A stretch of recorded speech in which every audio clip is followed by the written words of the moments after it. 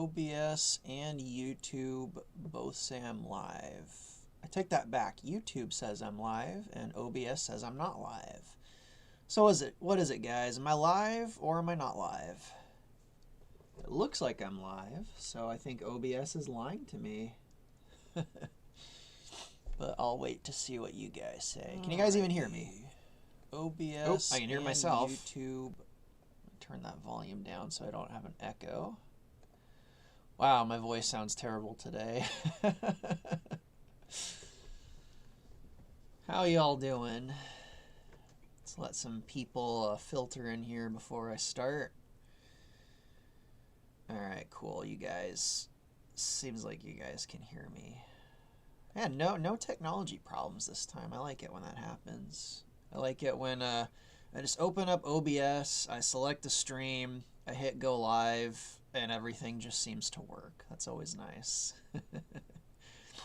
Well, I guess OBS technically isn't working because it says I'm not live, so I guess it's actually not working properly. Oh man.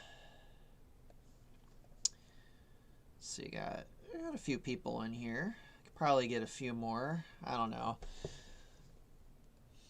Some of these streams have gotten bigger audiences than I expected, and then some other streams almost no one shows up. It seems really inconsistent.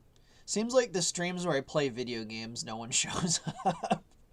So I don't know if I'll really be doing any more like let's play video game streams or whatever, unless I'm just really bored one day. Let's see. Mario Kart Lover asks, I knew you were... Oh, I guess not really a question. I knew you were going to work on Eladard next. Yeah, Eladard's the next level I'm going to do. You sound clear as crystal. I see what you did there. Yeah, OBS is a dirty liar for sure. That's not the first time OBS has done that. I mean, it's not showing up on the screen, but it says I'm not live on OBS, so... Guess it's technically busted. Alright, cool. Looks like everyone can hear me. Everything's going well with the stream so far, and people are filtering in. I'll give it a few more minutes. I guess I'll answer a question or two before I get started. So I find characters not fluffy enough. Yeah, I agree with you. They're not fluffy enough. Let's see. You guys have any questions that I missed? Nah, it doesn't. Oh, when will the next cinematic with Mew links be released? Well, there's a cinematic I do want to work on next. It's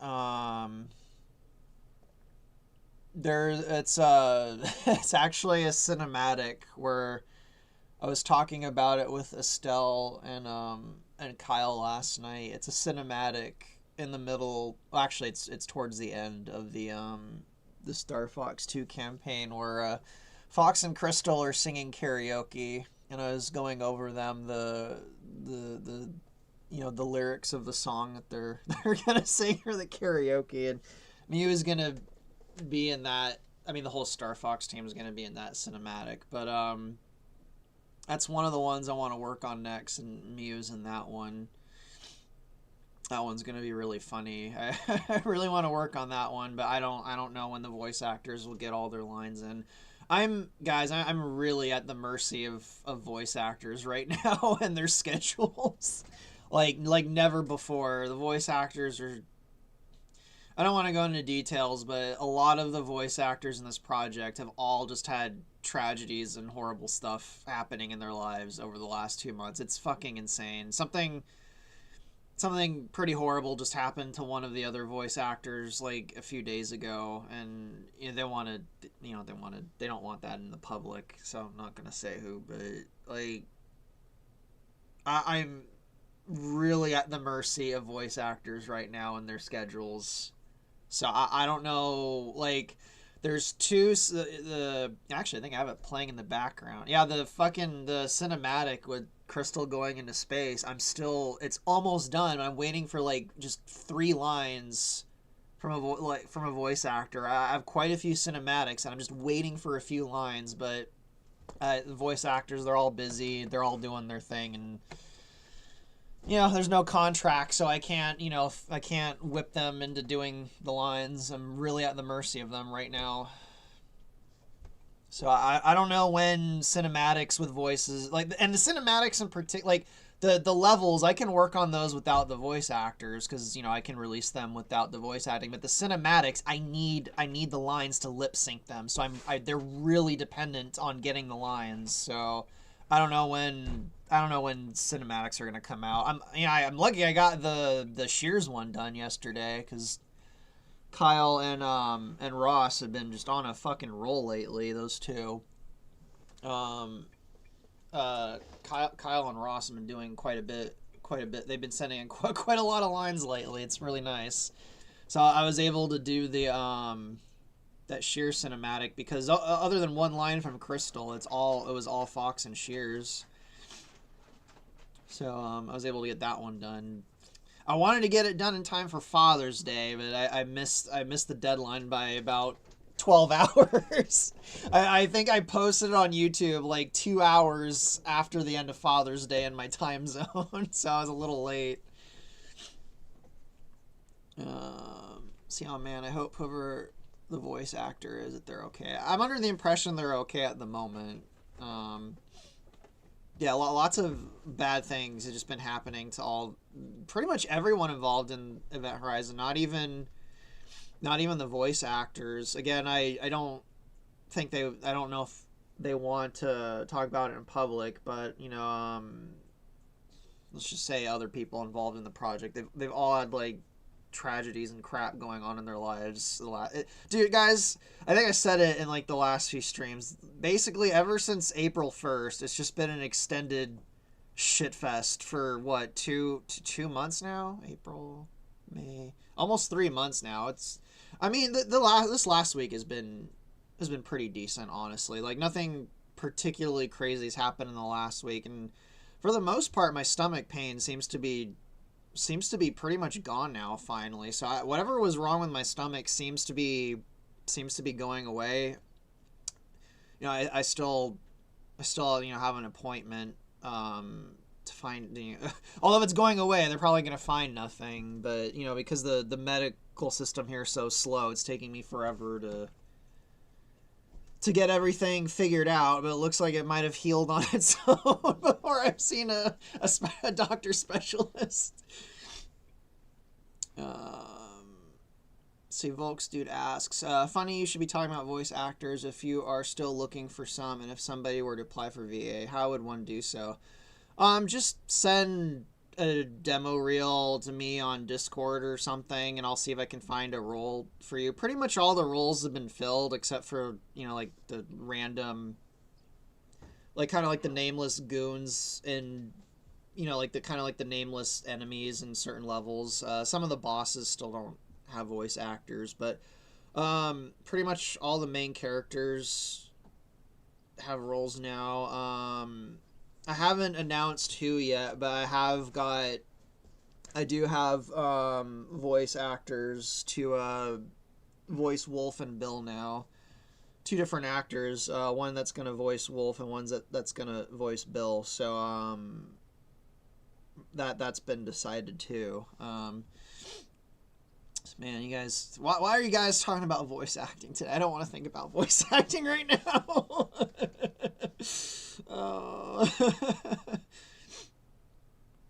Crystal Kingdom General. Hello, Chasen. How are you today? All things considered, I'm alright. I'm weirdly tired today, though, for some reason. It probably shows. Like, I feel really tired. I'm almost feeling like I should have done this stream tomorrow. I planned on doing this stream for, like, the last 2 days. But I wasn't expecting to be really tired today. So yeah, Ice Cream Man, saw the video the other day, very beautiful. Oh, thank you. Do you mean the one with Shears? The one I just posted the other day. That one broke me. Just coincidentally, I was working on that for Father's Day, but I missed the deadline by a few hours. See, Volks, dude, I got banned from Discord about a month ago. Someone tried to scam me, acting like a staff member. Nobody's tried to get back. That sucks, man. Are you just gonna make a new Discord account? Yeah, there's so many scams. Estelle almost got scammed on Twitter like a week ago. There's so many scams floating around. So yeah, why can't we talk about the level that's now being worked on? The one that only appeared in stuff. Yeah, I'm gonna be working on the boss for Eladard. I was just waiting for... Yeah, we have almost 40 people in here. We could probably get started in just a second. Let's see. Are you going to replace the old voice of Wolf in the Lilac Wars arc? No, I'm not replacing Jock Blaney. It's a voice actor who's... He sounds pretty darn close to Jock Blaney. I'll announce it when the time's right. But he's not, and it's not gonna replace the lines he did for the Lilac Wars. It's just for the future stuff. See, I would prefer a greater interest in my favorite Star Fox character. Do you mean Crystal? Which character do you mean? See, I can't use the same email. Too lazy to make a new email. Oh. Also question, will we see the older models, like the old Krazoa mech? If it's an old, outdated model, probably not. I'm not sure what model he's using on that website. So you really like that showdown with Shears. So psyched for tomorrow night after that amazing demo. Yeah, that cinematic was a lot of fun to make. I had about 3 or 4 months ago, I'd messaged Kyle and Ross. I'm like, we need to do the cinematic where the fate of Shears, so to speak. We really should do it because everyone's been waiting, and then it kind of got put off, and then about a month ago, I'm like, let's do it. So we did, and I tried to do it for Father's Day because actually, let me just I'll go ahead and put it on in the background because apparently I had this one playing in the background. I didn't even realize it. So let me switch that to the Shears one.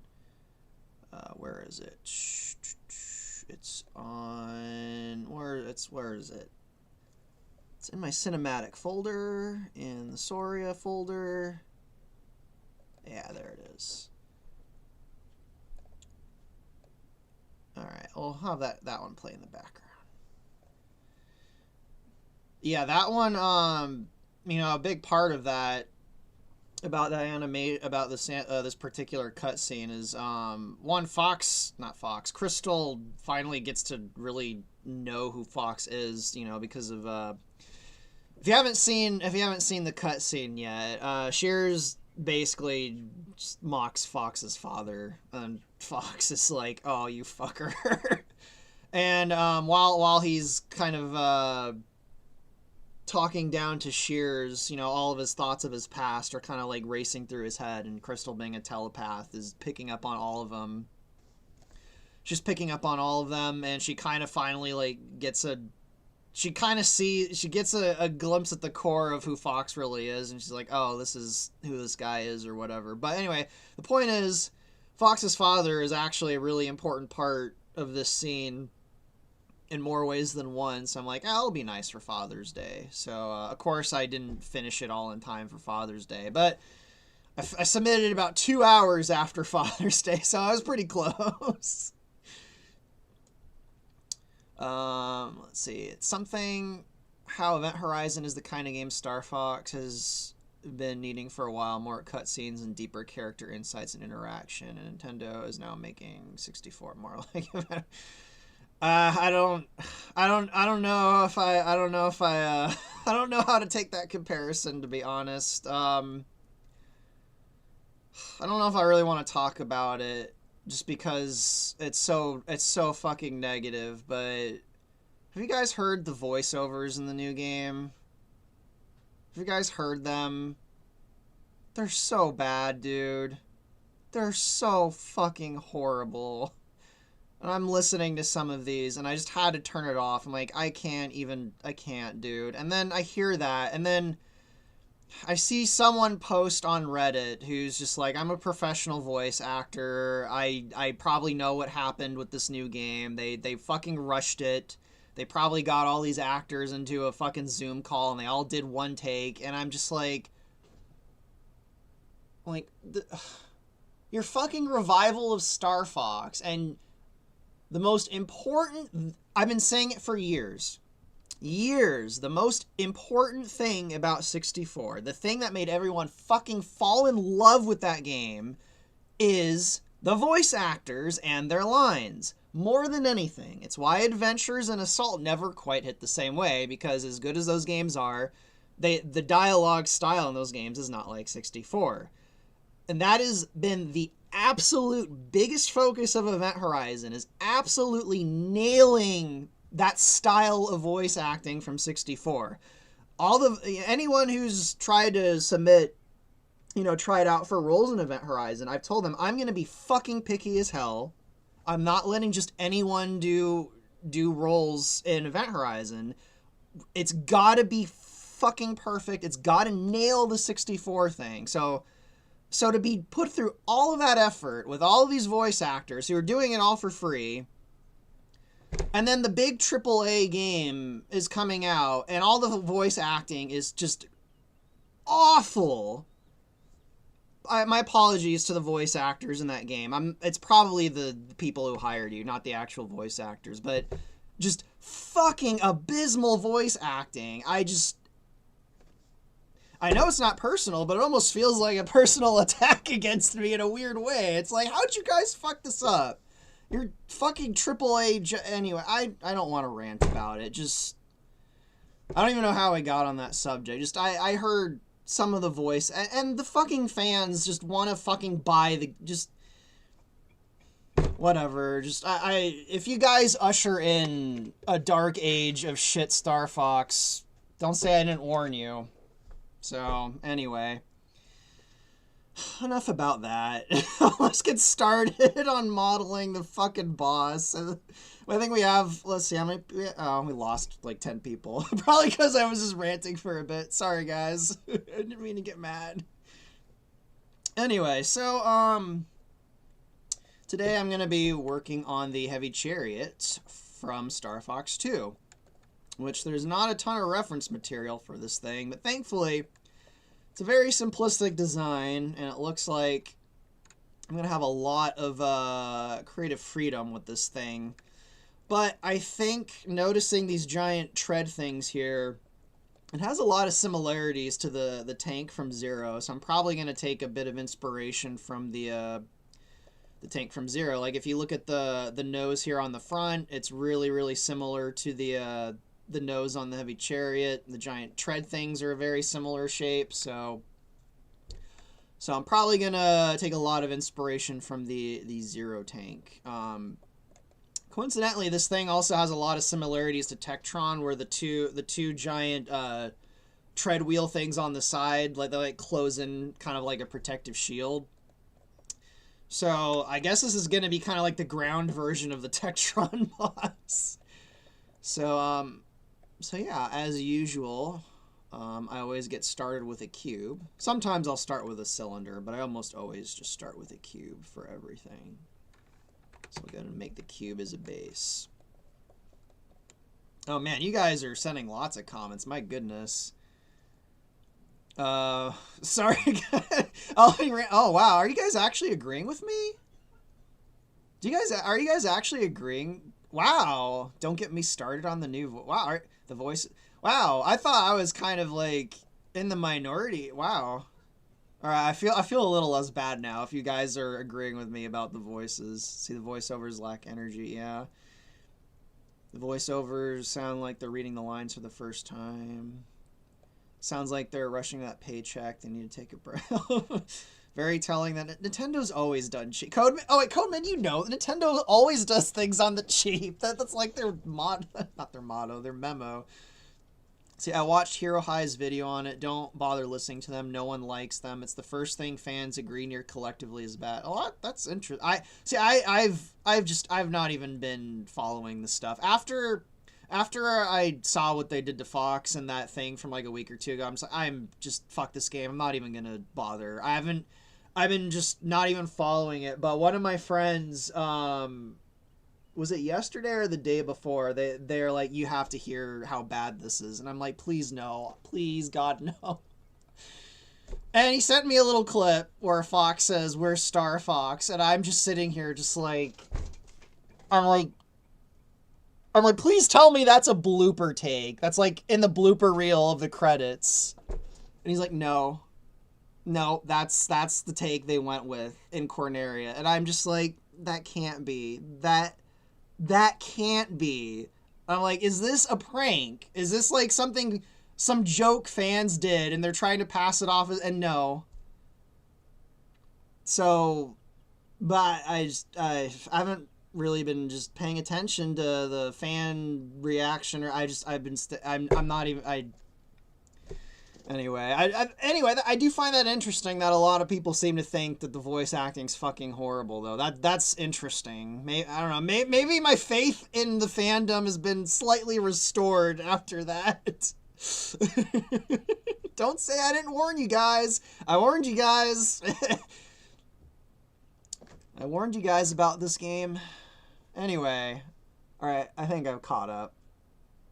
I feel a lot of people don't like the voice direction, and it's not a hot take. Alright, well, that's interesting, because I feel like I've been in the real minority for the last 2 months about some of my thoughts. So that's very interesting that I don't know, now that you know, people have been actually able to hear the thing a little more closely, and they're seeing it more in action. Maybe they're realizing, yeah, this might be a bit of a stinker. I don't know, but I warned you guys. Just don't be surprised if we get a decade of mediocre sequels with terrible voice acting. Star Fox has been nothing but disappointment for 20 years, though, so I guess nothing's really changing. I mean, if you're me, I've basically been disappointed by Star Fox nonstop since Adventures, so that's more than 20 years for me. Oh, man. So it's really nothing new to me. It's business as usual. I saw someone mentioning Other M. See, the honeymoon phase is over and people are more critical of it now. Well, no, the honeymoon phase won't be over until after the game's been out. So it's gonna be such a shame if, you know, the game comes out and a lot of people end up really disliking it, but it did super well, so it like gets sequels, and everyone's like, oh, I regret that so much. This is why I just, even games that do interest me, I never buy them on release. Like, there's a lot of games on my Steam wish list right now that look amazing, and I'm still not gonna buy them when they come out, because you just never know. There have been games I thought were gonna be great, and then I got them and they weren't. So I never buy things on release, ever. The last game I bought the day it came out was, I take that back. A few months ago, I bought Super Fantasy Kingdom the day it came out, but they had released like a pretty big demo of the game like a year before it even came out that I'd played for like 300 hours. So I played through pretty much most of the game in their free demo. So like I was like, this game is probably gonna not be horrible because the demo is like so big and has so much of the game in it. And also that game was like, I think $12. So I did buy Super Fantasy Kingdom last year, the day it came out. But other than that, the last AAA game I bought the day it came out was Jurassic World Evolution, which I think came out like 2016 or almost 10 years ago now. Thankfully, I lucked out with that one. That game ended up being pretty good, but where's Bevel? There it is. Oh, well, nope, that's too much. Sorry, guys. I'm a little tired today. This probably wasn't the best day to do this. I probably should have waited until tomorrow. But, yeah, let's see. I kind of want to emulate the nose of the Zero tank for the chariot. But I want it to be a little bit different because this thing's going to be much bigger. It's basically... This thing's basically going to be the fucking, the freaking Bane Blade from Warhammer of the Cornerian army. I'm gonna have, because in Star Fox 2 it has like, it launches like these artillery things out the top, so I'm gonna have like these artillery cannons on it. This boss fight's gonna be awesome. It might even be better than the battle-based meteor level boss. Let's see. Presumably they called it a chariot because it kind of has the vague shape of one. Yeah, it kind of looks like a bit like a chariot from the front.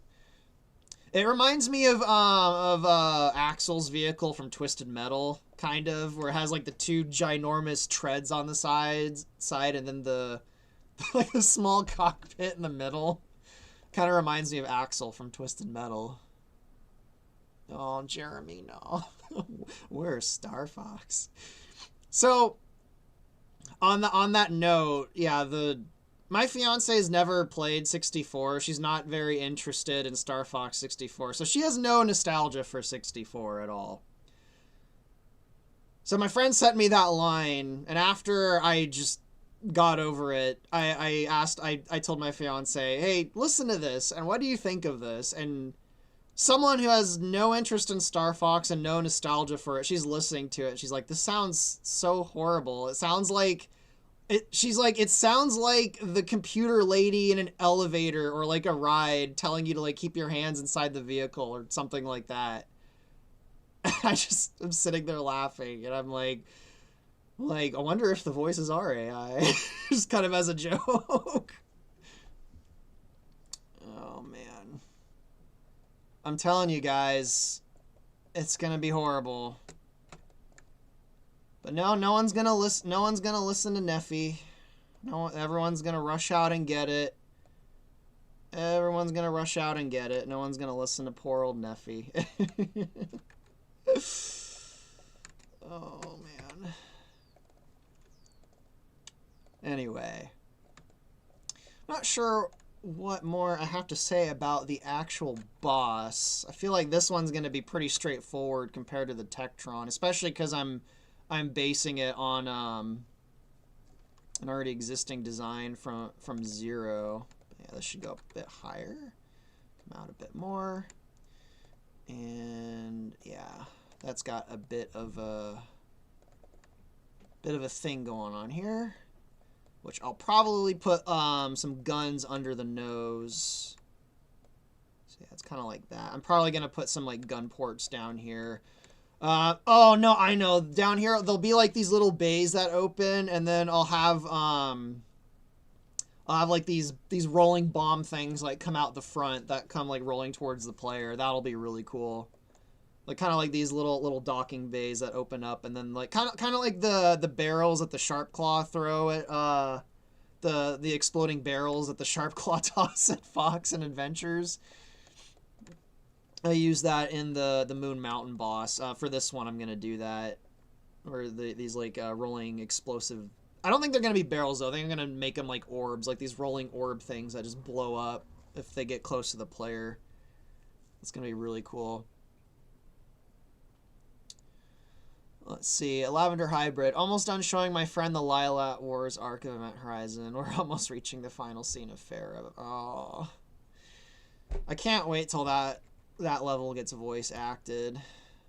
That's gonna be so tough to listen to when all the voice acting's done for that level. So for some reason it reminds me of the Mark V British tank during World War I. Oh, the is that the Churchill? Let me look that up. The Churchill tanks. Let's see, Mark V. Oh, probably not. If it's World War I, it's probably not the Churchill British tank. It's Yeah, okay, yeah, also that tank's funnily enough, that tank's also in Twisted Metal, so that's was it a Warthog's tank? So no, that's not the the Churchill wasn't around in World War One. We are slaves to our desires. You don't have to be slaves to your desires though, but we kind of are.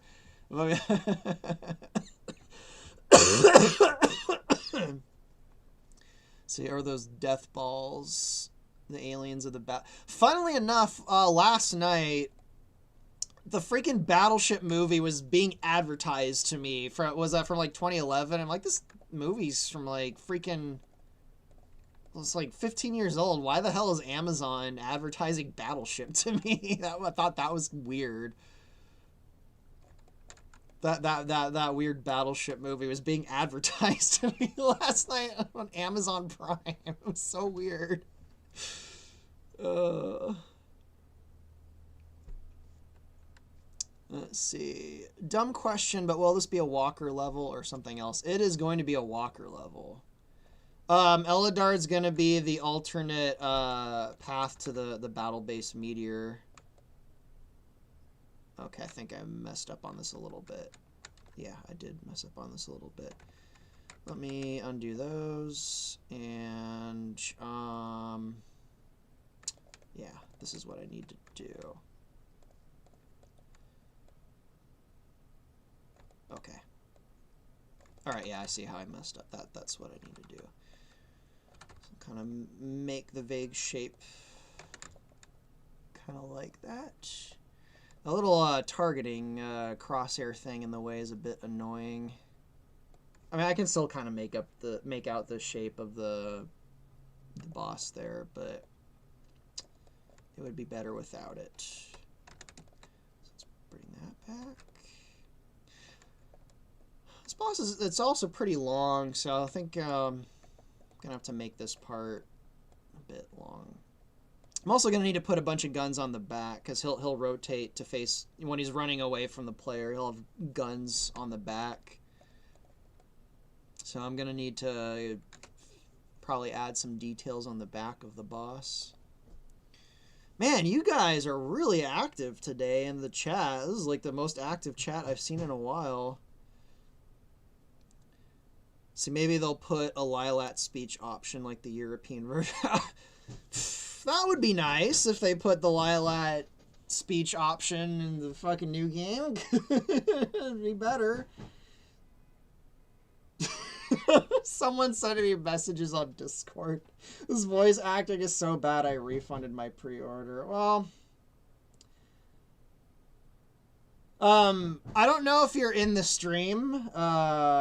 Acquaintance who sent me all of these things on Discord. I don't know if you want me to mention you, but someone sent me I think they're listening to the stream. Someone just sent me a shitload of messages of people canceling their pre-orders because of a terrible voice. Guys, I'm getting a little more faith. Like, I've been so black-pilled lately, and now I'm kind of like, maybe Star Fox fans, maybe they do have, some standards like I thought. Maybe they do. My faith is getting a little more restored. I mean, honestly, just like I said earlier, as a practice, even if something looks really good, you should never, ever pre-order anything or buy anything on day one, ever. Even if it looks amazing. It's a terrible practice. Like, if it's like Super Fantasy Kingdom, where they had a demo of like 75% of the entire game, like a year before the game even came out, at that point you're probably reasonably certain, okay, this game's probably gonna be great. But like, just any game, even if it looks great, never pre-order ever. That practice is just. The practice is redundant now because the reason pre-orders existed, one of the reasons pre-orders existed in the age before the internet is just because of, supply chains and stuff. sometimes it would. I mean, I remember back when the fucking Wii came out, and that was, the internet age kind of was taking off. Like, it took us like 6 months to get a Wii because it was just sold out fucking everywhere. I still remember that. I'd bought Twilight Princess that Christmas, which itself was like a month after the Wii came out. And I had Twilight Princess sitting around until like the middle of 2007 because no, we could not find the fucking Nintendo Wii anywhere. That's the kind of shit that pre-orders, the reason pre-orders existed, but that's never really a problem anymore because so much stuff is digital now. But yeah, just never pre-order shit, guys. Ever. Just don't. I mean, I guess if it's easy to return something, okay, but I don't know.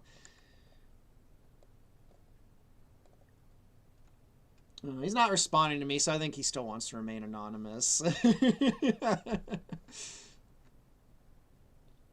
Let's see. The more I look at the sprite of the chariot, I swear I keep thinking of the mega tank from Code Lyoko. I have not seen Code Lyoko, so I'm not sure what you're referring to. I don't even think I've heard of that. So the Battleship movie did have a good game on the Wii, basically Naval Advance Wars. I mean, Battleship started as a game.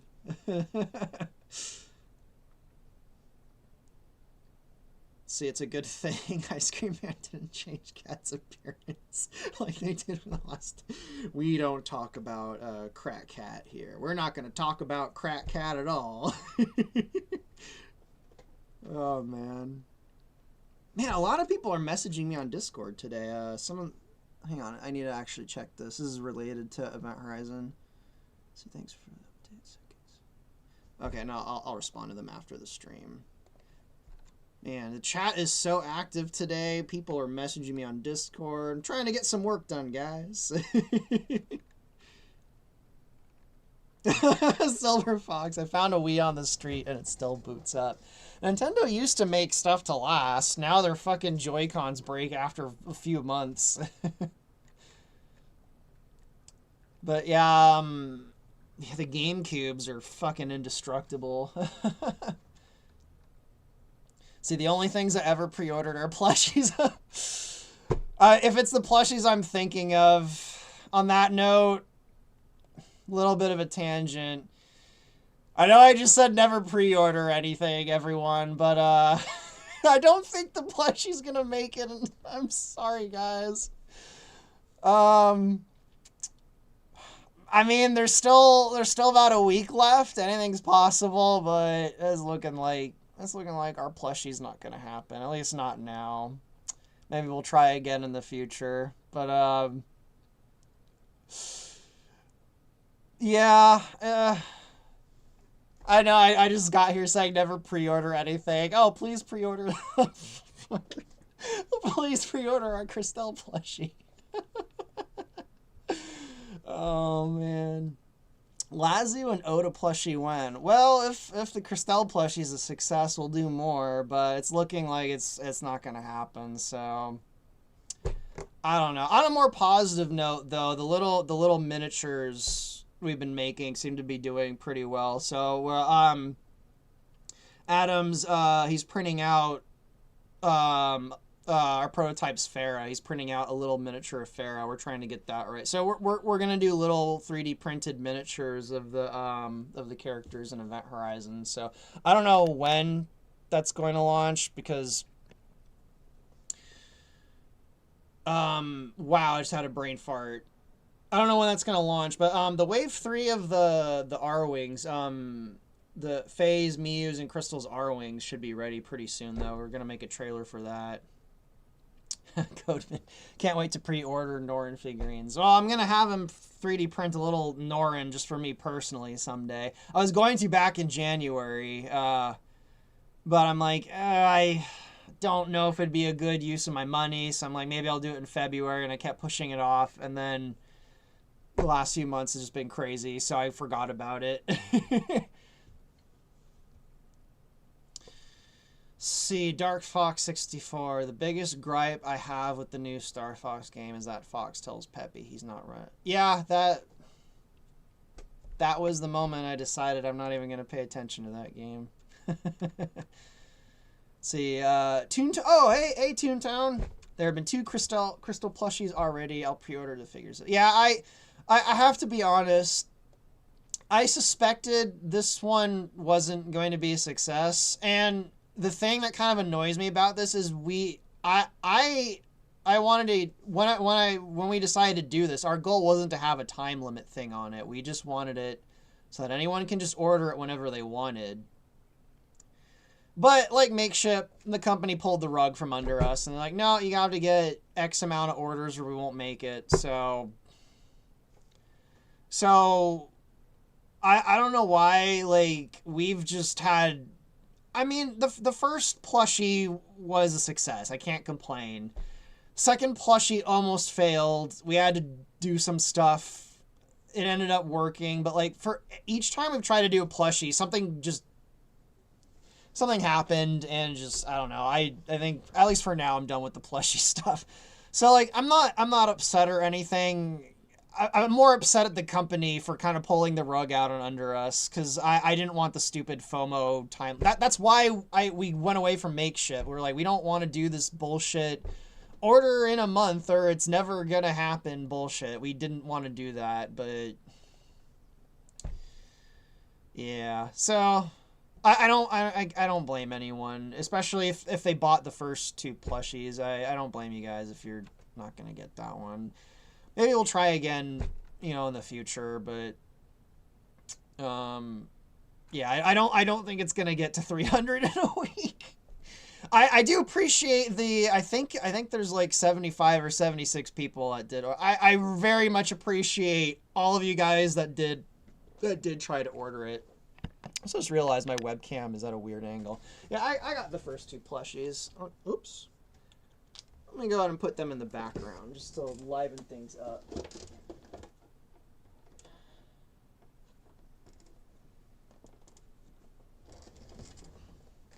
Oops. Man, Butterfingers, I'm dropping everything.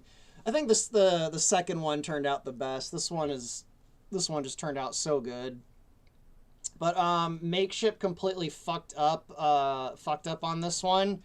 Basically, when we did the first plushie, we had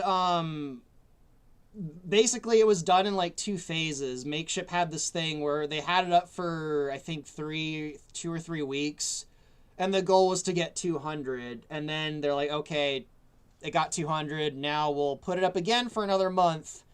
And then when that runs out, that's how many we'll make. So basically, that's what we thought the pattern was. But when we did the second plushie, we thought that was how it worked, where it was up for like 2 weeks, and then it gets to 200, and then they put it up for a month later when we do all the advertising and everything. Turns out they didn't communicate that to us, so they just put it up. We didn't do any advertising or anything. We didn't have the trailer up, and then like the time ran out on this, and we're told them like, what? This isn't how we did it last time. Like, what the fuck happened? So this one almost wasn't a success, and Estelle ended up having to buy like 50 of them. What she ended up just reselling with their signature on it. So she took some lemons and turned it into lemonade. But Makeshift completely fucked up on this plushie, the campaign for it. And we were so mad. We're like, we're not using Makeshift again. Because they fucked up on the first one too, just not in quite the same way. So we tried to do something different for the third one, but that company ended up freaking pulling the rug out from under us. So I think we're done with the plushies for now.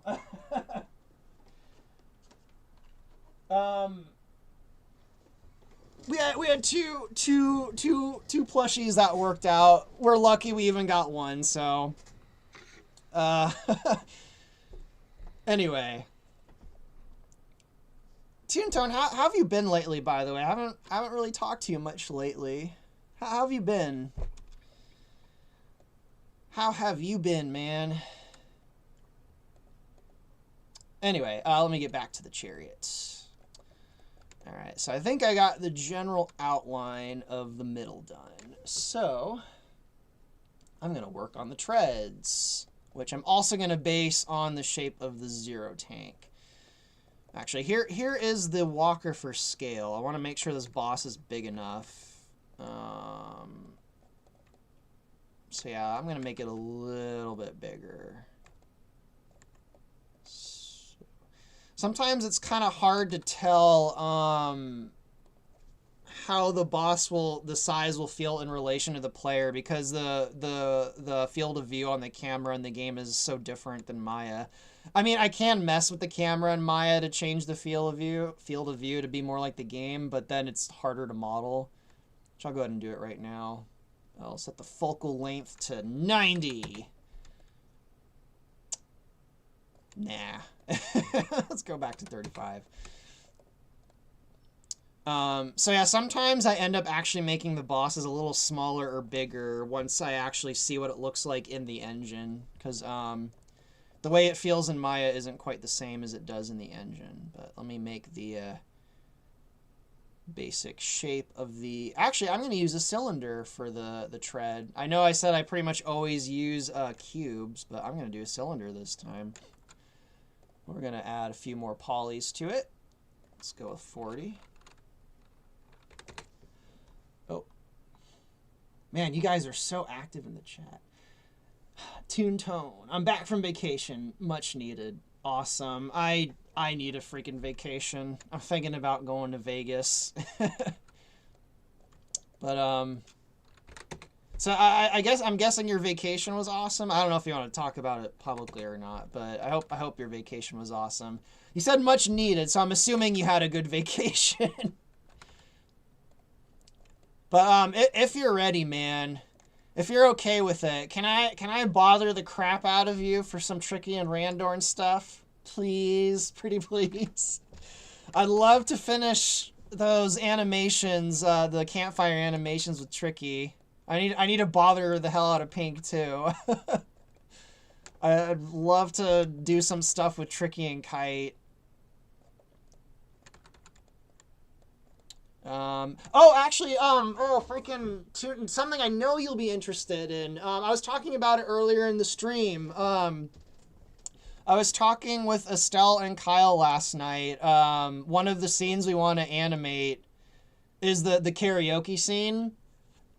And I know for certain you want Peppy to do karaoke, so if you're interested in that, I'm going to be doing that sometime in the next month or two, depending on if I get the other things done first or not. So if you want to do Peppy karaoke, I've got the song picked out and everything. It's going to have some slightly tweaked lyrics. We got to have Peppy doing the karaoke too, man. I know for certain you'd be interested in that. There's going to be a scene in the Star Fox 2 levels where they go to a little karaoke bar in Papatoon. And they might get a little tipsy-turvy, and then Fox and Crystal start doing karaoke. And then Peppy joins in, and everyone else is just, like, embarrassed by it. It's gonna be so awesome. I can't wait to make that scene.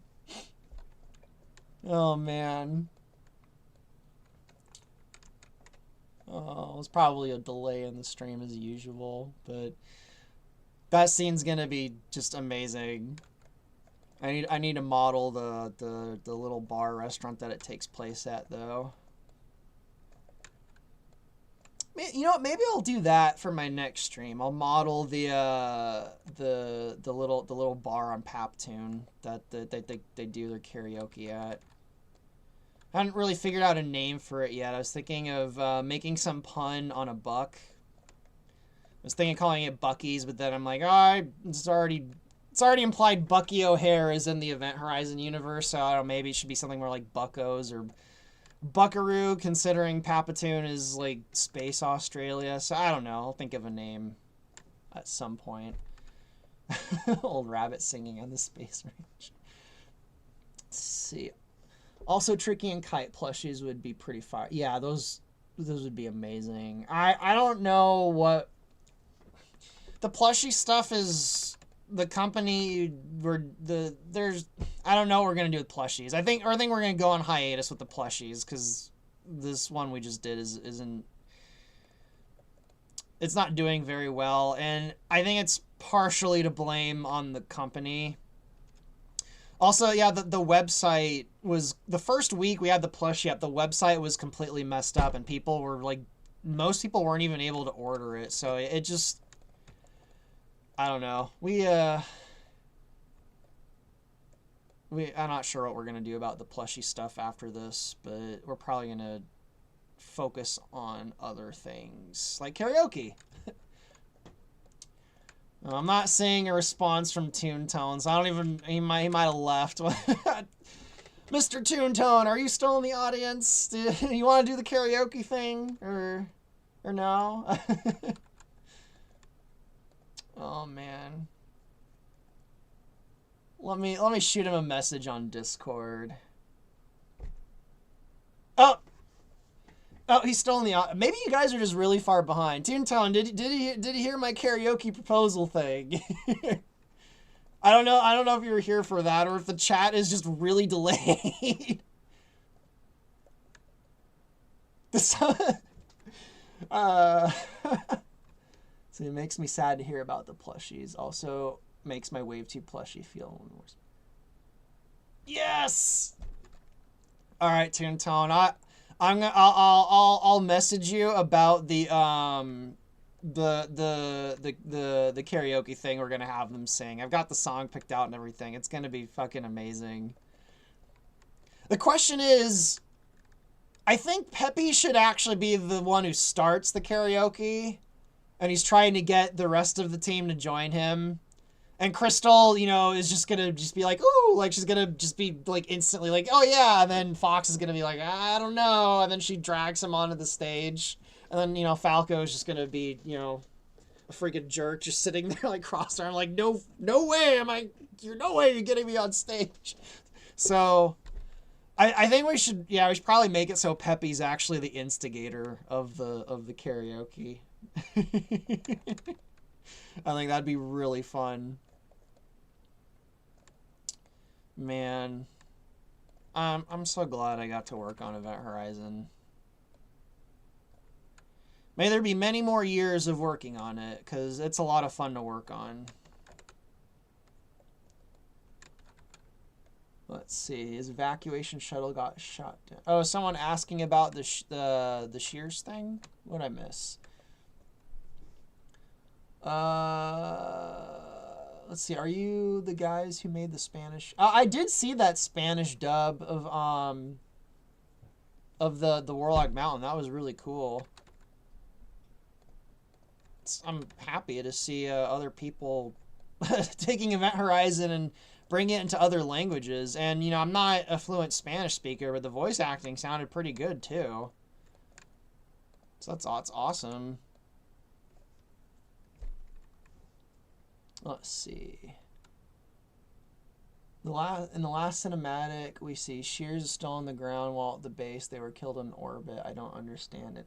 Okay, that's what Coben was referring to. At the end of that level, Shears escapes in the little shuttle, and the player you have to disable his shuttle, and then it crashes on Soria. That's how he gets down to Soria. Alright, so I think for this boss, I was gonna have like giant wheels, kind of like the tank design from Zero, but I think I'm gonna go with just actually, I think this tank does have treads too. Yeah, that one's got treads. I think it's just gonna be animated treads, but now, oh, that is weird. It's flat on the bottom, but at an angle on the top. That is a weird ass design. Now that I think about it, huh? Yeah, that's a weird design, huh? Interesting. All right, well let's do this then. Okay, I actually think I know what they did to achieve that effect. So, whoops, Maya, what are you doing? There we go. That was weird. So I'll bring that up like that. I think that's what they did.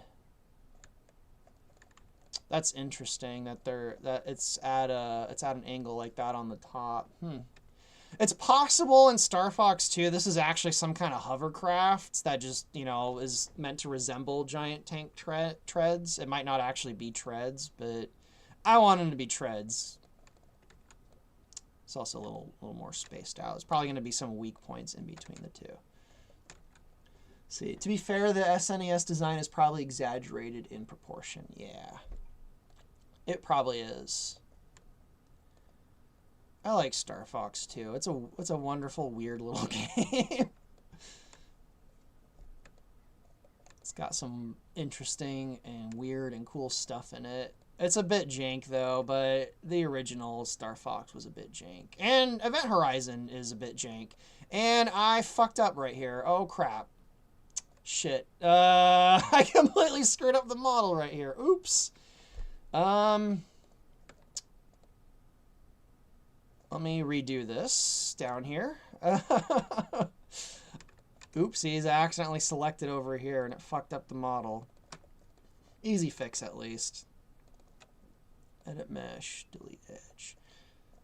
Oh, that's weird. What is going on? Why are you not deleting?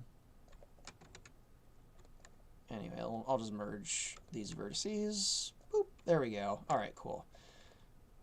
I'm not even sure why I did that on the bottom. I think it was just for a little extra detail.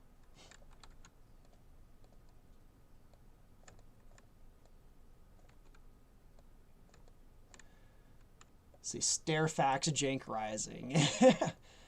I mean, I know it's better to have, you know, a really polished game, but some of my favorite... What? How did I do it again? I fucked it up again. What the hell, dude? Let me Control Z the... How did I do it again? Fuck. I accidentally selected that and I messed it up again. All right, there we go. Whoops. I'm really tired today, guys. Sorry. Okay, there we go. All right, now it's not messed up. That was weird. Anyway, as I was saying, a lot of my favorite games have some element of jankiness to them. I don't think... It really depends. Like, if jank, like, makes it so a game is, like, unplayable, I feel like that's not really jank at that point. That's just... It's broken. But I feel like jank sometimes gives things kind of like a unique... Like, kind of like a unique character that kind of distinguishes them from other games. Like, even the original, like, on the N64, a lot of the games were pretty janky, including, like, the original, Star Fox 64 and Ocarina of Time. I mean, a lot of the jankiness in those games is exploited by speedrunners. I've had a theory for a while that one of the reasons a lot of modern games just don't seem to have the same lasting power is because... Well, I was going to say because they're so polished, but there actually are a lot of modern games that are not polished at all. They're just buggy as hell. But, I don't know. So, I think my theory, I like instantly decimated my theory when I thought about it for 10 seconds. Oh. Never mind. Jank isn't always good. Let's see. The SNES was more about interesting exotic designs without much in the way of practicality. Yeah. I think it's because they were so limited by like the abstract shapes, you know, because, you know, the poly limits that they try to just make things look interesting with the polygon limits that they were stuck to.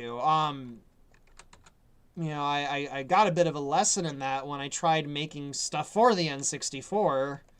When I was making stuff in the Ocarina of Time engine, and I'm just like, you're kidding me. I can't have more than 3,000 polygons in a scene. Are you, like... That was such an eye-opener when I was messing with the N64 and I was making models for it, and then they're like, yeah, it can't be more than 3,000 polygons. And I'm like, Fox's hand in Event Horizon is more than 3,000 polygons. You're telling me I have to have a whole scene in Ocarina of Time that can't be more than 3,000 polygons. And it really forces you to completely change the way you think about how you make stuff. Like, in like a really profound way. And I think that's why a lot of stuff from that era is just so memorable, because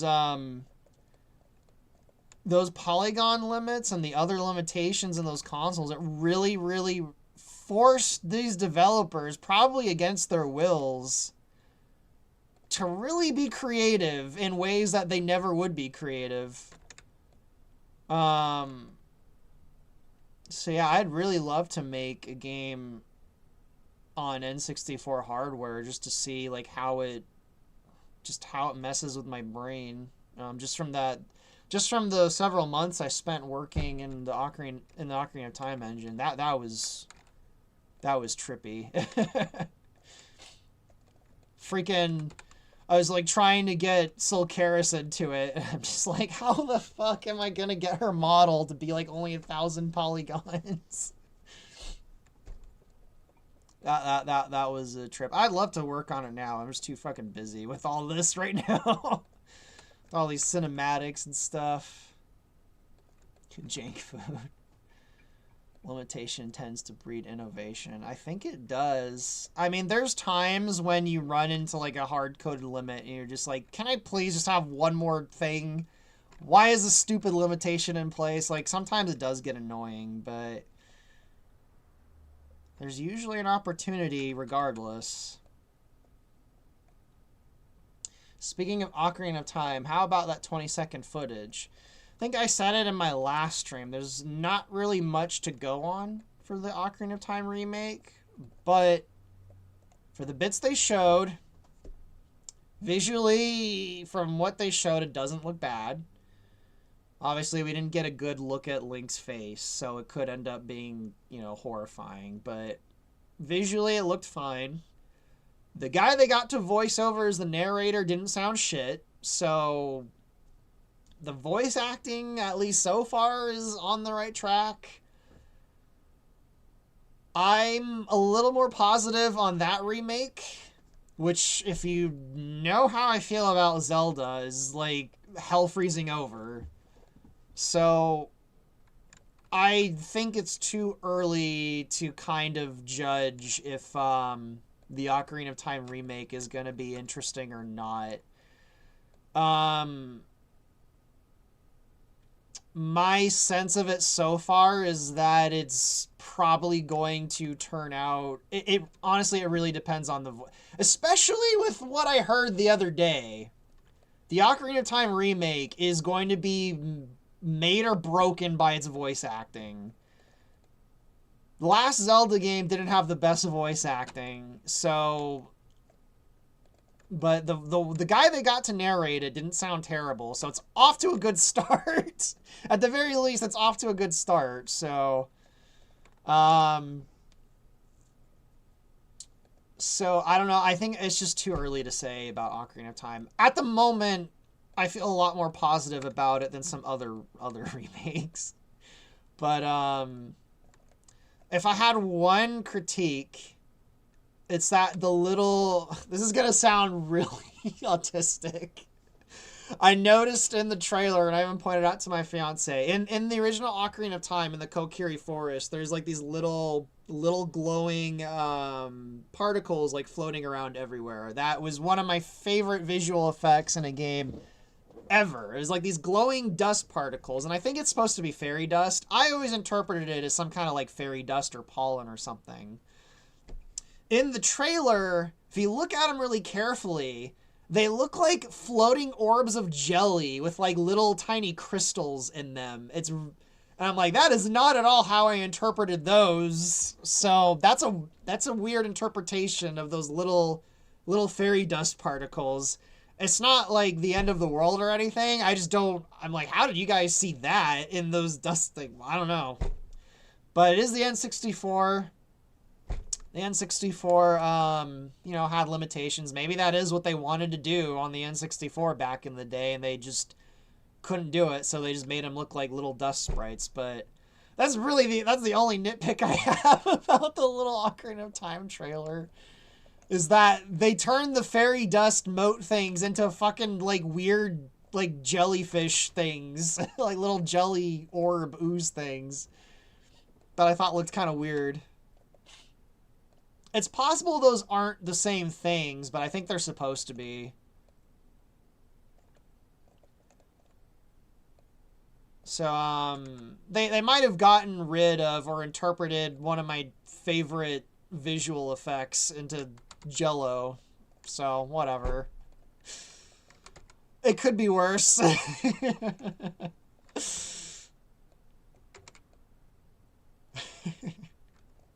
Ancient news, Princess Zelda.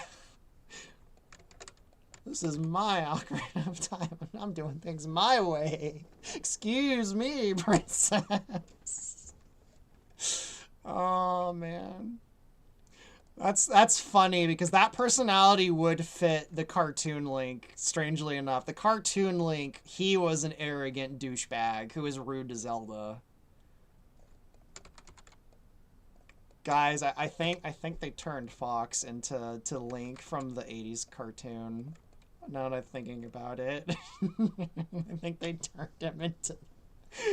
Well, excuse me, Crystal. Fox, you're running the team into the... Well, excuse me, Peppy. I'm running things my way. Oh my god, it is him. That's really funny.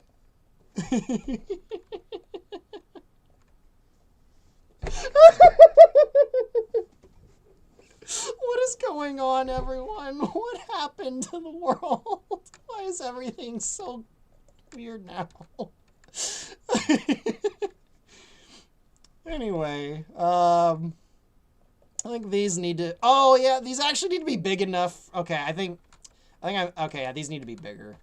Because I forgot, the tank, it needs to close up and go inside the treads. So, yeah, there we go. Okay. Whoops. Let me lower this, actually. Oh, excuse me, Peppy. I want someone to do a dub of that. Excuse me, Peppy. Princess Zelda and persistent laser tag. Oh my god. I have to be honest. It would ruin Ocarina of Time, but if they gave Link a voice in the remake and they made him exactly like he was in the 80s cartoon, I think at that point, I don't care how bad that game is, I'd probably have to get it, because that would just be the funniest shit ever. Just playing Ocarina of Time, having Link with the personality of him in that cartoon would be so funny. I'm just imagining the scene where, like, he comes back as an adult, adult Link, and Hyrule's all fucked up, and then, like, Princess Zelda's like, where were you the last 7 years? He's just like, oh, excuse me, princess, I was asleep at the Temple of Time. That would completely fuck up the whole tone of Ocarina of Time, but, like, just as a bizarre parody, that would be so funny, man. Oh my god, that would kill me. Like, the good kind of kill me, though.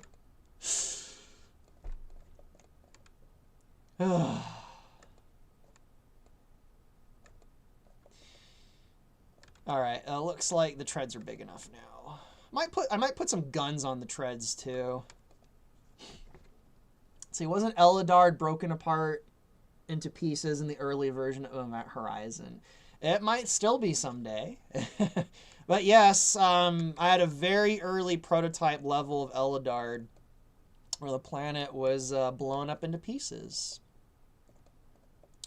Also just realizing the entire top half of the tread up there is all open, whereas the bottom half isn't. So, I think this needs to be raised a little bit. Yeah, there we go. Freeze. Oh boy, it's smooching time. I have the DVD floating around somewhere. I really do like that Zelda cartoon. It's very funny. So the first time I saw Fox's tank was when it appeared in Smash Bros. I mean, that's the first time a lot of people saw Fox McCloud himself was Smash Bros. Most people know that he exists because of Smash Brothers, not because of Star Fox. Tripler guy, floating balls of jelly. X. Oh yeah, that is what they look. You know, let me go find an image. You know, I'll just show you guys. Yeah, they look like the X parasites from Fusion. You're right. Let's see, Ocarina of Time trailer. I'll show you guys what I mean about the little jelly thing. Let me see if I can get a good image of it and kind of like zoom in. Ocarina of Time remake trailer.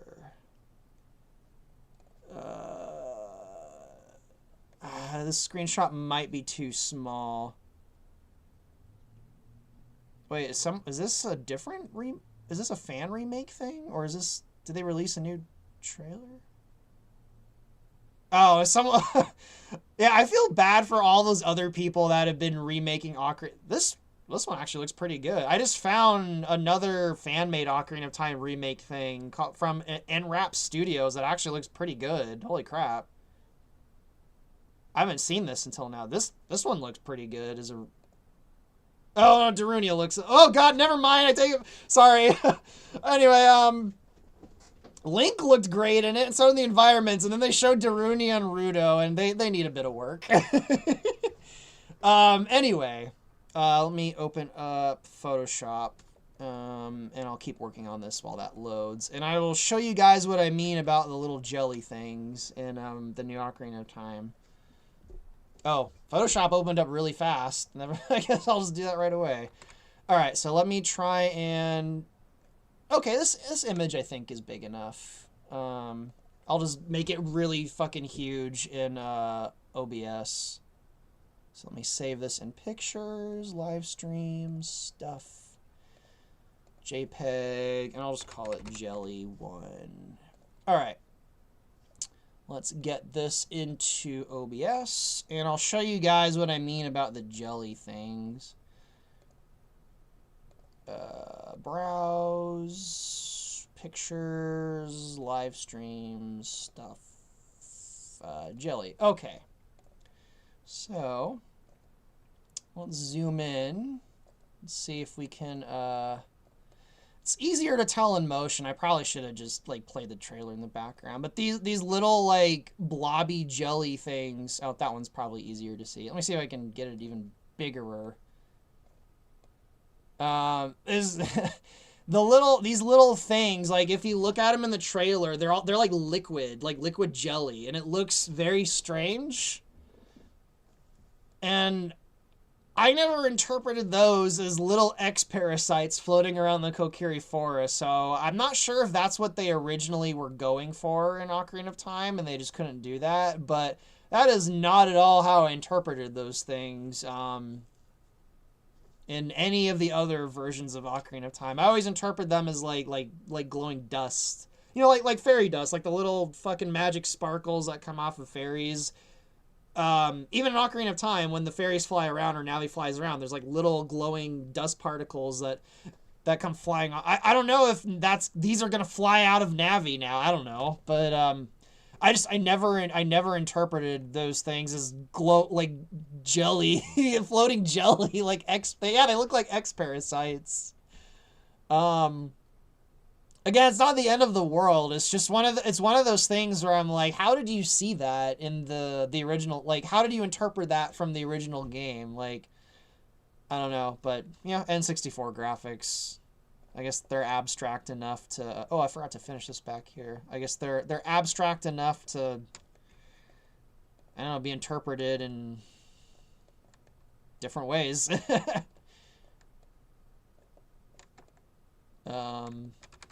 Yeah, so I feel bad for getting upset. Not upset, but reacting. I was watching a fan-made Ocarina of Time remake thing, and it was looking really good. And then they showed Darunia and Rudo, and they looked they looked a little off, and I felt kind of bad that I had a visceral reaction to that, but I did. I'm sorry. It was whoever made that Ocarina of Time remake. You're on the right track, but I think you might need to redo Darunia and Ruto. But hey, people say I need to redo my own stuff, so it's just my opinion. I know how hard it can be to make stuff look good. I mean, a lot of people didn't like what I was doing with my Zelda game, so I don't know. So I seem to have had a much more positive reception of my Star Fox stuff and my Zelda stuff. So that's one of the reasons why I kind of switched over to working on Event Horizon full time instead of my Zelda game, because, well, more people seem to like it. Wow, I'm missing a lot of comments. I'm sorry, guys, if I'm missing stuff in the comments. There's a lot of stuff going on, and you know it's hard to work and read at the same time. yeah, they look like X-Parasites. I don't know. I don't know what. I don't know if that's supposed to be the same thing or if that's something new that they've added into the game. But yeah, they look like X-Parasites from Metroid.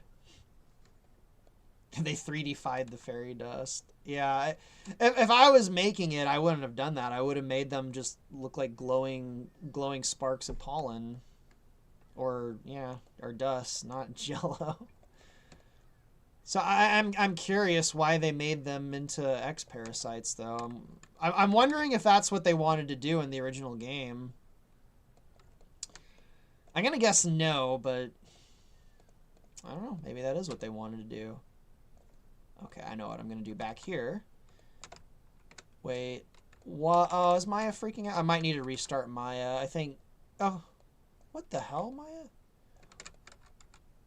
Okay, Maya's being really weird right now. But I think these did extrude, and it just. Okay, it was just Maya being a little weird. Actually, let me look at the back of. That's kind of. That's a little boring, actually, on the Zero design back there. I'm gonna do something I think is a little more like the Tektron. Actually, the Tektron I have this kind of what's it called? Can't remember what that thing is called, but a lot of sports cars from the '80s had it on the back of their hulls, or this kind of like almost like stairway looking thing on the back of cars. I did that on the Tektron. I'm actually not sure what that's called. I'm drawing a blank. It's very 80s. A lot of sports cars in the 80s had designs like that. Alrighty. Are you guys talking about spoilers? So for what it's worth, I first learned of you through Zelda Conquest. I mean, I worked on that for what, 15 years. So I'm not surprised if that's what people know me for, but hopefully you liked it. If you didn't like my Zelda game, I get it though. It was a real-time strategy game.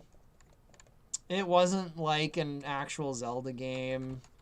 I made a lot of changes to stuff. Like I get it that people didn't like it. And if I ever did Zelda stuff ever again, I think it would just be ROM hacks for Ocarina of Time.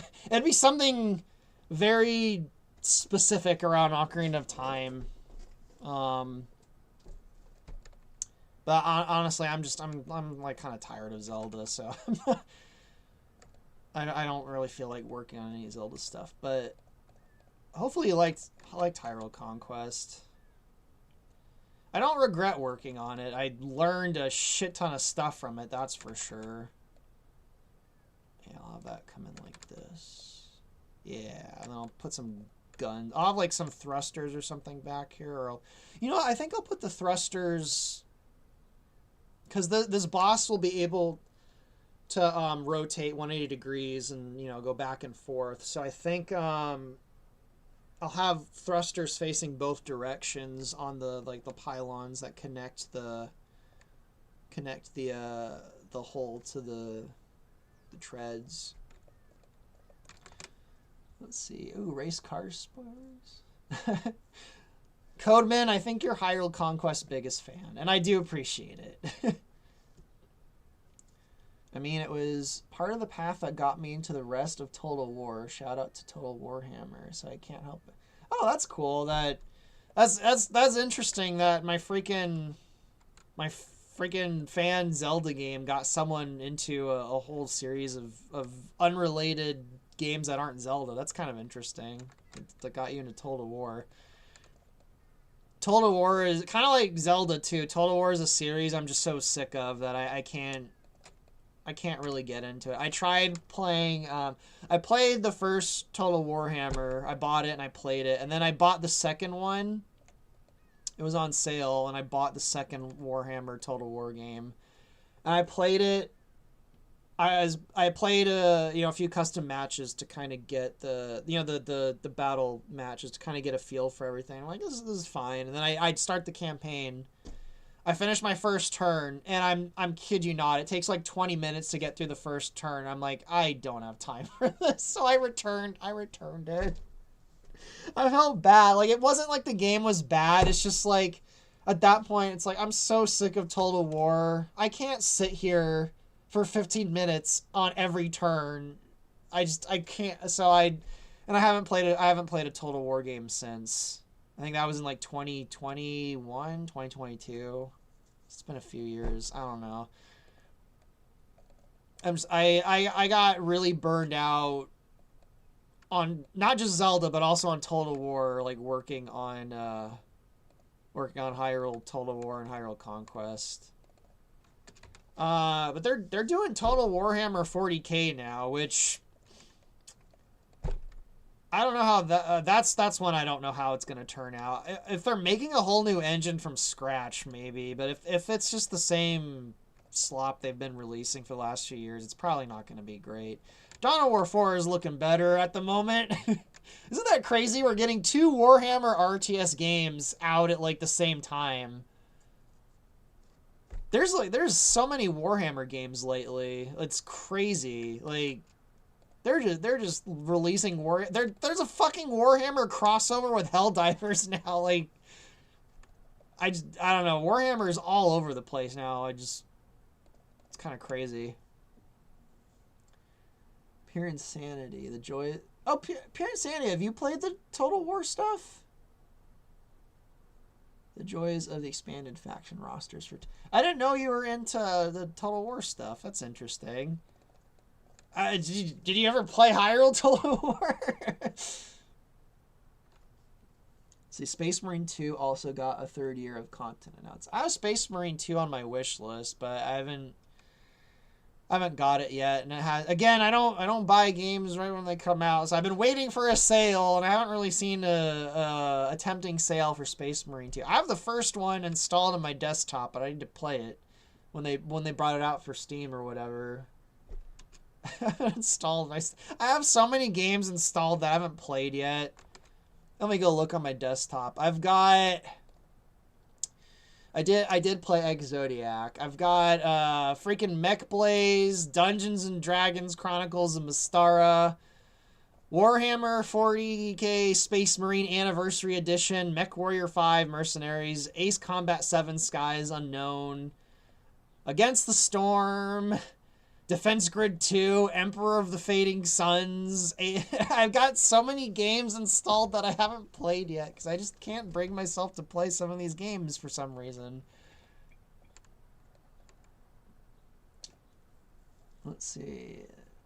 Yeah, there's still a bunch of Warhammer games I still haven't played yet. There's too many. I don't think I'm going to be able to get to them all, especially if I'm waiting on sales. And like half of them, as much as I love Warhammer, like half the Warhammer games honestly don't seem like things I'd be interested in. Some of them obviously are though. Like Dawn of War 4, I hope that one doesn't turn out bad. I'm really interested in Dawn of War 4, but guess what? I'm not pre-ordering it. I'm going to wait till it comes out. I'm going to wait a few weeks to see how it does and to see what people say and to see if Dawn of War 4 is a disaster or not. And if it's not, I'm probably going to get it because it does look pretty good so far. Warhammer Total War, I don't know. That one is harder to tell because of Creative Assembly's record lately hasn't been good. So I don't know if I will get the 40K Total War game. I'm definitely not getting it on release.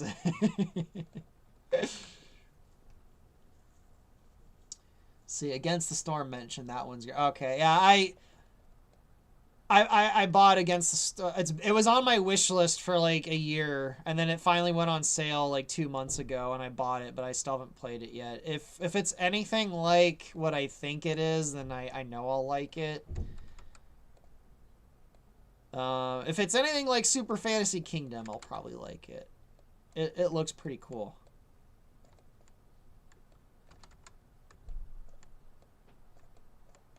And I just had a brain fart. Yeah, I think I want these connectors to be spaced out a little more, and I want some more detail on them. Because I think I'm going to put the thrusters on these things instead of weapons. I could put weapons on the top now that I think about it. But I definitely want these to have a bit more detail. See, there is a timeline where you're working on the Star Fox RTS. Yeah, the Star Fox RTS was something I was seriously considering. I think it was actually Fred that convinced me to keep working on Event Horizon when I kind of popped that idea of doing an RTS. I think it was Matthew Gafford. I made like a little video because that was, I think, in 2018. That seems about right. That was at a time when like no one was interested in Star Fox Event Horizon, and it really felt like the project was just going nowhere at all. And I was like, you know, really just working a shit ton on Hyrule Conquest. That's like right when I had just switched to the Pyrogenesis engine. So I was really just working on Hyrule Conquest. Like that was basically like where my heart and my brain was at that time. And I had finished like, funnily enough, I ended up redoing them all. But like I'd finished the talking portraits and stuff for Event Horizon. I'd finished a lot of the environments for the levels. And I just wasn't really feeling it at the time because no one seemed interested in Event Horizon at the time. So I was thinking like maybe I'll just, you know, all these assets that I made for Event Horizon, maybe I'll just like make it an RTS, you know, kind of like Hyrule Conquest. And I kind of posted it on YouTube. No one really paid attention to it, but if I remember right, and I'm pretty sure I am remembering right, I think it was Matthew Gafford who left a little comment on that video basically saying like don't give up on Event Horizon. And I'm like, oh, I think it's actually the first time he ever said anything to me too. That was like my first interaction with him. So I didn't do the Star Fox RTS thing in Pyrogenesis. I'm like, I'll just kind of put Event Horizon on the side then and see what happens. And I'm glad I did, because here we are now. So you guys can thank Matthew Gafford for Event Horizon still existing, because there's an alternate universe where he said nothing, and Event Horizon turned into a weird Pyrogenesis mod. But so yeah, Event Horizon kind of was like kind of in limbo for years after that. I just worked on it little bits at a time. And then Astaroth got the Landmaster stuff working. That kind of gave the project a little bit of a boost. I started working, you know, changing a bunch of shit so I could have Landmaster levels. And then obviously when Estelle got involved, that was when everythh flipped. And here we are now. And now she's gonna sing karaoke as Crystal sometime in the next month. Here we are a few years later, and we're gonna get Crystal karaoke. Amazing. Matthew Gafford, don't ever give up, Chase. That's basically what he said. Not in the same words, but yeah, he did a James McCloud. He's like, don't you ever give up, Ice Cream Man. I can't do his voice. Don't you ever I can't do it, but that's basically what happened. Is I'm like, man, Event Horizon's going nowhere. And then he kind of just showed up on YouTube. He's like, don't you ever give up. I can't believe that was almost 10 years ago. Like, that's insane. That was I'm pretty sure that was in like around 2018. So it was like eight and a half years ago.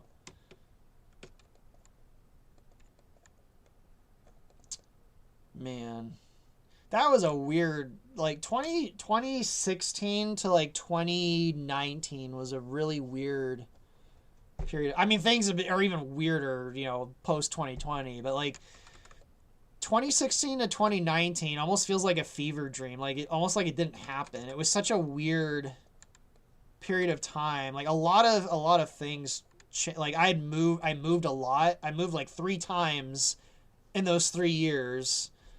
I just moved in with my fiance around that time too. Like just a lot of like things in life changed in ways I wasn't expecting around that time. I changed the engine of my Zelda game at that time. There was just a bunch of change like going on in those 3 years. It almost feels like a fever dream and like it didn't happen. It's so weird in hindsight.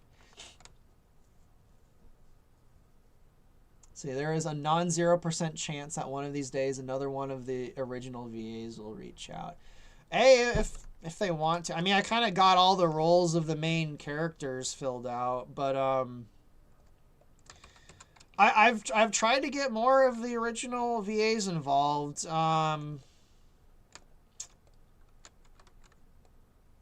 Usually what happens is one of them is interested, but they can't because they still have contracts with Nintendo. That's one of the responses I've got from some of them. The second response is they're just not interested at all. There is one former voice actor who just flat out said they're not interested. There's another... Actually, I think I've said this one. There's a voice actor I got into contact with from Assault who just doesn't voice act anymore. They were like, I don't voice act anymore. I do music now. I'm sorry. So that was more of a case of they don't even want to voice act at all anymore. And then the other one is they just don't even respond. So there was one voice actor in particular that just will not respond. I don't even know if they got my messages or Estelle's messages or not. So, but you know, if any of the original voice actors are interested in the Aperoid Queen still needs a voice actress. Elijah Glidewell, if you're listening or you're interested, I would love to have you back as the Aperoid Queen. She still needs a voice actress. I mean, I'm not at that part of the game yet, so I haven't put a ton of thought into who's gonna voice the Aperoid Queen, but Miss Glidewell, I don't think she's doing voice acting anymore either. She's making movies now, so she's probably not even doing voice acting stuff right now. But I don't know if anyone knows her and thinks she'd be interested in voicing the Aperoid Queen. Let me know. I'd be happy to bring her on board. She wouldn't be voicing Crystal though, because I got Estelle. I think Glidewell would understand at that point. I mean, honestly, I would have Glidewell voice Lazu. Now that I think about it, I'd have her voice the other Serenian. But to my knowledge, because I follow Glidewell on Instagram, and she doesn't post that much. I'm pretty sure she just directs movies and stuff now. She's like an actual director. I don't think she does voice acting stuff anymore. Didn't you say you also wanted her to voice Blue Fox? Yeah, I think the chat's behind.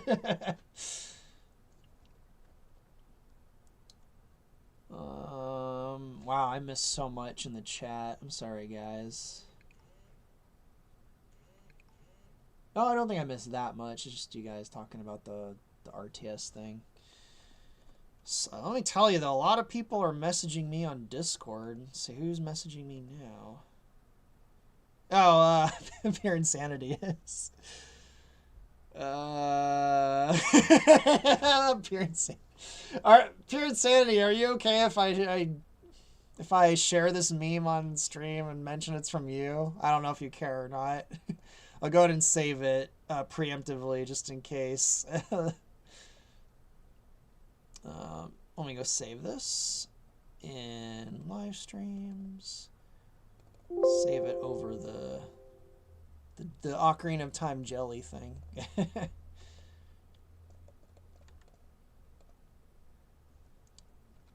Okay, go ahead. All right, he gave me permission to share it. Let me go to OBS and oh, it already replaced it. There we go. Shared this. I thought this was funny. Pre-order digital games as if they're gonna. Yeah, I guys, don't pre-order stuff. Go ahead and wish list stuff. I wish list shit all the time. You know, go ahead and wish list things like on Steam or whatever. That's one thing, but like pre-ordering, just don't do it. Just wait and see how the thing turns out. And then if it's good, you know, odds are you'll be able to get it. It probably won't run out unless it's like a super duper wacky collector's edition with like a fucking talking statue of a character from the game and there's only like 100 of them in existence. Okay, like I guess pre-order that if you want the fucking. That's how pre-orders usually used to have stuff like that back in the day. They'd come with like cool shit.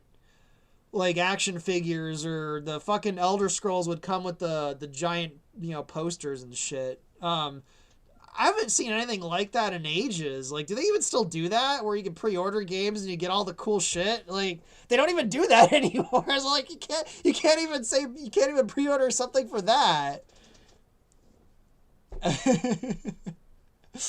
So I don't know. I don't get the pre-order stuff this day. It made sense like back in the fucking 90s when, you know, like games would literally run out at stores because they weren't sure, like because like back then if you pre-ordered stuff, it gave the company kind of an indication like, okay, we need X amount of this in addition to copies that people will buy that aren't pre-order. So like the pre-orders used to be kind of a metric back in the day too, but they aren't even that now. Like, I don't know. Like, there's so many games that ended up being disasters that were, you know, from people pre-ordering stuff. Or yeah, I don't know. I do remember, I do remember back in, and this is probably because the Wii was sold out, but I did pre-order Super Smash Bros. Brawl. I pre-ordered it at the same time as I pre-ordered StarCraft 2, and this was, what, 2008? I remember, oh, no, I bought, no, I didn't, the night I bought, I'd pre-ordered Brawl, and I was sitting outside a GameStop at midnight with some of my friends to get Smash Bros. Brawl because I'd pre-ordered it. And I pre-ordered StarCraft 2 as I bought Brawl. You know, that was around the time that like the pre-order stuff didn't really matter anymore, I guess. But I remember pre-ordering Brawl back in the day and StarCraft 2. Can you believe that was... I think Brawl is almost 20 years old now. Yeah, Brawl was 2000... Was it 2007 or 2008? Gosh, I can't believe... The fucking Nintendo Wii is going to be 20 years old in a few months. This is insane, guys. Let me see. When did Brawl come out? Super Smash Bros. Brawl. I think it was 2008. Yep, 2008. If I remember right, it was in like September... Oh, January too? Okay, I don't remember it coming out in January. Oh, that's in Japan it came. Oh, no, yeah, it was in March. I remember. Because, yeah, it was It was my last year of high school. I remember, yeah. It was right before, it was like several months before school ended. Yeah, it was I remember that now. But I can't believe that was almost 20 years ago. That's... Damn, dude. See, ZJM. I didn't know that Elijah Glidewell does movies. Yeah, she's directed. I think she just directed some documentaries. She directs movies and I think commercials too. She's some director now. She went from voice acting to mocap to directing. Let me go see what she's doing now. Eliza Glide. I think she actually writes the scripts for movies too. I think she's a writer. Let me open up her IMDb page. What has she been doing lately? She is she's also a producer. She's been producing a bunch of stuff. Let's see, director. She's directing something called Demolition coming up. She directed a movie called Aftershock, which I haven't heard of till now. Let's see, Aftershock. Sean Bell was killed by New York Police Department officers after his bachelor party in 2000. So yeah, she directs movies now. I don't know if they're good. I haven't seen them, but maybe I'll give some of them a shot. Yeah, she's a director now. So I don't know if she even if she wanted to. I don't even know if she has time to do freaking voiceovers on the side for the Aperoid Queen in a fan game of Star Fox. But if she is interested, I'd be happy to have her voice some stuff in Event Horizon. That'd be awesome to get another one of the OG actors. Let's see, Crystal Kingdom General. I remember having a love-hate relationship with Subspace Emissary. On one hand, I had the coolest adventure mode in the entire series. On the other, the SF characters were made to be. Yeah, they kind of... Yeah, I think Brawl is my favorite Smash Bros. Game. It felt like it felt like the biggest step forward in that series. And I know Ultimate added a shit ton of new characters, but for some reason Brawl just... I don't know, there's something about Brawl that really clicked with me when it came out. You know, like every fucking Star Fox fan at the time, I was really sad Crystal wasn't in it. She should have been. But with what I know from behind the scenes, I'm not surprised Crystal wasn't in Brawl. Melee really was her opportunity. I don't know why they didn't put her in Melee. That would have been great advertisement for Adventures, but oh well. They might still add Crystal into Smash Brothers someday, but there was some recent poll thing. I don't know how big the sample size was, but it was some poll thing about like what character would you want in Smash Brothers, and of course Crystal got fucking first place, and just like she did with Smash Bros. 4. I don't know if she did for Ultimate when they did the vote thing, but hey, we got the real Crystal in Event Horizon, so. And there's plenty of mods adding her into Ultimate.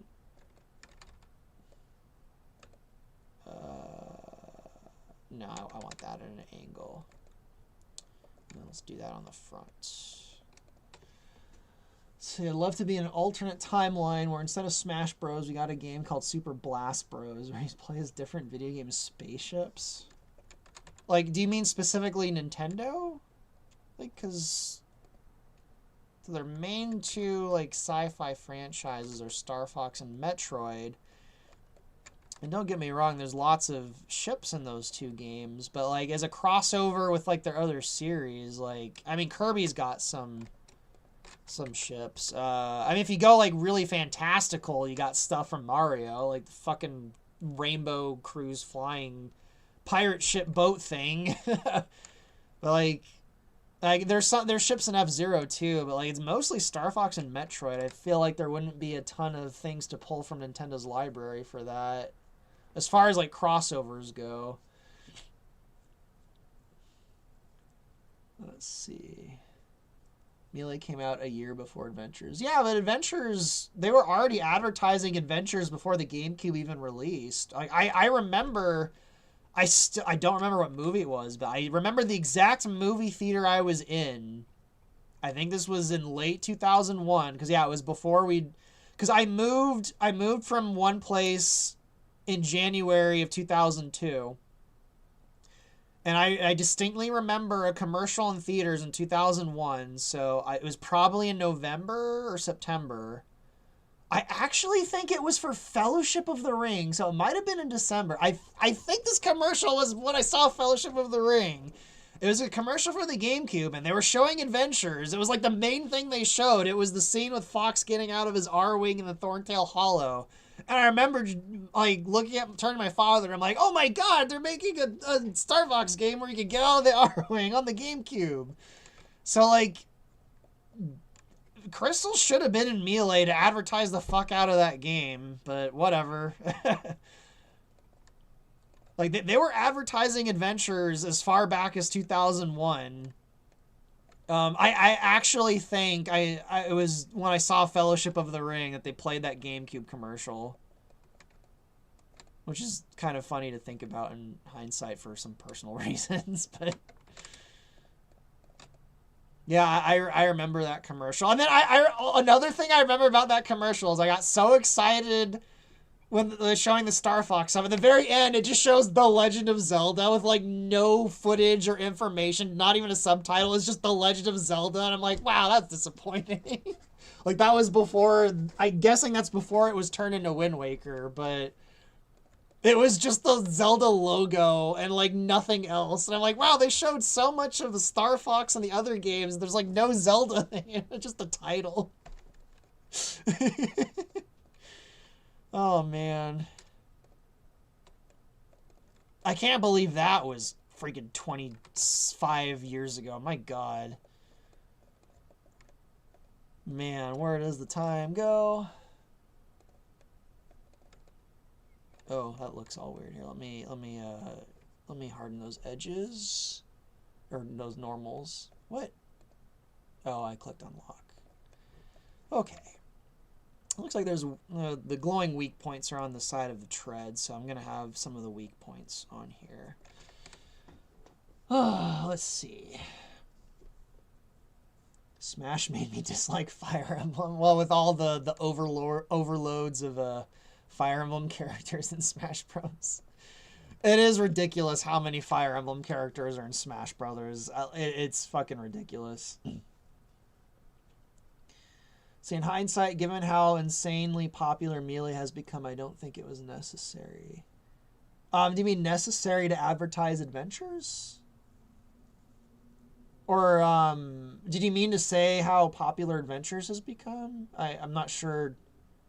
I'm not sure what you're referring to actually about that in Melee. See, if you did the Star Fox RTS game, how would you make the Star Fox crew work as a hero set connected to Corneria? They would be like they'd be mercenaries that you could hire. So like if you're playing as Corneria, you would go to your little command center or whatever, and there'd be an option to hire different mercenaries, and Star Fox would be one of them. But I don't think I'm going to make a Star Fox RTS. I think once I'm done with Event Horizon, I'm probably done with Star Fox for good. I think I'll be... When I finish Event Horizon, I think I'll be satisfied. I'll be like, I got to work with Estelle. I got to work with a bunch of awesome voice actors. I got to wrap up all of the Star Fox stuff going through Command. I think when I finish Event Horizon, I'll be moving on to my own stuff. And I mean, to be honest, you know, I don't want to turn to a downer, but it's looking like the next decade of Star Fox is not going to interest me at all. So yeah, I think I don't think I'm going to do a Star Fox RTS when I'm done with Event Horizon. I'll be moving on to my own stuff, which I want to do right now, but I don't really have the time. I was thinking about I was going to do another animation for Squadron Sigma in August. But again, there's things going on with some of the voice actors, and they can't do it. So I don't think I'll be animating. I don't think I'll be animating Norin in August like I'd planned to. But yeah, I do want to work on that a lot. I do want to work on my own stuff really bad, especially lately. It's just Event Horizon's doing really well right now, so like I was even the other day I was looking at, there's like a graph thing you can look at to see all the people that like have joined the Discord and the Patreon and stuff. There's just like this massive spike. Started like in April, there's like this big spike, and then it goes down a little bit, and then in May, just boom. There's like, and then I set the graph to like over a year. It's just like a steady line going up, and then just boom, this huge spike.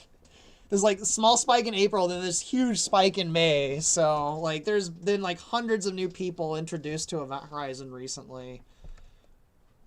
So like I'm focusing on Event Horizon. And I've said on multiple streams before, as long as people are interested in Event Horizon, it'll probably be the thing I work on full time, because, well, I guess obvious reasons.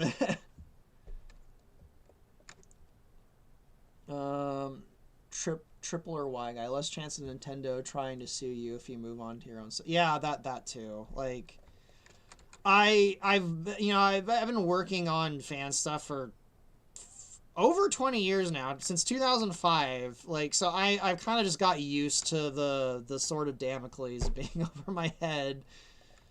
But it really is like a terrible feeling to live with. Like, I'm tired of waking up every day just be like, well, today might be the day it all comes crashing down. And just, yeah, to be able to just move on and not have to worry about that feeling, I think would be amazing. To just be able to wake up and be like, I'm going to work on Squadron Sigma today. I'm going to work on the Law of Barons today. I'm going to work on my own stuff today. And I don't have to worry about it ever getting shut down. And I'll still be able to work with my voice actors. And I'll actually be able to pay them. And everyone will be happy. And it'll be awesome. It probably won't be nearly as fucking popular as Star Fox, but I don't know. I'm looking forward to the day I get to work on that full time, but it's not right now. But that's okay, because I'm working on this full time, so.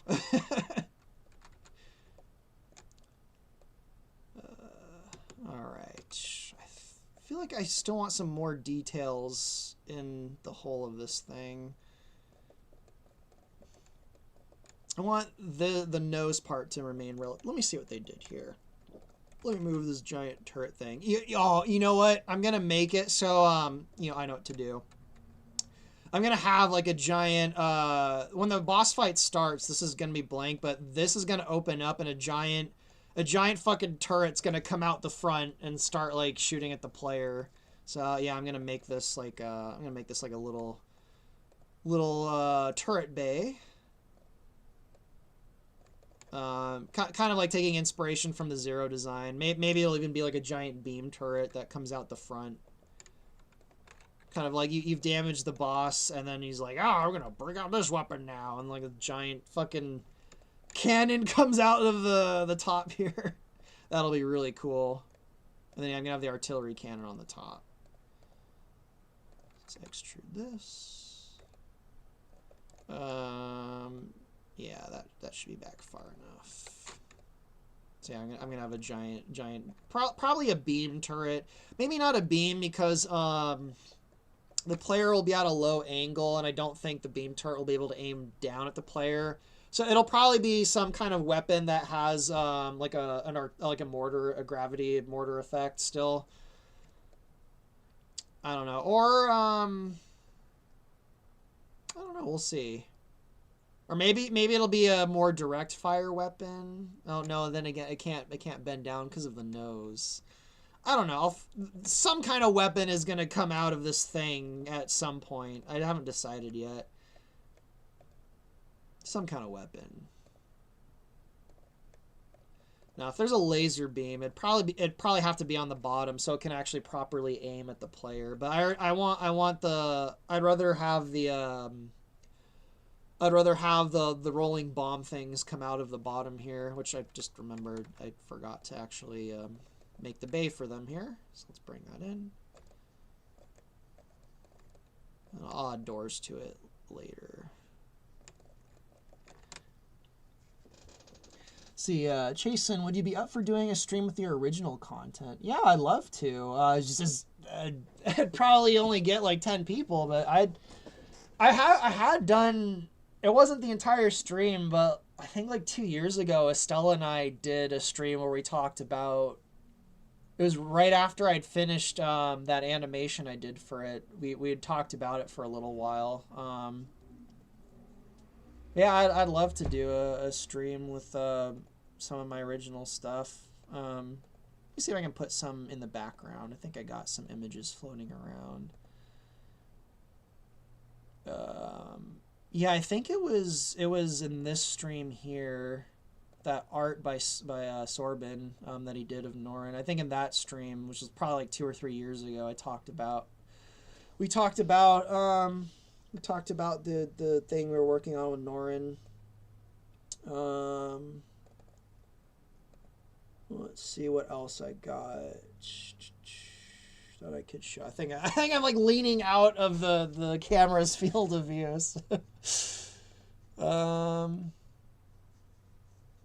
Oh yeah, here, yeah, it was this stream because I have a whole folder for all the stuff I showed for it. Recycled stuff from my Zelda game. I really like how this model turned out, and the velvet material that I got to work on her outfit. I think it looks really cool. It's like have her all bloody. I can't wait to animate this shit. It's gonna be awesome. But yeah, one day I'll see. I'll do that. I'll just have to accept that probably won't get, not nearly as much interest as Star Fox, but that's okay. That's just how it is with original stuff. It's really hard to get people interested in new and original. Like, there's like movies and games I discover that are like new original things, and I'll try and recommend them to people, and then just they're like, nah, I'm not interested. And I'm like, what are you interested in? Oh, the 10,000th sequel or remake of this thing I've been playing for 30 years. I'm like, oh, that's...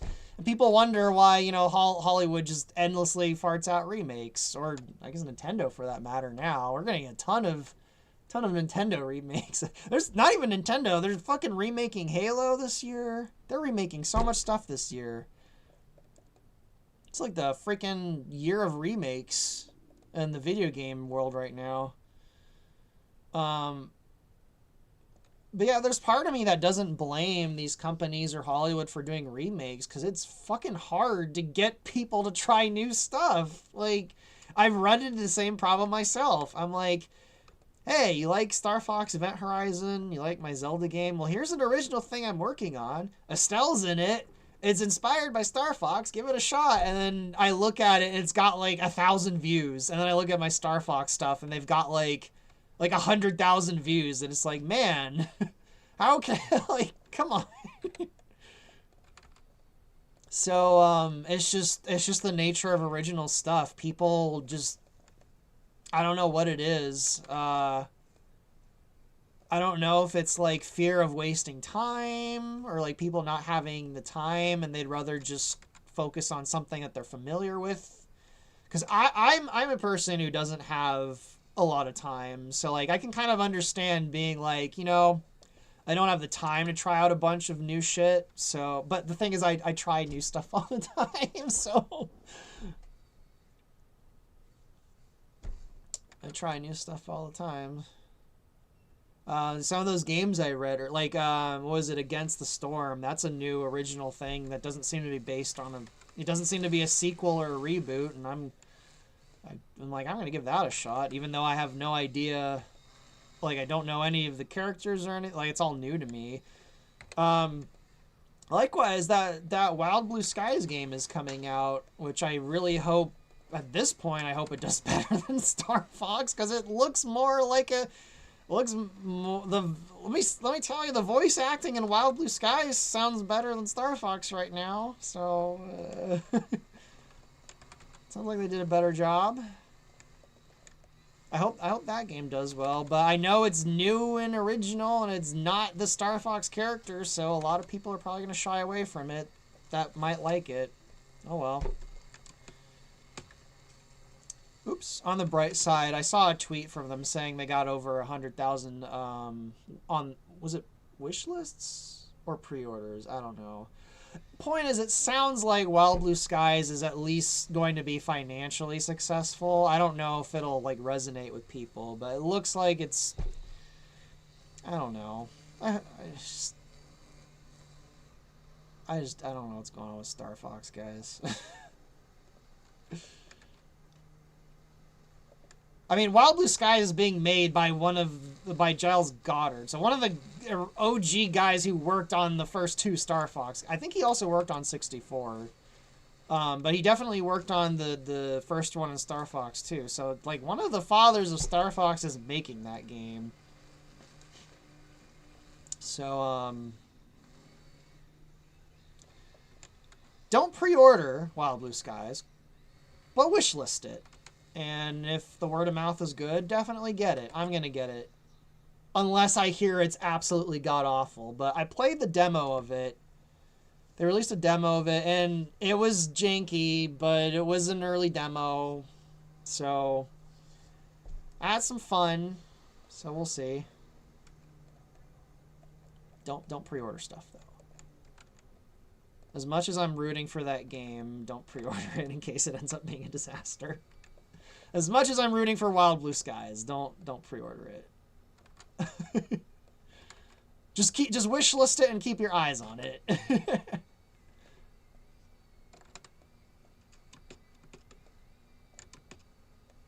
Anyway, let's see. Would you be interested in playing Ace Combat 7? I mean, I have it installed on my computer now, and I've had it installed. And, I was going to try and play it like a week ago, but I can't. I'm having a hard time getting myself playing games that I think will be a bit, like, require a lot of, basically games that might stress me out. Because I've just been so wiped out lately. I've been kind of gravitating towards games that are a little more mindless, like tower defense games. And I think that's just because I've kind of been exhausted lately. Although I played the demo for Dustfront, which, again, don't pre-order Dustfront, but Dustfront is turning out, that game I think is going to be amazing. Try out the free demo for Dustfront RTS. That game is amazing so far, even though it's a pretty limited demo. That one, I'm having a good feeling about Dustfront. And that's also another original thing that's not a sequel or a fucking reboot. I don't know, Dustfront's looking pretty cool. And unlike some other demos I played, Dustfront doesn't seem that janky. I didn't notice any real bugs in it. So yeah, Dustfront is on my radar right now. I actually think I want this to come out, not in. Yeah, I'll have it be more like that. I think that's how it is on the...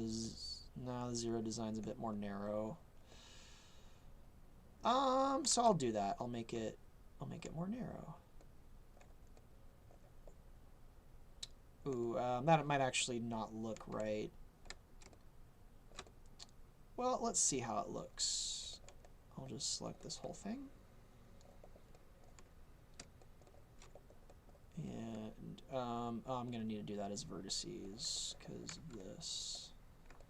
Sorry, I got so lost in my thoughts, I forgot. I was just kind of doing this on autopilot, like not even thinking about it. I was just like in full Zen mode, I guess, while I was babbling about Dust Front and Wild Blue Skies. Wow, I can't believe I forgot the name for a second there. I don't know, I'm rooting for Wild Blue Skies. I don't know if it's, even if it does well, I don't know if it's gonna like spawn like a series or whatever. And it's just after all the stuff going on lately, I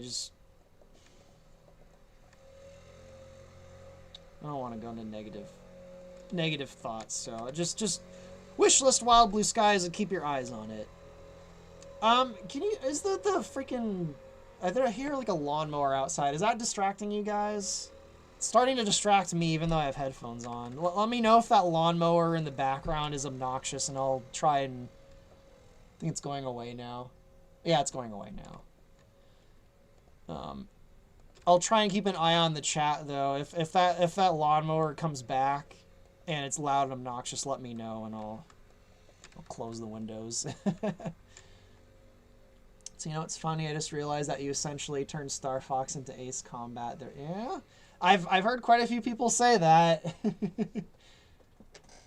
I see people saying Ace Combat 7. Maybe I'll do an Ace Combat 7 stream someday. Even though my playing video game streams seem to be like my worst streams as far as like audiences go. But maybe I'll when I'm feeling like having some fun, I'll try doing a stream with Ace Combat 7. 'Cause I got it.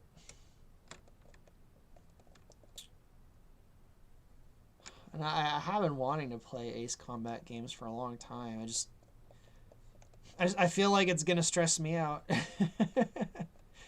And you know, with all the stomach problems I've been having lately, although I don't know if I mentioned at the start of the stream though, my stomach hasn't been in pain for a week now. Last Tuesday was the last day, because I'd been marking it down.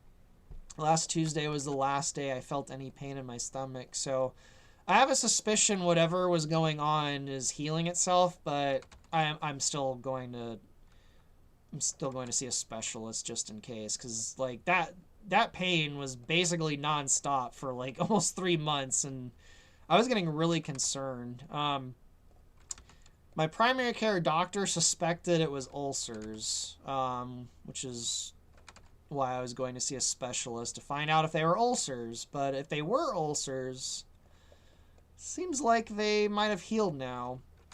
Even the day before yesterday, I was getting a little bit daring. I'm like, I haven't felt pain in my stomach for a few days. I'm going to try drinking something acidic to see what happens. And I drank some soda, and I didn't get a stomach ache. So I'm hoping whatever the hell was wrong with my stomach, I hope I'm past it now, because that was not fun.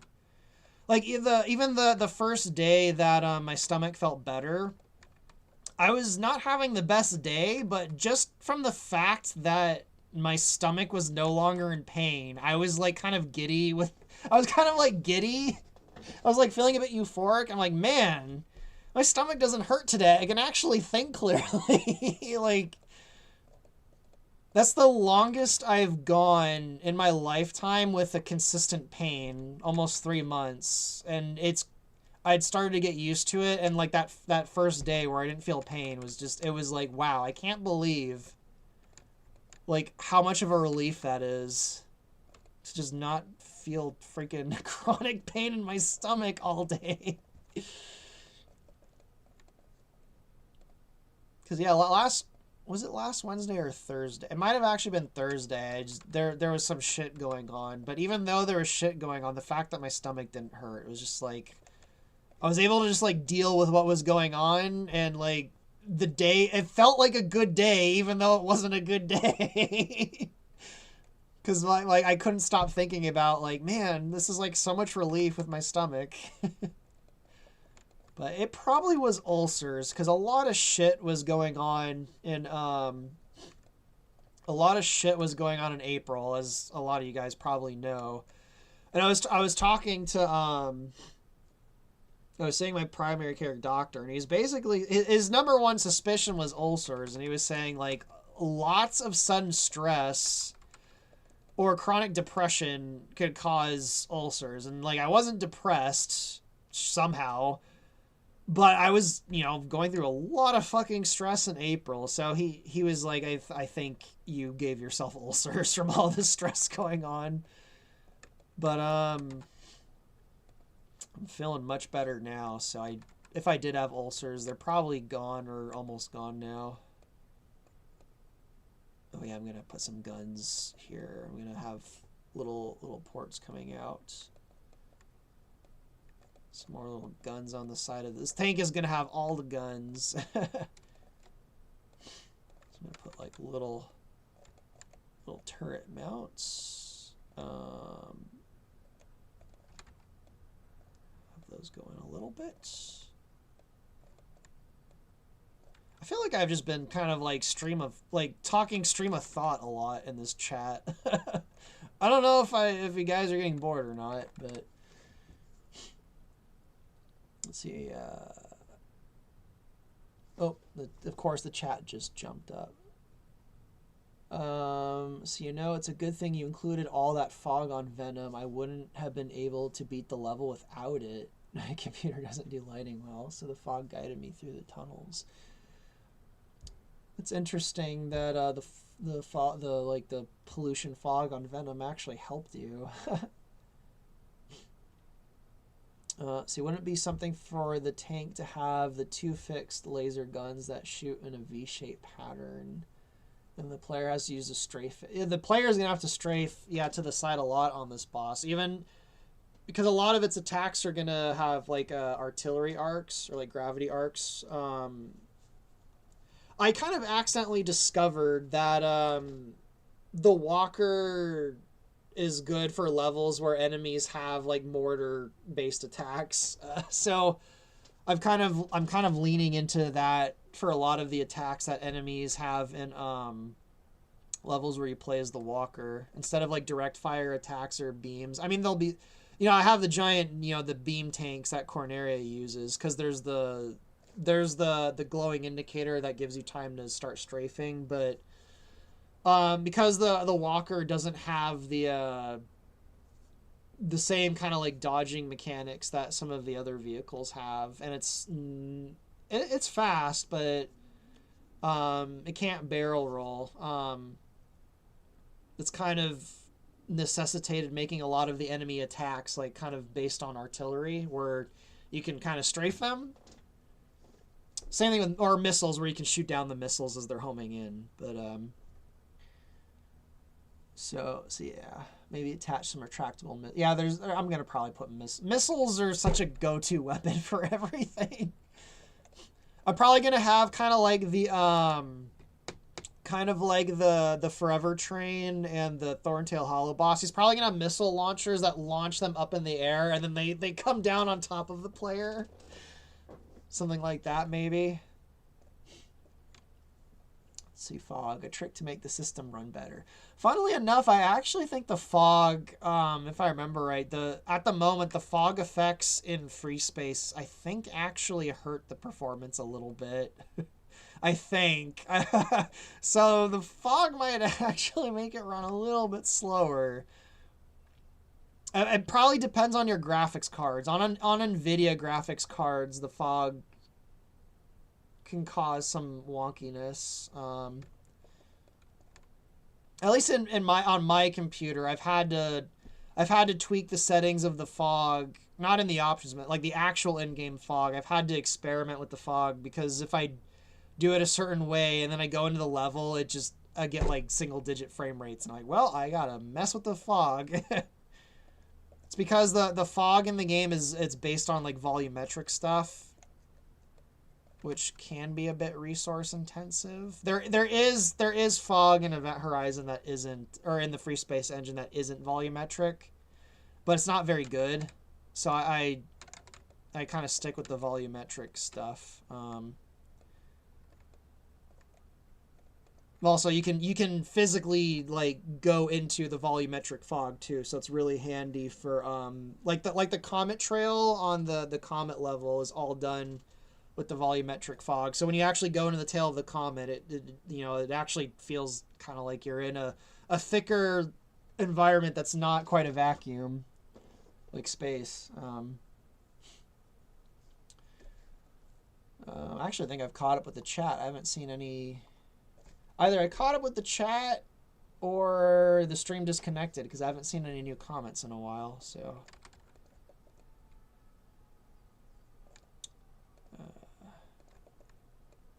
I think this boss actually might end up being one of the cooler bosses in the game. At least for the Star Fox 2 levels. Oh yeah, I think I was going to put thrusters. I'll probably just have them as like circular. I might make them square thrusters. I don't know. What are they like on this tank? I think they're triangular. Yeah, they're kind of triangular.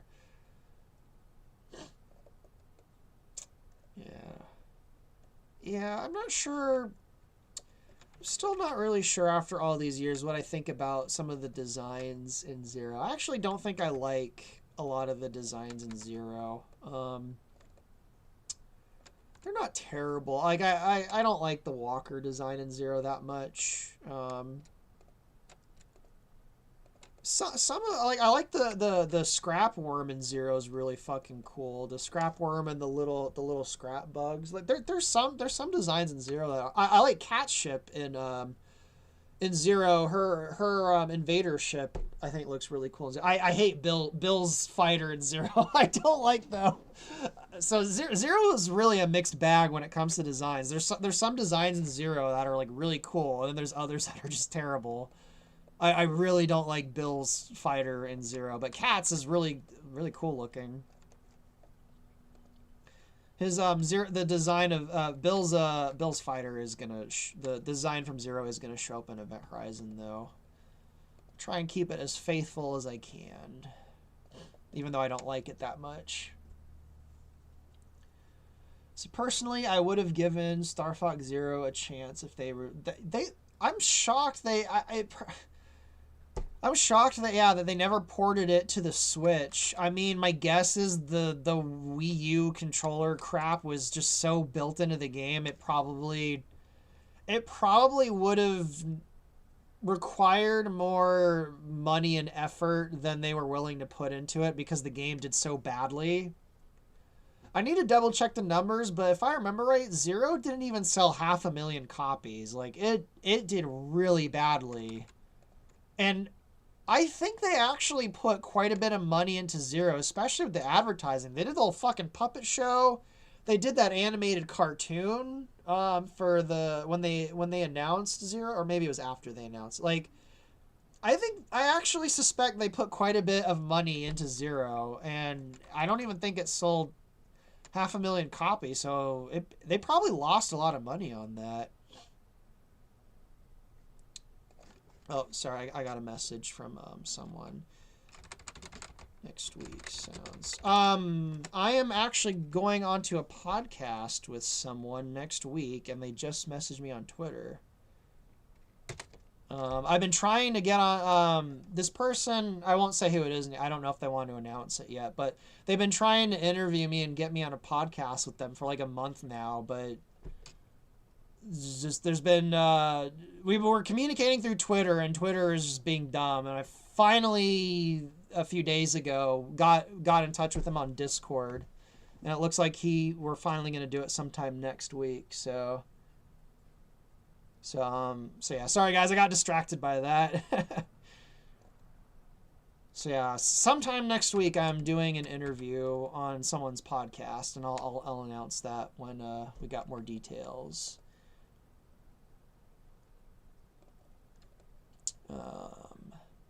Looking forward to that. They interviewed Estelle and some other people too, and they've been trying to do an interview with me for a while, but things just kept happening.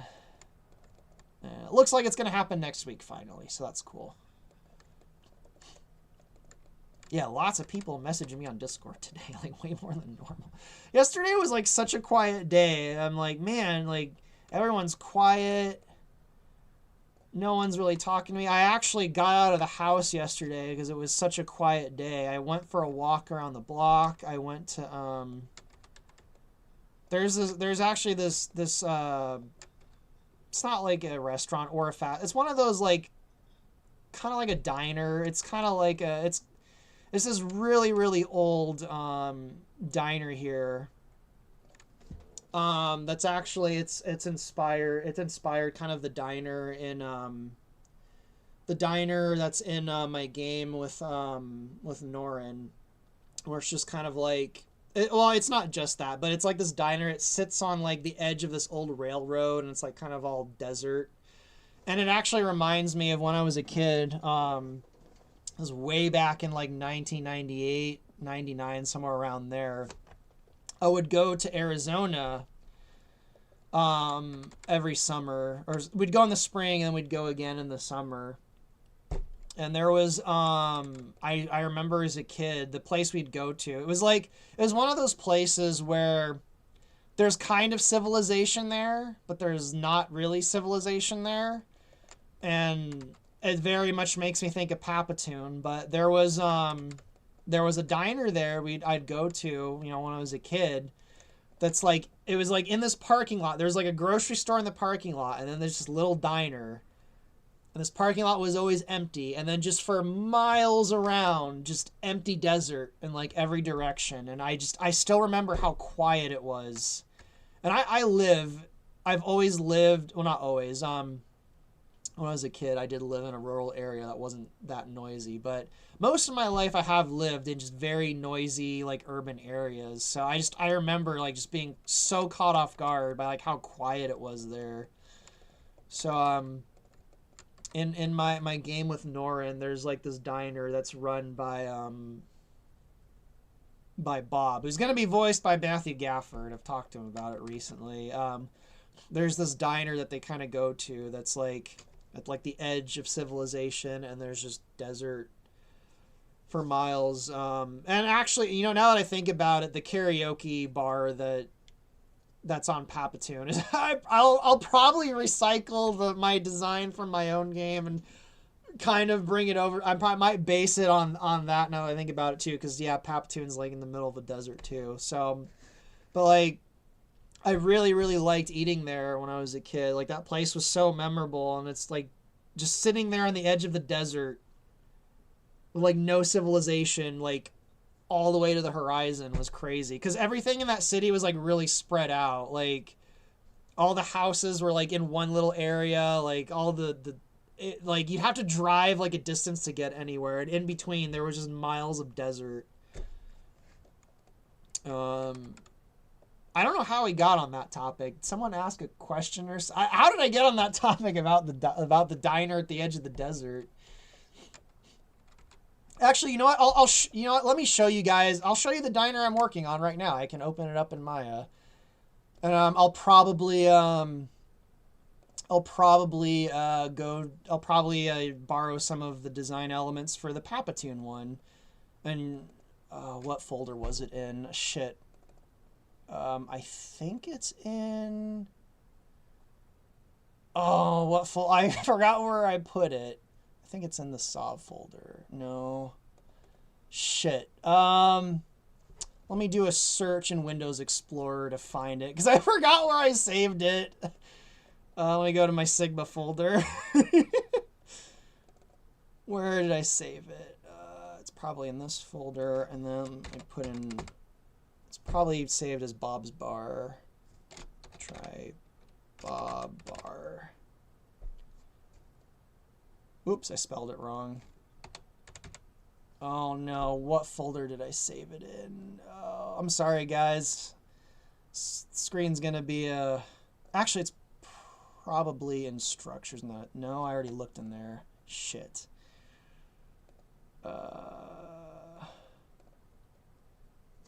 Damn it. Bob's Bar is not coming out. Where's it? Sov Bar. Let me just type in bar. Oh, yeah, it is Bob's Bar. Why didn't that come up on the search? All right, and what folder is that in? Oh, okay. It's in my okay. It's in references. It's in my interiors folder. I should have known that. Or miscellaneous. What? Why is it not showing up there? Oh, it's in structures. There we go. Interiors. Bob. There we go. Okay. Bob's Bar interior. All right. So going a little bit off topic from the Star Fox 2 boss, let me show you guys the... I don't know if Codeman's still watching. He's probably like on the edge of his seat right now. I don't know if Codeman's still in the audience though. Wow, this is taking a long time to load. Okay, here we go. So this was going to be the diner at the kind of edge of the world. That's in the Norin game. This is the work I got done on it, but I didn't finish it yet. So I might borrow some elements of this for the Papatoon diner that they do karaoke at. So I might kind of borrow some of this for that. So it's kind of inspired by a combo of that diner I used to eat at in Arizona, and then this place. Oh, now I remember how I got on this topic. I was saying yesterday was such a quiet day. It was such a quiet day that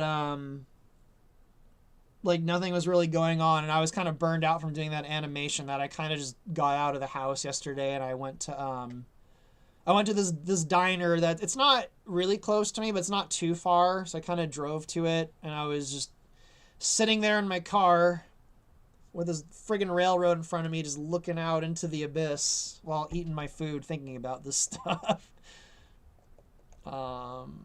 So yeah, I might even just straight up just have this diner in Star Fox 2. Just kind of like one of those Easter eggs or this diners in both. I'd have to change some stuff though, because there's like no karaoke bar. Like there's no thing for karaoke here, so I'd have to add like a little stage for like the karaoke. Maybe I'd have this like extended out here or something. But yeah, so I don't know, Codeman, if you're in the audience, yeah, Codeman's gonna be so sad if he missed this.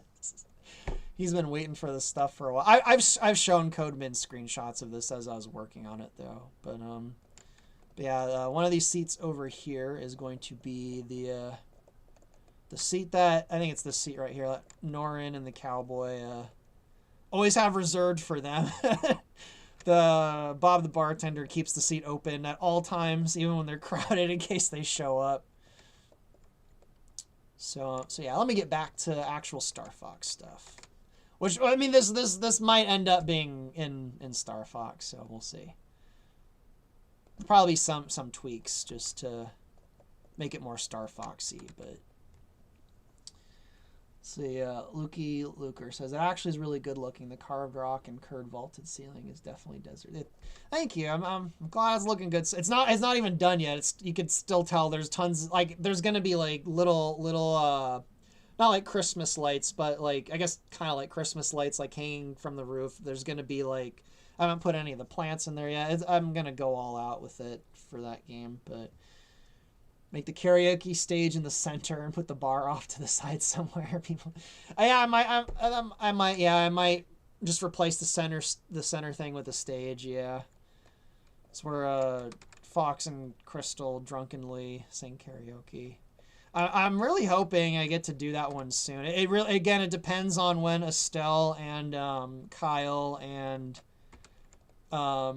Steven voice Fox when they do the voices for Fox and Crystal. I know Estelle is really. I was talking to her last night. She's like, "Please send me the song so I can practice it." So I know Estelle she's. I think more than any of the lines or scenes, I think she's more motivated and excited to do the karaoke scene than any of the other one. So I suspect she'll probably have Crystal's karaoke recorded relatively soon. And Kyle's been on a roll lately, so he'll probably do it soon. So it's probably going to be in Peppy's ballpark as far as when this animation gets done, because Peppy has to do karaoke, man. That'd just be too funny. He's got to start the whole thing too. And Falco is probably going to just be a pouty jerk and sit off to the side while they're trying to get him to do it. All right, so I kind of got a bit sidetracked with the diner thing. Now I'm trying to remember what I was doing with the boss. Okay, I want a turret platform up here for the artillery cannons, and then the artillery cannon will probably be on these front two, and then I'll probably have like a missile launcher on the back rectangle. Sorry, well, polygon could have worked too. I ate just before I did the live stream, but I'm actually getting really hungry. I need to go get gas today, so I might actually get some fast food after the stream, after I get some gas. The price of gas is actually lowered a bit here, so I feel like I need to take advantage of that before it skyrockets again. Man, I remember just... I miss 1999, guys. I really miss the year 1999, the year of our Lord. That was 1999 and 2000. 2001 wasn't quite as good of a year as 99 and 2000, but 1999 through like 2002, if I'm being generous, probably 2003. And I might include 1998 in there, but like 1999 in particular and 2000 were just really, really great years. Even though I actually got deathly ill in 1999, in December, I was like rushed to the hospital, like right around, it was, I think just a few days before New Year's. Cause I remember laying there like really sick on the floor, and there was like commercials of people talking about 2000, like, you know, Y2K. So yeah, I was like deathly ill right before Y2K. But despite that, like 1999 was like such a really good year. Lots of really interesting things happened in 1999. Same thing with 2000. 2000 I remember being a pretty interesting and just very, very like just fun year where a lot of cool stuff happened. And I'll extend that to 2001. That's when the fucking GameCube came. Christmas of 2001. I still think, from the perspective of a kid, 2001 was like the best Christmas ever. I got the GameCube. I got Rogue Squadron 2. I got Smash Bros. Melee. Pikmin, and then I had a really great time with my whole extended family in 2001. We did like this huge extended family dinner at my grandmother's house in 2001. Yeah, 2001 was a pretty good year. Just 1999 was like just one thing after another in like the good way. In 1999, that's also when I had just moved to, I was saying earlier, I've lived most of my life, you know, in kind of like noisy urban areas, but in 1999, I'd moved to a very rural area. I moved to a farm with a bunch of livestock and stuff, and that was in like this really nice, like, it wasn't quite a canyon, but it was a very steep valley where these very steep hills. We lived on this farmland in this valley there, and that was just that was a really cool place to live. Even though we didn't have any indoor plumbing, it was still like a really cool place to live. And we had just moved there the year before, like, so yeah, 1999 was kind of like the first year I lived there. We had goats and horses and sheep. And I've always liked goats, even though I had one drag me across the asphalt when I was a kid. We had a goat, and you can tell what year this was in because of what we named the goats after Pokemon, because that's when Pokemon was super huge. I had a goat named Arbuck, and I love that goat. You know, he's an awesome goat, but one day, you know, I had him on the leash, and I was taking him for a walk around the property. And I'm still like he's a giant goat, and I'm a pretty little kid at this time, so I'm not particularly strong, and something spooked him. And my mother was doing something else But I was walking him around the property, and there's like this long asphalt road that goes right through the property, and something spooked him out, and this goat just fucking bolted and just yanked me.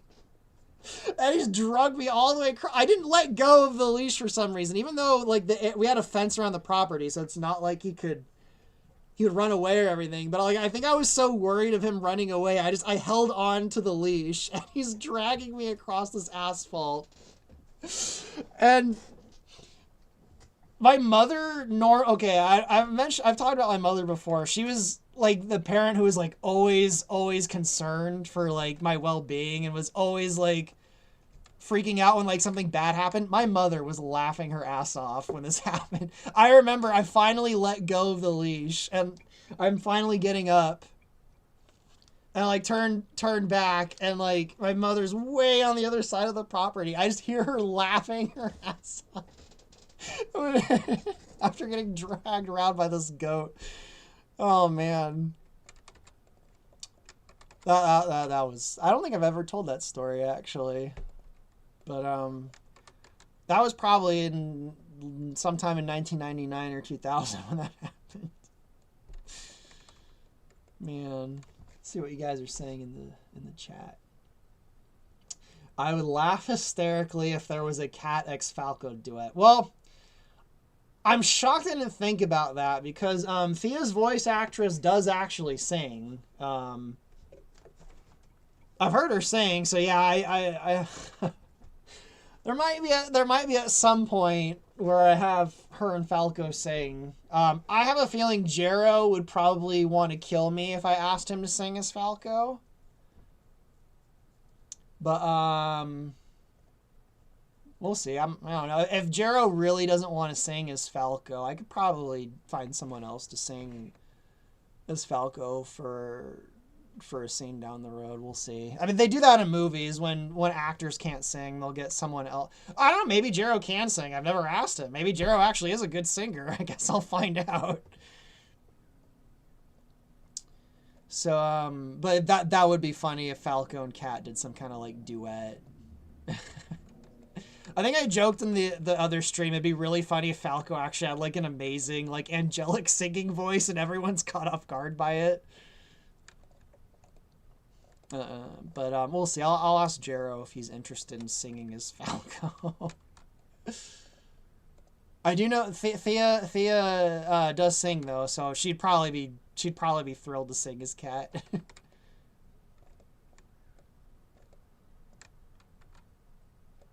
Yeah.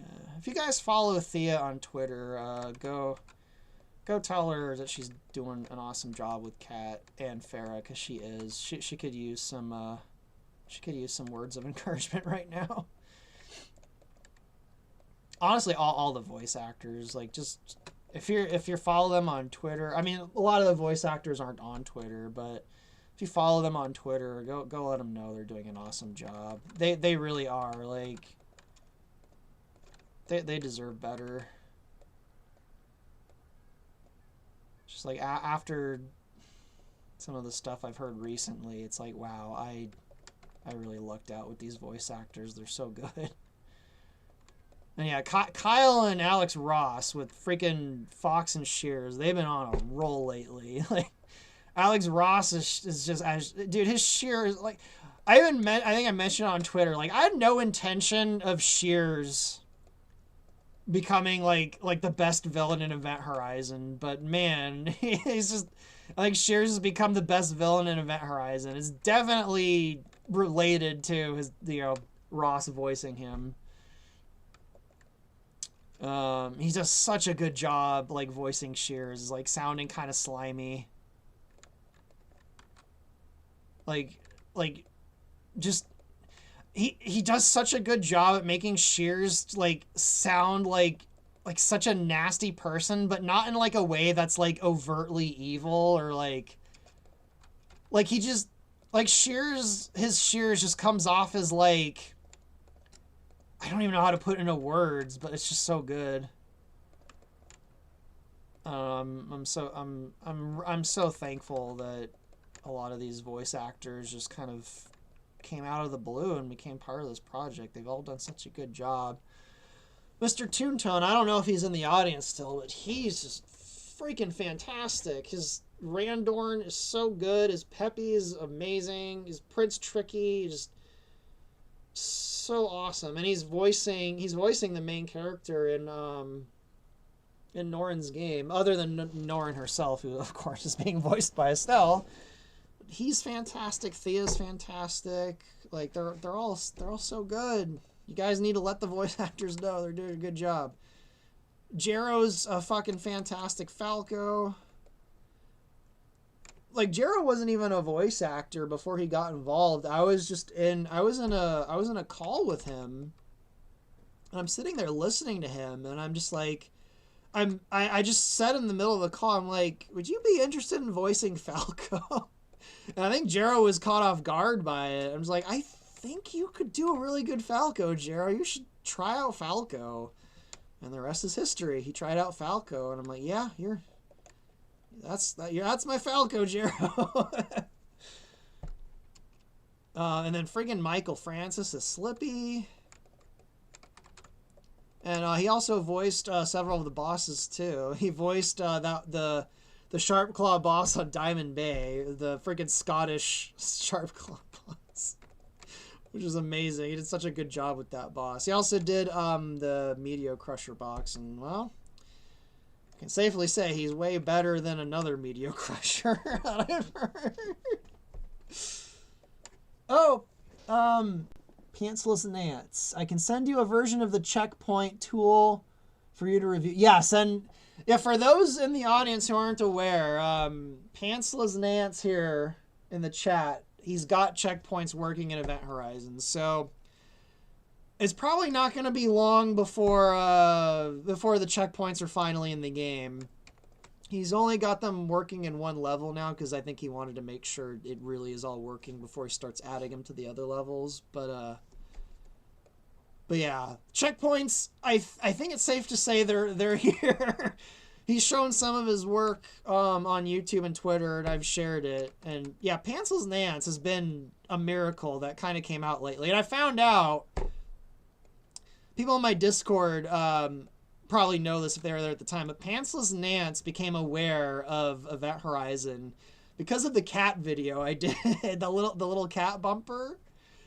So that little cat bumper might have actually ended up fixing a lot of problems in Event Horizon that I had to deal with that I don't have to anymore. So definitely give a round of applause to Pantsless Nance here, who I still want to call Pointless Nance for some reason. I don't know why. I just want to call you Pointless Nance, but it's Pantless Nance.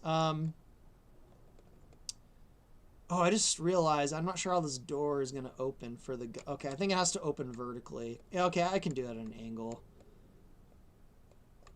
Yeah, I'll oh, no, it's sticking out. Shit. Oh, I can have it go backwards as it goes down. So that it kind of... yeah, that'll work. I should make sure that this door down here can open up too.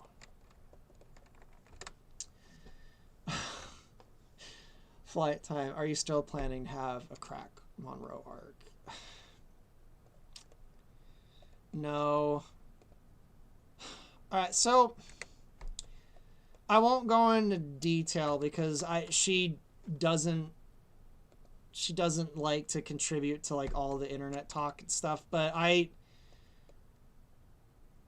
Thea, the voice actress who voices Cat in Event Horizon, does not want anything to do with the new Cat. I'll leave it at that.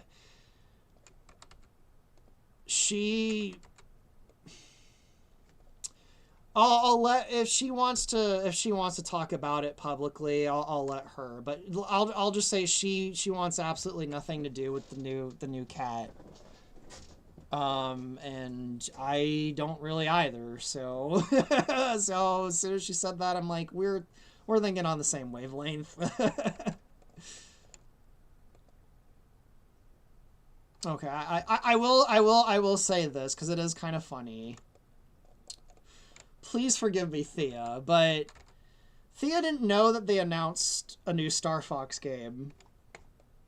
So, and I didn't know that she didn't know, but I sent her the image of the new cat. And she didn't get back to me right away. It took her a few days, and eventually she responded, and the first thing she said was, "Who is that?" And I'm not kidding you.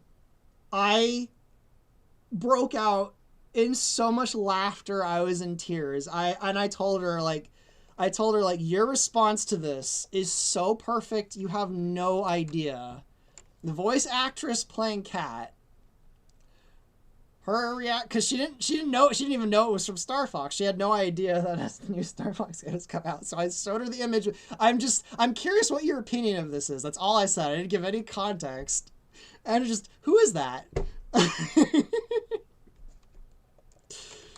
I'm sorry, Thea. I had to share that. It was so funny. It was so funny. Like, I'm like, your reaction to this image is so perfect. And then I told her who it was, and if she wants to share her opinions, she will. I'm not gonna do that for her. Thea doesn't like to contribute to the online discourse, and I'm gonna try and respect her wishes. But Thea, if you're listening to this, I had to share that. I had to share the first thing you said when you saw that image, because it's so perfect. Like it's amazing. Okay. You know what? Okay, yeah, I think this can open up. Like that. I might not have the door open the whole way, and I might just have the bombs roll out the bottom, because, yeah, I could have it go backwards like the top, but I think I'm just going to have it just open like half. Oh, crap. Shoot.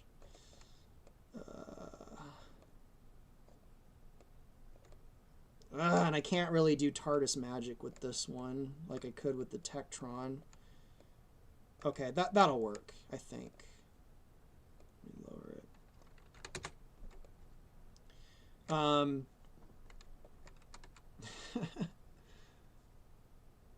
See, I fully understand her. I would love to talk about it, but Thea asked me not to. Thea is like a really, really positive person, and she doesn't want to. She doesn't want to contribute negative. She doesn't want to contribute to the negative conversation around anything, because she's a very positive person. But yeah, one thing I will say that I can say, because we both said, is it was her idea to do the bumper with Kat. So the bumper, the bumper where she's like, "Hello, beautiful Star Fox fans." That was all improv on her part. She's like, we gotta finish the Cat bumper, and I'm like, I'll animate the Cat bumper. You just give me something for Cat to say. And she sent me those lines like immediately, and I'm like, let's do this. Like, let's do the little Cat bumper. She's like, I need a palate cleanser. Let's do. That's what we did. We did that kind of like as like a palate cleanser. Like, here's a nice wholesome Cat. For any of y'all who are missing her. And yeah, she's trying to finish up voicing Farah in the Titania levels right now. Thea's really busy lately, though. I talk to her like almost every other day, but she can't do voiceovers right now, sadly. Hopefully she'll be able to soon, though. Like, a lot, like, guys, like, man, I can't wait to get some of these cinematics done. The Cat bumper is the best bumper. Thank you. Theo would definitely appreciate it if you told her that it was the best bumper. Let's see. Rian how? I'm probably Ryan or Rian. I'm probably pronouncing your name wrong. I'm sorry. See, remember seeing someone using AI to make Crystal in the style of the new Star Fox game, and it freakishly matches well. Do you think Nintendo used AI for the character design? Well, A few weeks ago on Twitter, I had mentioned that, yes, I suspect AI was involved in the concept process of the designs. And I gave some of my reasonings, and Twitter kind of melted down on me for even suggesting that. So I kind of just backed away, and I was like, all right, well, never mind. Sorry, I touched a nerve.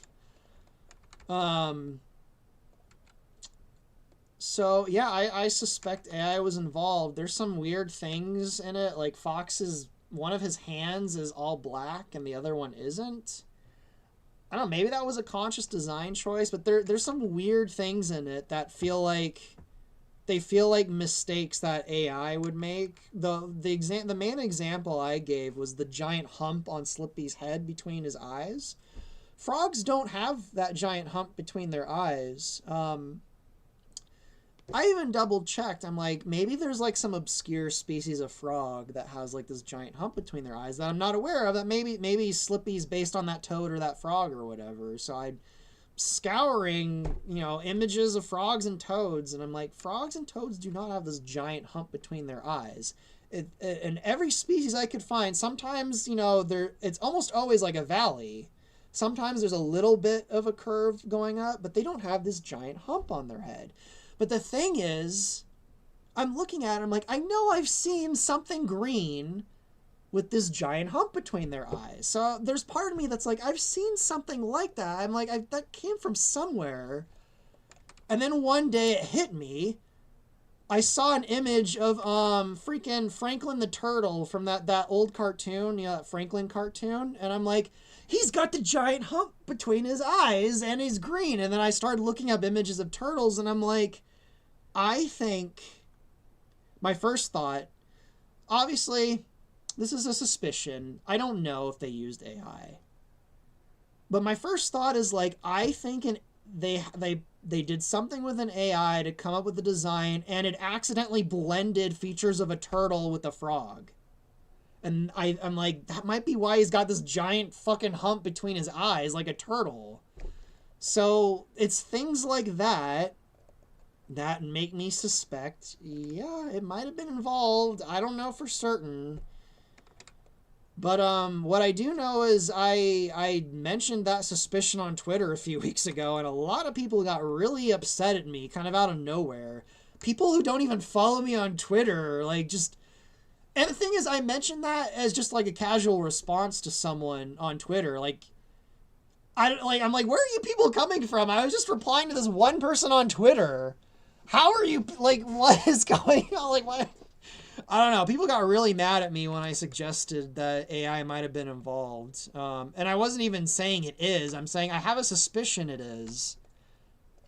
But yeah, I've seen the image you're talking about where someone used AI to see what Crystal would look like in that game, and it does look like it blends in pretty well, and yeah, it makes me suspicious. I mean, you'll find out if it is, you'll find out sooner or later. They'll probably have the fucking tools credited in the credits of the game, or the company or whatever will have a credit. So, if it was, everyone will find out eventually. I do find it interesting they haven't even announced who the fucking voice actors are in the game. Although, if I were the voice actors in that game, I wouldn't want to be credited, honestly. Based on what I heard, it's possible those voice actors don't even want to be credited. Oh, man. Oh, wait, I need to keep that. I don't. Because, yeah, it's going to be 2 separate bays. It's not going to be 1 bay. How long have I been going? Have I been going longer than 2 hours? Let me check. I've been going 3. Wow. The time goes by so fast when, the time goes by so fast when I do these live streams. I'll try and go for another hour.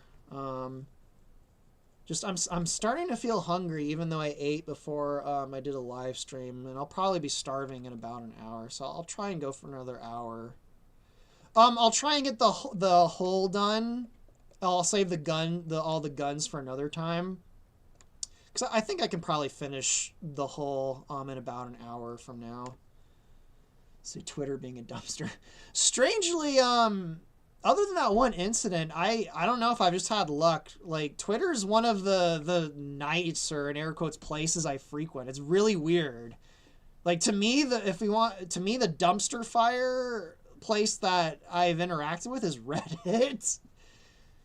Dude, the Star Fox Reddit sucks. I'm sorry. Like, I don't know what's going on at the Star Fox subreddit. Like, it's not fun there. But Twitter, I've had luck with Twitter. I don't know if I just follow the right people on Twitter and I just don't follow, the people that, start crap on Twitter, but in the several years now that I've been using Twitter, I've had surprisingly few just horrifically stupid interactions. I could probably count them all on like one hand. Watch, I said that, and now Twitter's gonna get really dumb over the Twitter's gonna get just really stupid for me over the next year and like never recover. And I'm gonna be like, guys, I hate Twitter now, just because I said that. See, I see you guys talking about some design stuff. So I don't know if I want to talk about the new game. I feel like I've said all there is to say. Like, everyone looks weird in it. The voice actors are terrible. It's 64 yet again. They've character assassinated Fox. At least to me, it doesn't look interesting to me. I'm not gonna get it. I'm probably never gonna play it. So like even Zero, like I wasn't interested in getting Zero when it came out. I had very similar feelings I had. Like Zero although it's less of a remake of 64. At least it's got its own original levels. But like at least with Zero there was some interesting designs and stuff. I'm like, I might use the gyro wing in my stuff. I might use some of, and I did. I ended up using designs and stuff from, like, there was still stuff in Zero. There was still stuff in it that I'm like, even if this game isn't great, there's some interesting things in Zero. But like with I don't know. I just don't even want to talk about it. Like, I don't have anything nice to say, so it's just basically it's me as a broken record, and broken records are not fun to listen to, so. Let's see. Pantsless Nant says, just as a heads up, with the tool I made and sent you, there's a good chance checkpoints can be knocked. Oh, like you made an actual, let me go check. Yeah, I presume you sent it to me on Discord. Like it's an actual tool that just adds the checkpoints into the levels? Holy crap. Oh my god, you got validation checks and everything. Dude, Pantsless Nance, like, let me buy you lunch. Do you live anywhere near Southern California? I need to buy you lunch. This is amazing. What other amazing things are you gonna do for Event Horizon down the road? My god, you made a tool. Let me show you guys this. Let me bring this into OBS. Oh, it's a PNG. Shit. Let me show you guys this tool he made. Oh my god. Let's see, Nance tool 1. I mean, I haven't tried it out yet, so I don't know if it works, but all the stuff you've done seems to work, so it probably works. All right, let me go to OBS. Let me replace this with where is it? Where did I save it? Oh yeah, the Nance tool. So it's he didn't just add the checkpoints into Event Horizon. He made a fucking tool that adds them into the game. At least I presume that's how it works. Dude, I didn't realize you could actually make tools. I might have a. You just opened the floodgates, dude. I didn't know you could actually make tools. Like, I might have to talk to you about stuff related to talking portraits, tools. I don't know. We'll see. But Okay, yeah. If this is what I think it is, and you just do a thing and it adds in the checkpoints to the levels, and like that's all you have to do, you are a miracle worker, dude. You're officially like more important to the project than I am now. Oh my god. So I'm gonna check that out after the stream. Let's see. You have to set the initial things in Fred, but it runs from... Okay, I mean, that still sounds way less painful than me having to go through each level and manually adding in all the events and stuff for the checkpoints. If it's just a little bit of setup beforehand and then you run the tool, that sounds amazing, dude. Man. I gotta say, I gotta thank Thea and Original Wholesome Cat, because if it wasn't for them, you would not be here. That's just amazing.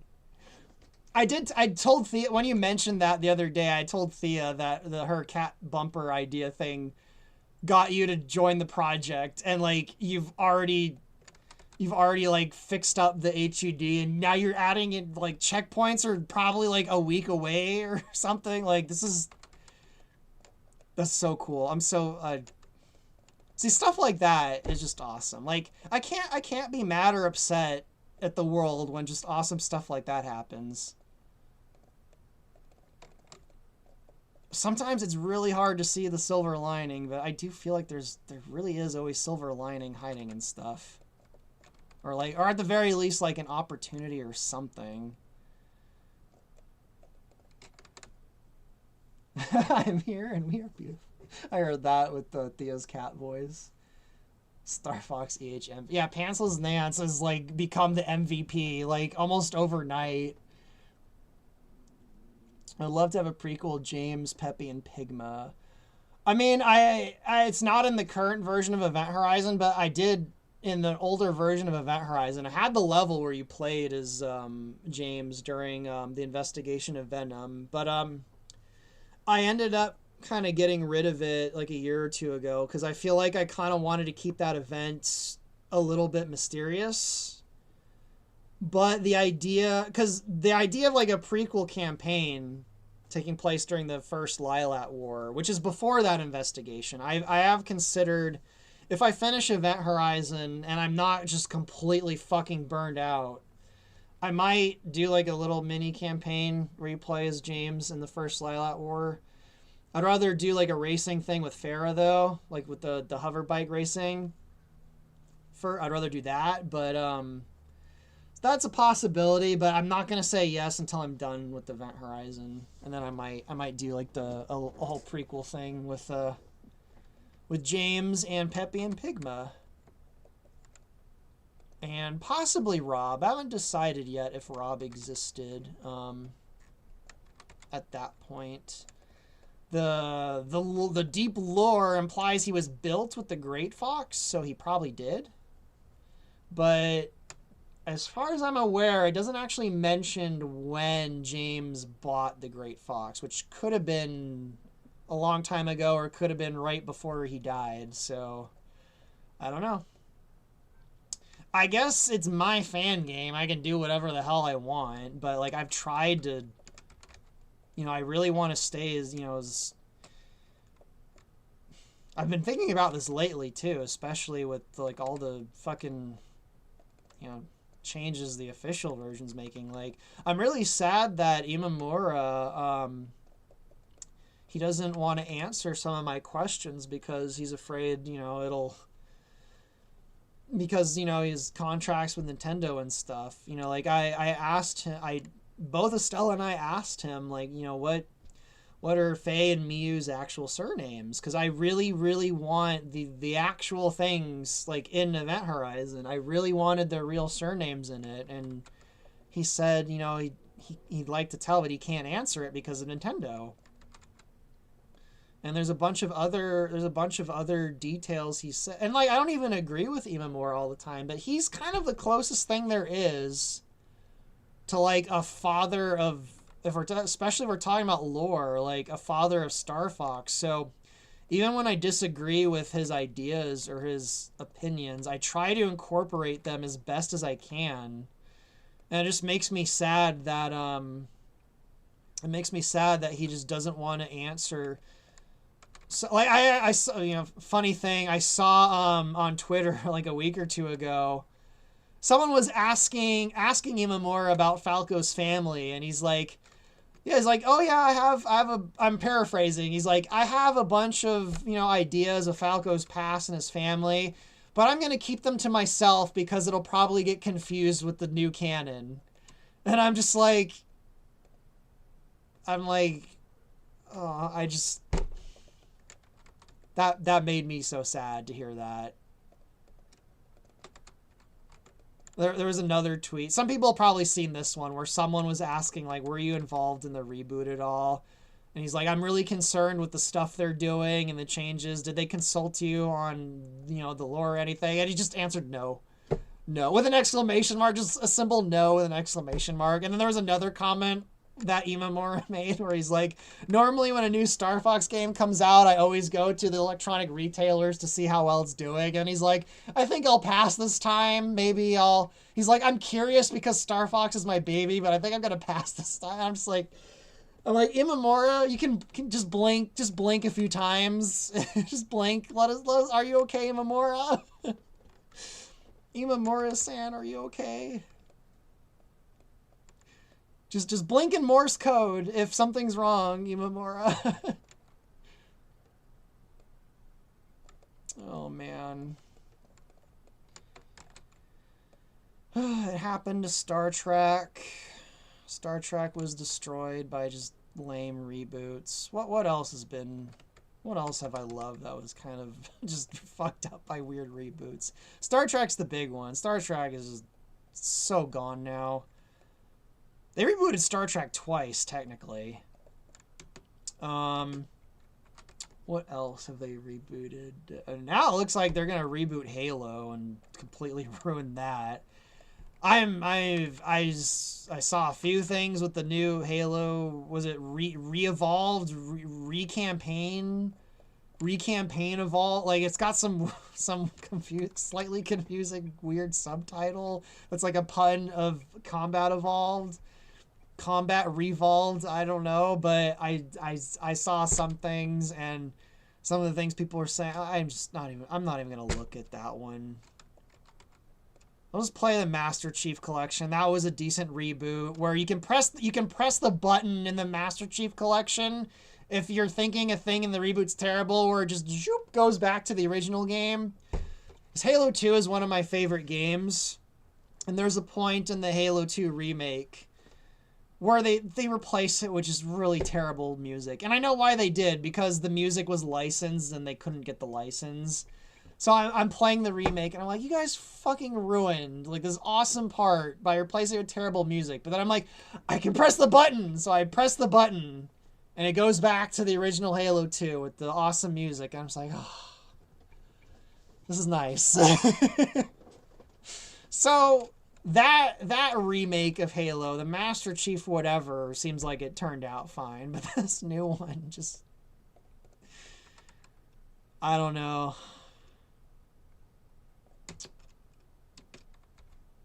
I wish Halo 4 got prelates instead. Poor Halo 4. Okay, so it is campaign evolved. Are they adding like way more shit to the first Halo? Are they doing like with Star Fox, or we're gonna add a bunch of extra scenes and dialogue and cutscenes? Are they doing that with Halo also? With the fucking Halo remake? Campaign revolved. It might end up being fine, but it doesn't sound like it from what people are saying. I don't know. I don't know, guys. I just Star Trek to me is one that kills me. Star Trek is like my favorite thing ever. I like Zelda and Star Fox a lot, but Star Trek's a thing I've known since before I even was conscious. Star Trek, sorry, not Star Fox. Star Trek, like my earliest memories are of Star Trek, so yeah, like them like just killing Star Trek, like That really sucks. But oh, Wallachia, I haven't seen you in the chat in a while. See, they have fucked the weapons sandbox from what I've seen. Yeah, I heard you can't kill brutes with the pistol anymore, or not brutes. Was it hunters with the pistol again? Like, they're just doing all kinds of weird little nitpicky changes that on their own are just weird and nitpicky, but like it sounds like it has all the signs of we've got to add our weird little stamp to this game because it's our game. It can't be a super faithful remake. The same vibe I get with the Star Fox remake. Yeah, I almost wonder if the line Fox says is like a fourth wall thing where he's like, this is my Star Fox and I'm gonna make it my. I almost wonder if that's like the team making the game, like, I don't know, saying something there. I feel like they're doing that with the Halo, where it's like, you guys are making a remake. Like, if you want to add your own touches to it, don't make it a remake of Halo 1. Don't make it a remake of 64. Do a new Halo game. Do a new Star Fox game where it's like a reboot and it's like, do that. Like, don't. You're just setting yourself up to be compared to the original games. Like, I don't know.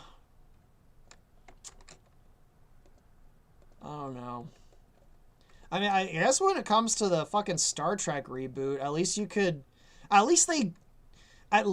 they did the weird thing where the Spock from the actual real Star Trek universe, like, he gets sucked into a fucking black hole and he's in like a weird like the reboot Star Trek's in like this weird parallel universe where everything's all fucked up, kind of like the Mirror universe. So at least you could say that for the Star Trek reboot. That's like, okay, well, it's more like a weird parallel universe where nothing happened the way it's supposed to and everything's all just weird. So at least you could say that. At least you could say that for Star Trek. Although the second reboot, Discovery and Strange New Worlds or whatever, that one's a little... That's harder to swallow because they never acknowledged it was a reboot. They're like, oh no, this totally leads into the 60s TV show for real, guys. No, it doesn't. There's no way in hell it's going to. You guys are embarrassed by the 60s TV show. Like, that's the vibe I get with the... I'm kind of going on a tangent with Star Trek. The Discovery and the Strange New World show, the vibe I get about those shows is actually a similar vibe I'm getting to the new Star Fox. It's like the 60s Star Trek show. It has an element of corniness to it because of the time it was made. And it feels like that the new Star Trek shows are embarrassed by that. They're embarrassed by the fact that they're making a show set at the same time period as the old 60s Star Trek show. And they're so afraid of being perceived as like outdated and corny that they're like, we gotta like modernize it or people will... It's like they're afraid of being laughed at.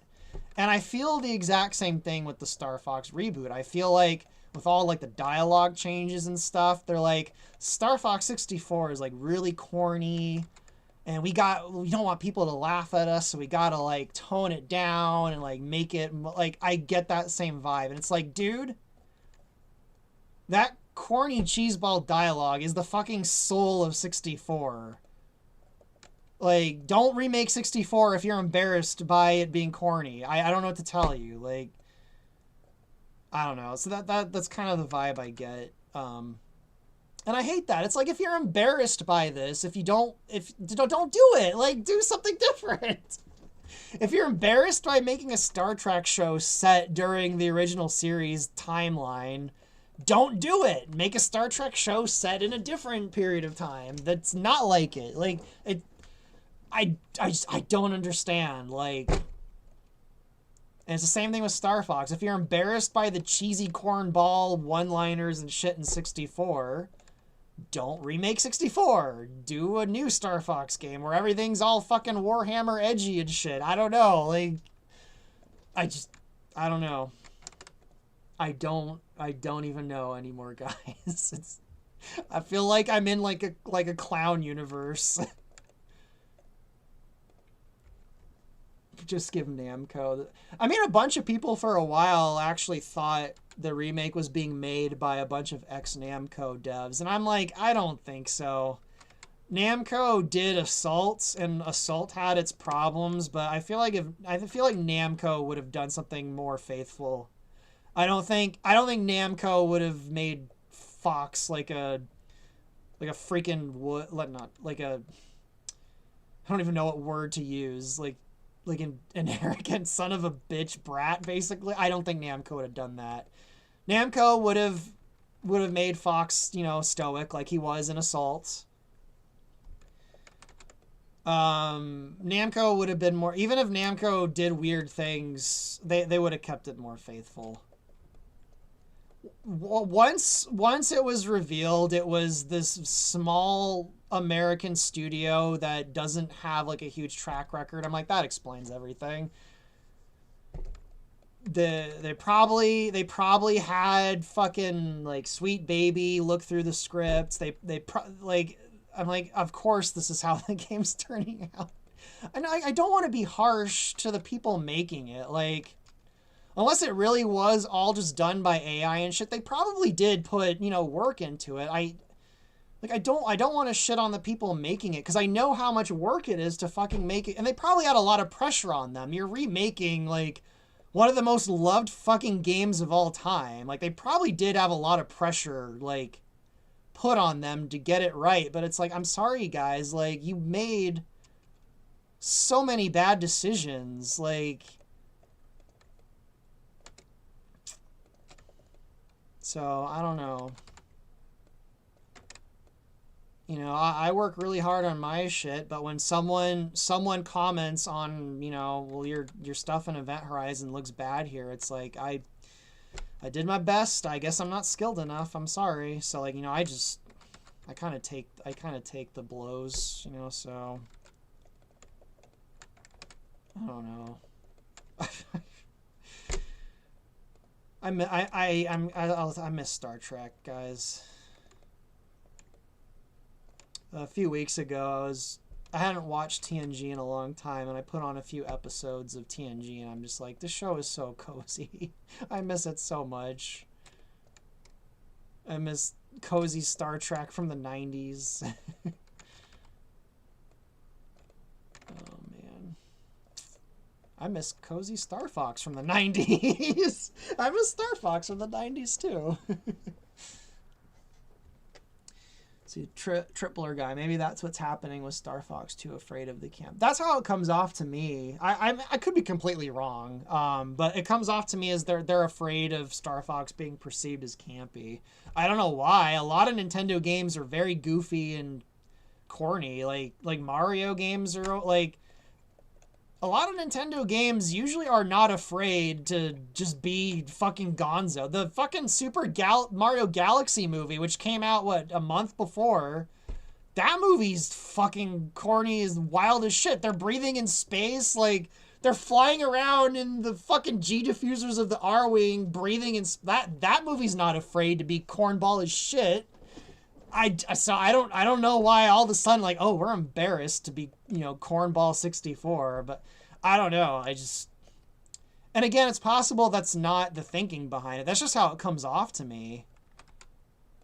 Like, in particular, like, the changes to the dialogue. Like, to me, the first thing that right away gave me that vibe is Bill doesn't go, yee-haw, anymore on, when you blow up the saucer. He just is like, oh, we defeated it. Get out. Like, I'm like, why'd you get rid of the yeehaw? Like, that's like a part of his actual character. And I'm like, did you think that, like, sounded too goofy to include it? And then, as more and more of the lines and their changes come out, like, there's a line in the original game where Pepe's like, they're on me. I'm getting careless. In the new one, he just says, they're on me.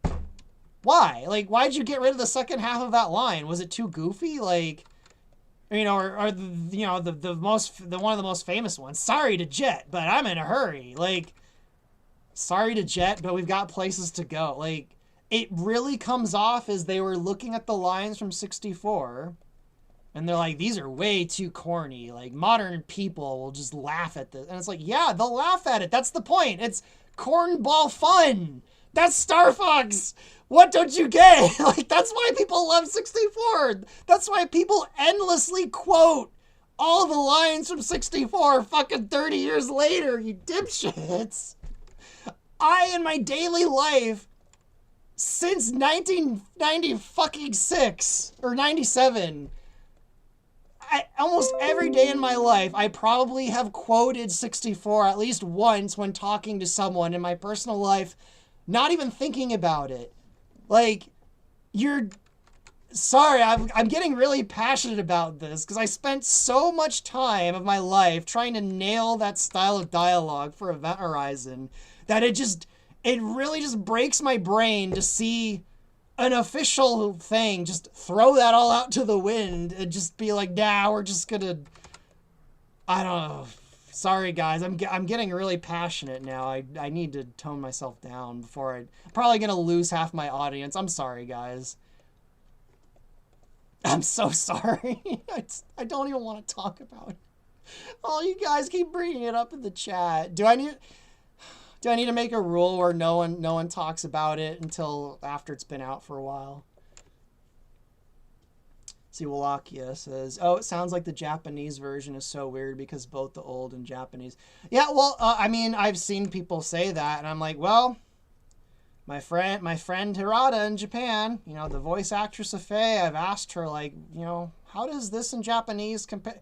And her and my friends in Japan are like, yeah, it's a downgrade in Japanese also compared to 64, so it's not even in just English. Like,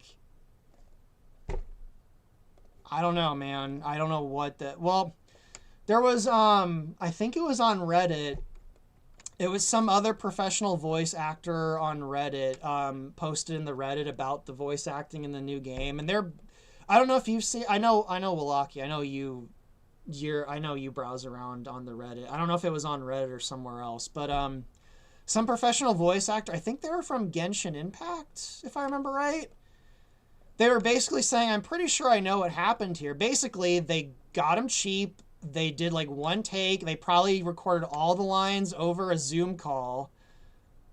And they rushed through. They're like, this is all the telltale signs that they cheaped-assed the dialogue and they just rushed through all of it. They probably only did one. And I'm like, I don't know. If that's true, then yeah, the game probably didn't have much of a budget. Which, you know, Star Fox has been dead for like a decade, so on one hand, making a low-budget Star Fox game actually is a sound financial decision. But what you should have done, if you don't have a huge budget, instead of, you know, putting all that money in your weird hyper-realistic facial technology, put all that money, you know, in the lines. And just have the game, you know, kind of have like an indie, I don't know, cartoon, whatever thing that isn't, you know, so resource intensive. You know, put your money in the thing people actually liked about 64. So, I don't know. I'm not a businessman, though, so... I'm not a businessman, but I think we're getting close to finishing the hull. I think I just need to make the little weak point things on here. I might put a few more details on the center thing, but I'm starting to feel pretty happy with how this is looking. It almost reminds me of the TIE crawler from was it Empire at War? It's kind of reminded me of was it the TIE crawler or the TIE Mauler? I can't remember. Well, it was the fucking the TIE fighter tank from that Star Wars game. Let's see. We are right behind you, big guy. We support you. Oh, thank you. Are you just talking about Event Horizon? See, some of the bosses in 64's Japan version sound like they're going to kamikaze your ass. Yeah, the fucking screams in the Japanese 64 are fucking terrifying. Like, because they're screaming out their lines and giving a hell of a... Yeah, they're like really emotive, and they're not in the new game. I don't know about other languages, but... Let's see. By the way, that face stuff. In 2017, there was an article about Velen Studios and how they invested a fuckload of money into AI facial recognition software. So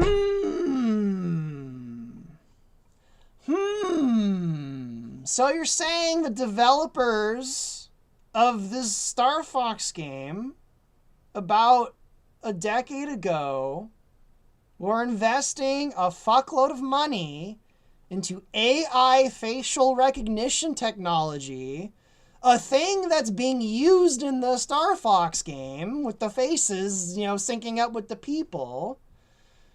So, I don't know, guys. Is my lizard brain actually, you know, picking up on this stuff? I don't know, guys. That's the first time I've heard that, though. You gotta send me that article. Oh, you already did? Okay, let me go look at it. Has it been posted on Reddit? Oh my god, they spent that much money on it? Holy shit.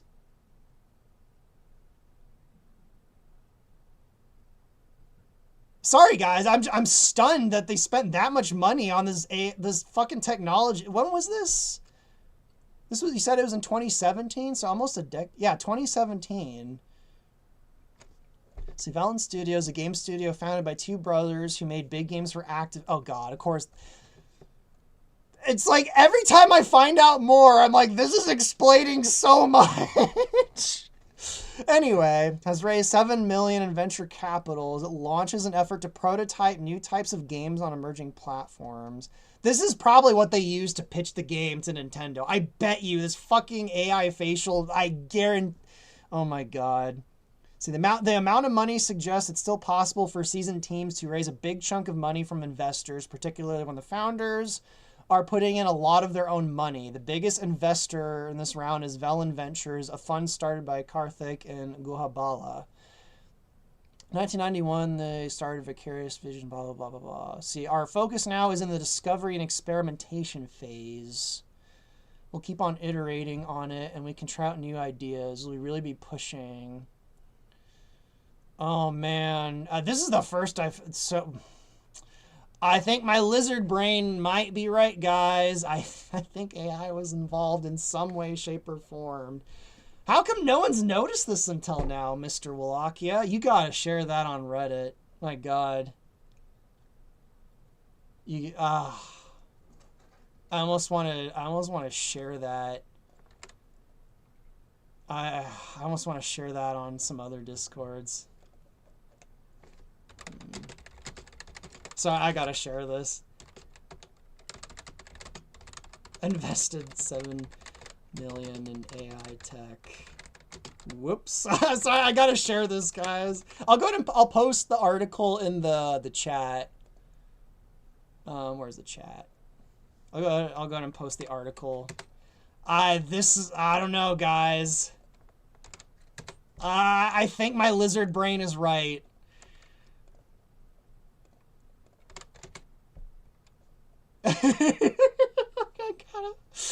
Oh man. Now, this doesn't mean, you know, just to cover my bases, you know, for possible legal reasons, this does not mean they're currently using AI tech or AI tech was used in the creation of their more recent games. However, people were telling me a few weeks ago, no, they'd never use AI. Well, they fucking invested $7 million in some AI shit, so I don't know, guys. I think my lizard brain is right. I think AI might have been involved at some point in the creation of their stuff, but we'll find out eventually. Or not, I don't know. If no one buys the fucking game, but no, people are... The game's gonna do well.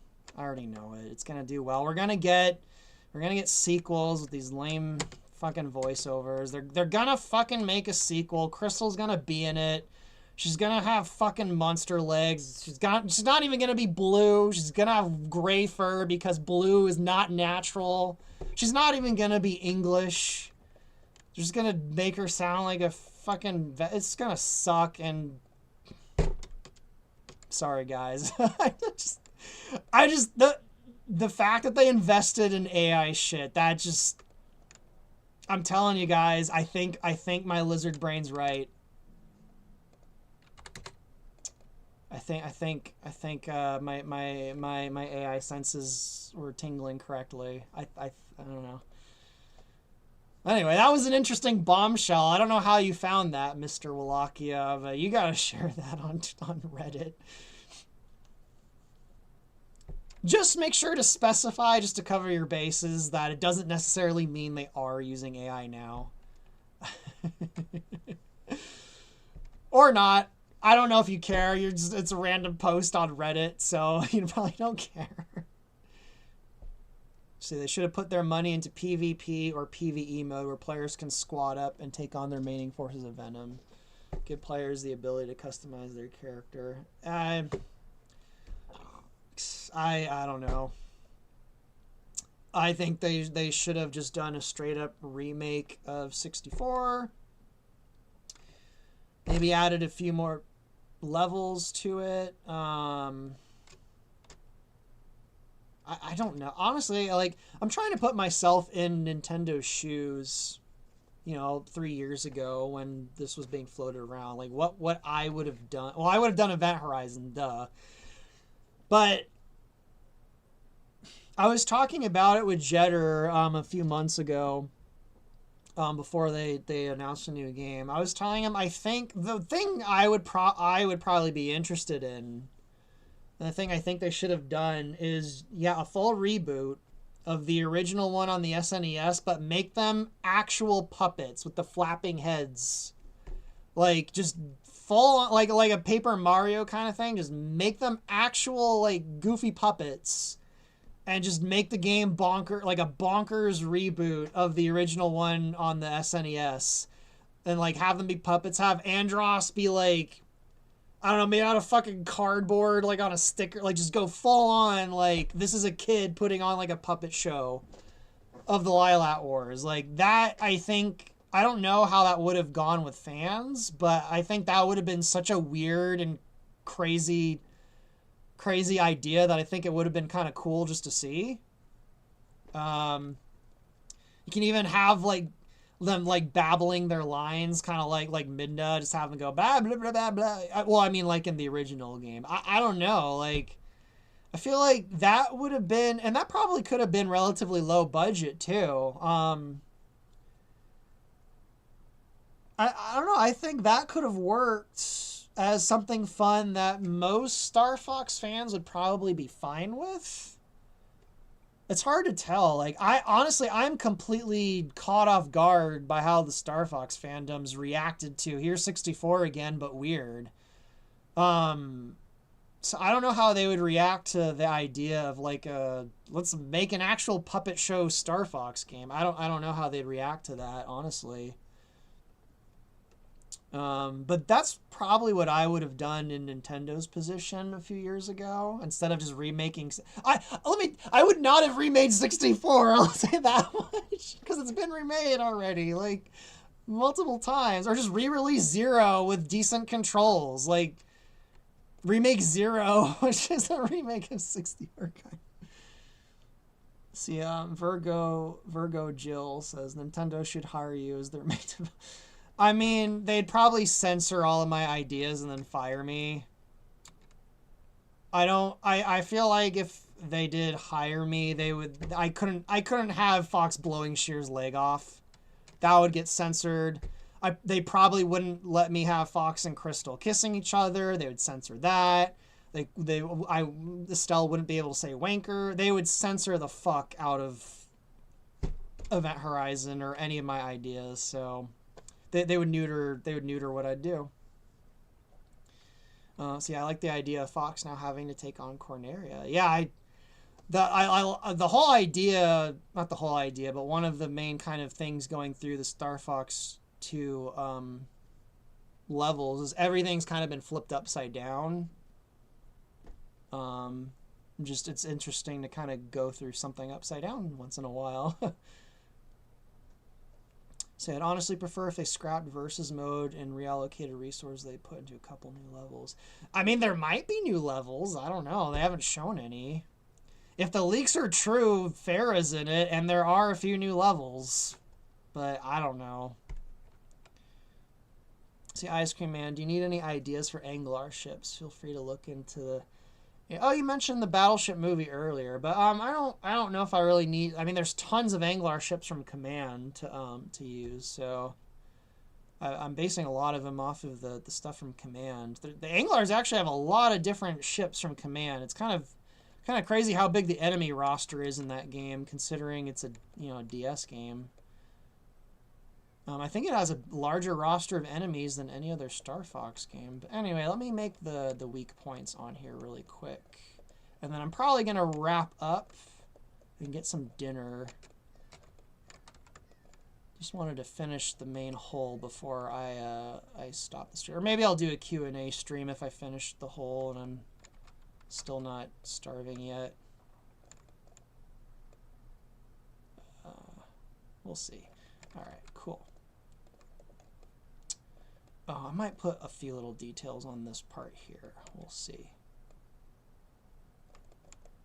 Alright, I'm going to do something wild and not use... No, I think I'm going to use a cube. I'm going to use a cube. See, did you have any plans to use Bill in this new story before you... Yes, Bill and Wolf both show up in the Star Fox 2 levels. Let's see. Chasen, question for you. I've been drawing some Event Horizon fan art and memes. Oh, you should, yeah. Oh yeah, just tag me on Twitter. I'd love to share Event Horizon fan art. So people have been making quite a bit of Event Horizon art lately, which has been awesome. Someone made a really cool one of Farah. I showed it in another stream. Let me go and throw it on the background. Someone made a really awesome fan art of Farah, like 2 or 3 months ago. It was so cool. I love seeing fan art. It's a bit motivating. It reminds me people like the stuff. I have it saved somewhere. Where are you, Farah? I know that Farah picture's in this folder somewhere because I showed it on another stream. Did I? Is it this one? No. Uh-oh. I think I lost the Farah thing.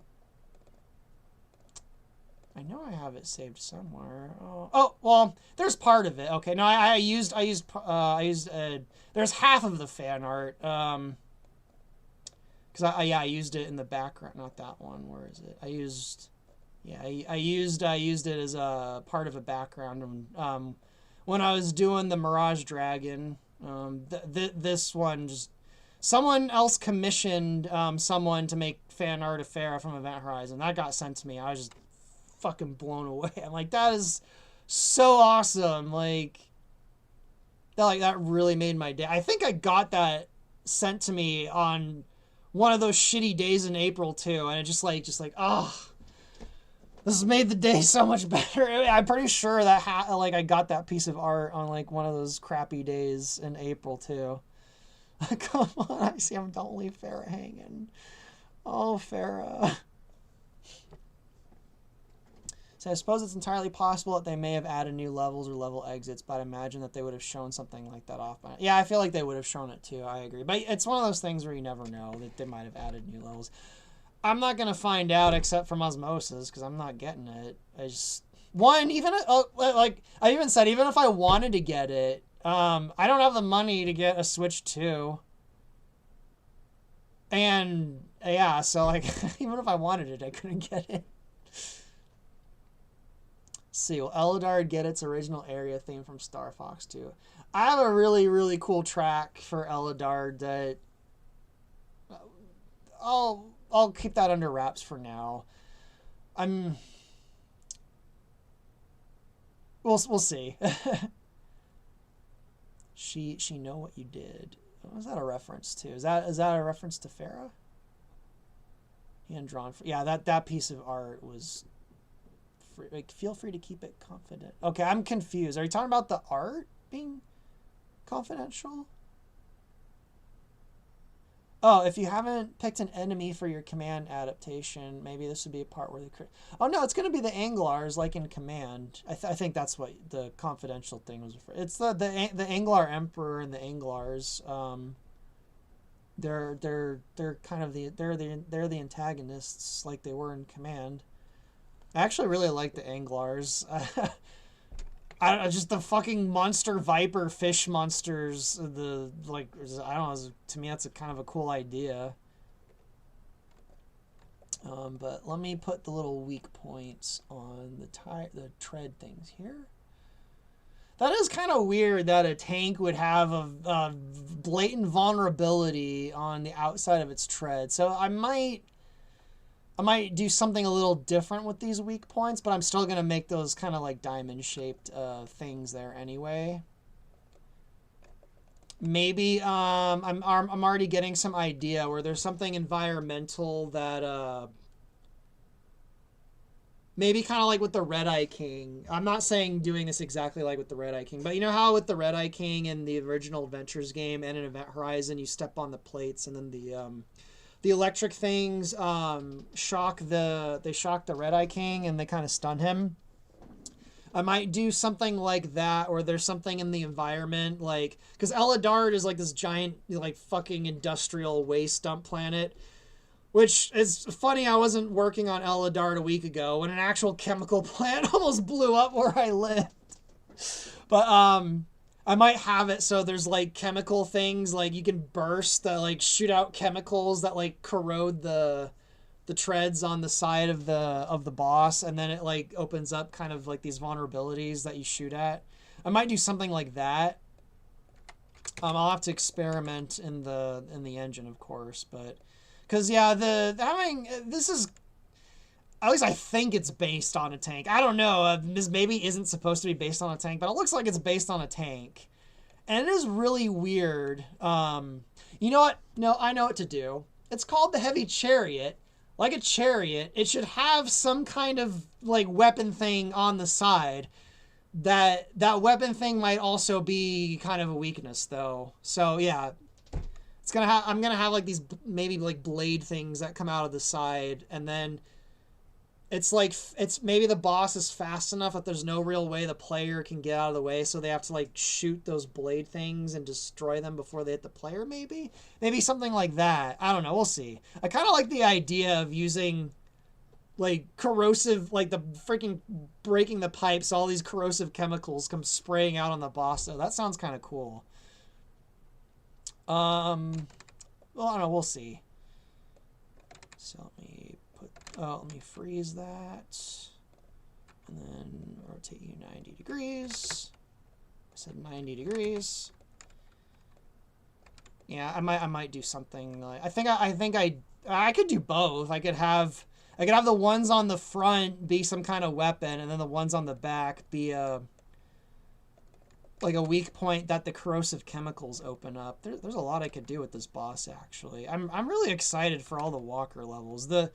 I'm really glad that I was worried that the walker level I released in the theme park, I was worrying that it would be like a little difficult for players to kind of get used to the walker, and it might be a little weird for them to get used to the strafing. But I got a lot of positive feedback from that level, so it seems like I might have nailed the way the mech controls. So I'm kind of happy with that, because I was really worried the mech would just feel way too janky. But people are saying, no, it seems like it controls fine. You're doing a good job. Keep it up. So I'm happy about that with the mech. Or the phase Star Walker. I'm so glad I got the battle-based meteor level. I put so much into that level.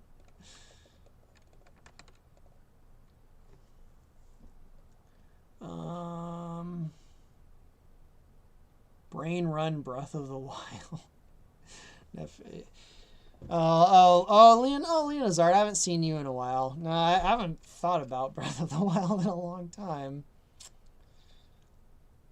Let's see. Really looking forward to seeing any Serenia themed levels.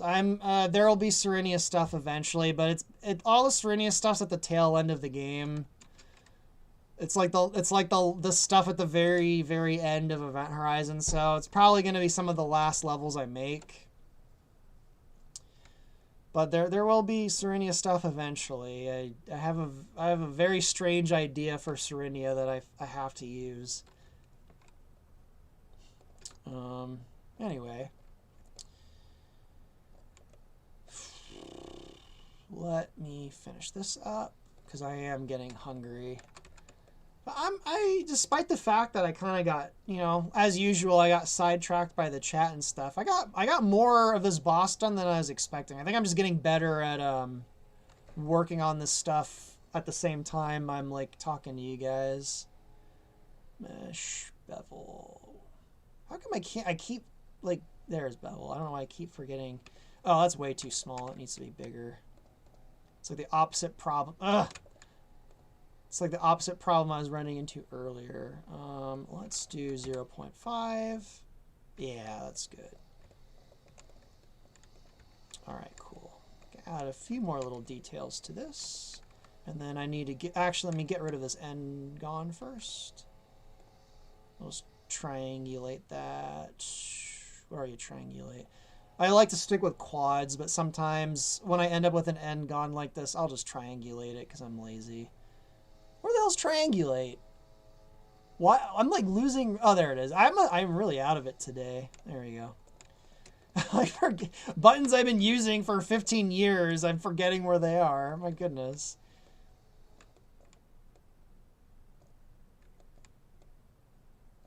All right.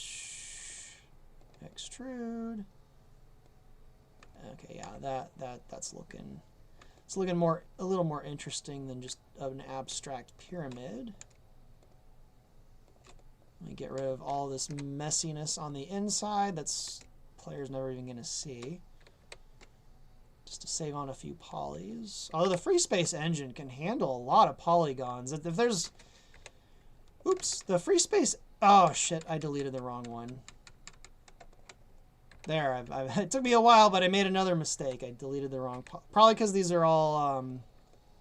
there we go. Now it's easier for me to select the right ones. Alright.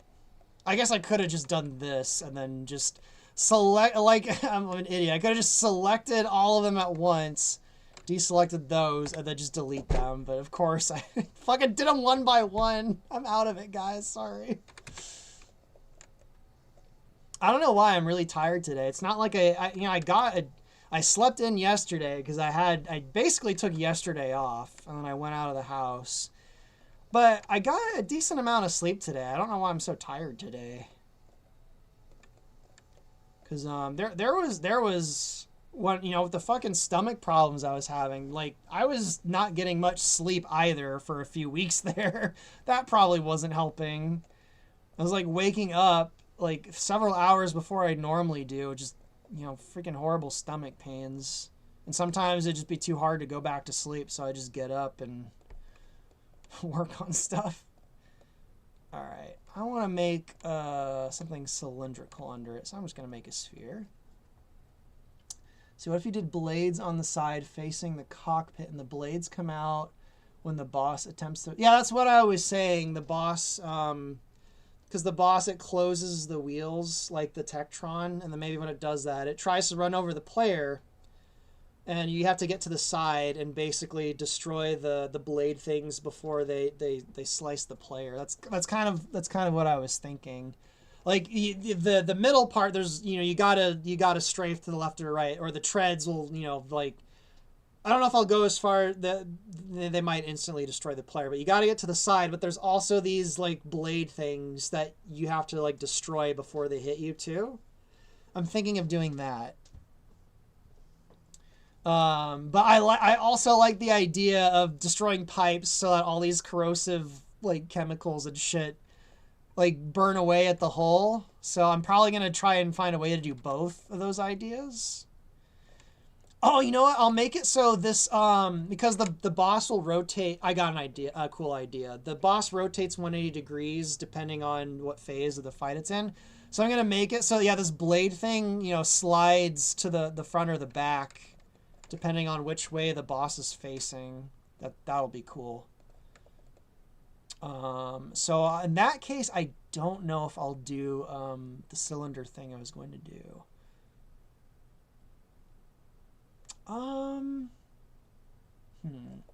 No, yeah, I'm going to do something different. Something different than the cylinder.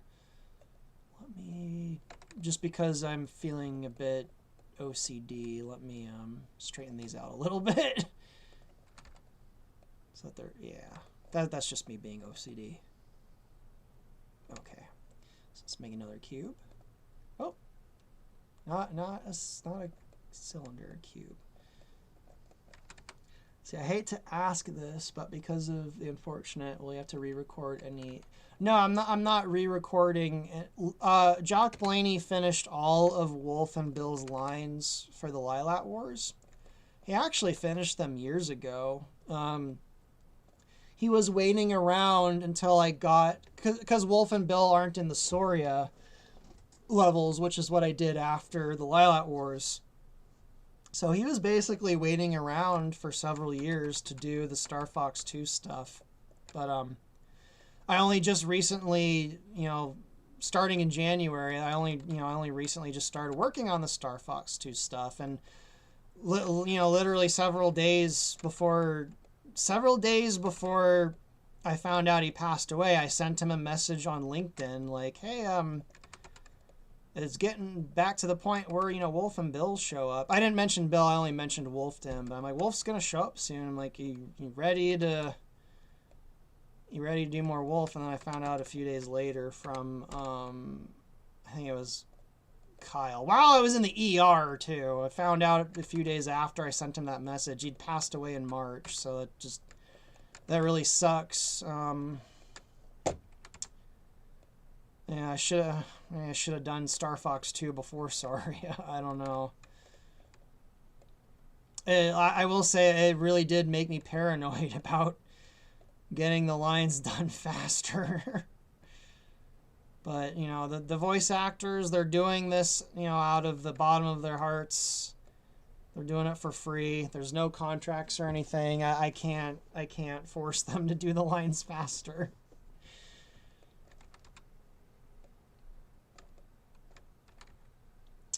But, so yeah, I've been focusing on doing stuff with voice actors that I know can get their lines done. Like I said, Kyle and Alex Ross have been on a roll lately. They've been doing so much stuff as Shears and Fox. Alex Ross recorded lines for a scene between Shears and Dracor. I don't know if I'm going to animate that anytime soon. I might, because it's just him and Dracor talking. That'd probably be pretty easy to animate. So I don't know, maybe I will do that scene soon. So any particular plans for the Pigma Cube when Command rolls around? I might. I'm Pigma, the robot computer Pigma thing. That probably will come up at some point. Maybe be a MacGuffin. We'll see. With the Command stuff in particular, Command is such a touchy subject with Star Fox fans. I try not to really talk too much about it. Just because when I get to Command, depending on how people react to it, I might end up changing everything. So a lot of the stuff I say about Command, take it with a grain of salt, because when I get to it, it might just completely change from what I've said. I'm much more confident in everything else, like the Assault stuff and the Star Fox 2 stuff, as far as my ideas and what I'm doing in them. But with Command,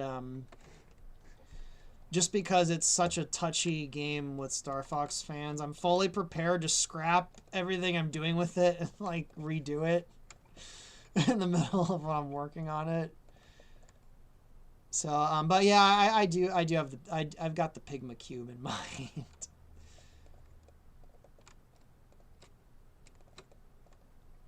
That was a pretty wild idea in Command, but one thing,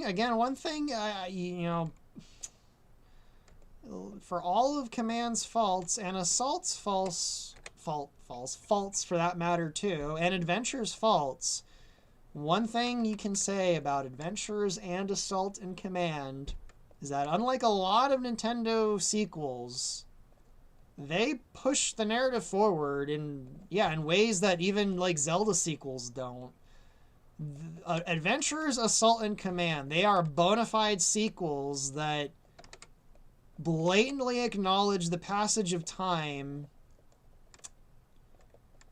And you know, the Pigma cube, that's like, oh yeah, all this stuff happened in Assault. Pigma's kind of dead now, or he's a fucking, you know, Aperoid machine now. We can't just have Pigma back as Pigma. He's gonna be a fucking Pigma cube. Like, there was an actual, despite all the fucking, you know, dumb shit in Command and, you know, the things in Assault that I think could have been better. Like, those games, they took the progression of the Star Fox universe to heart. Even Zelda doesn't really do that.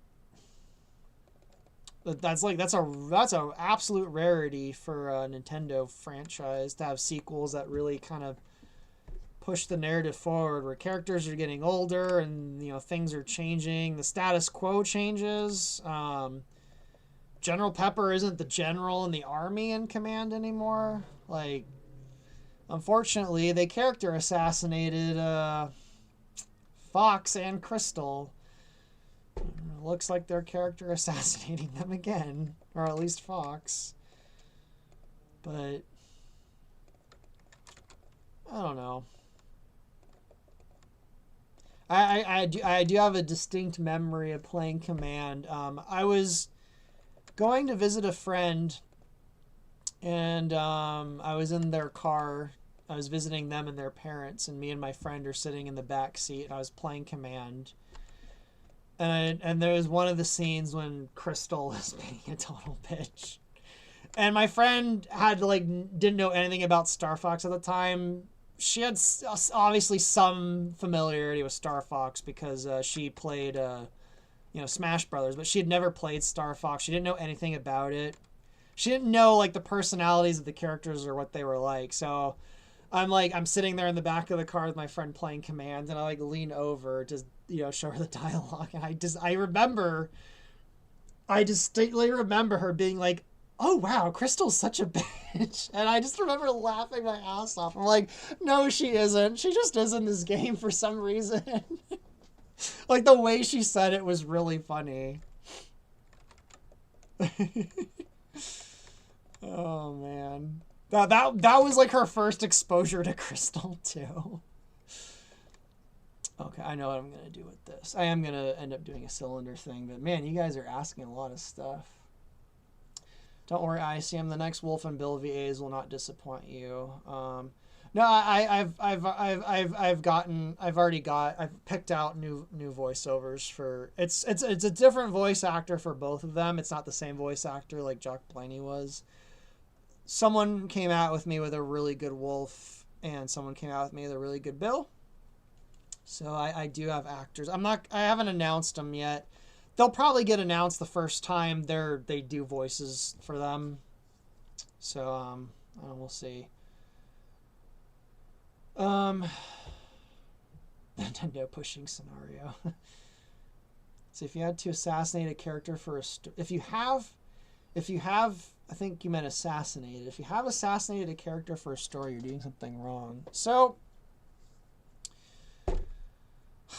it's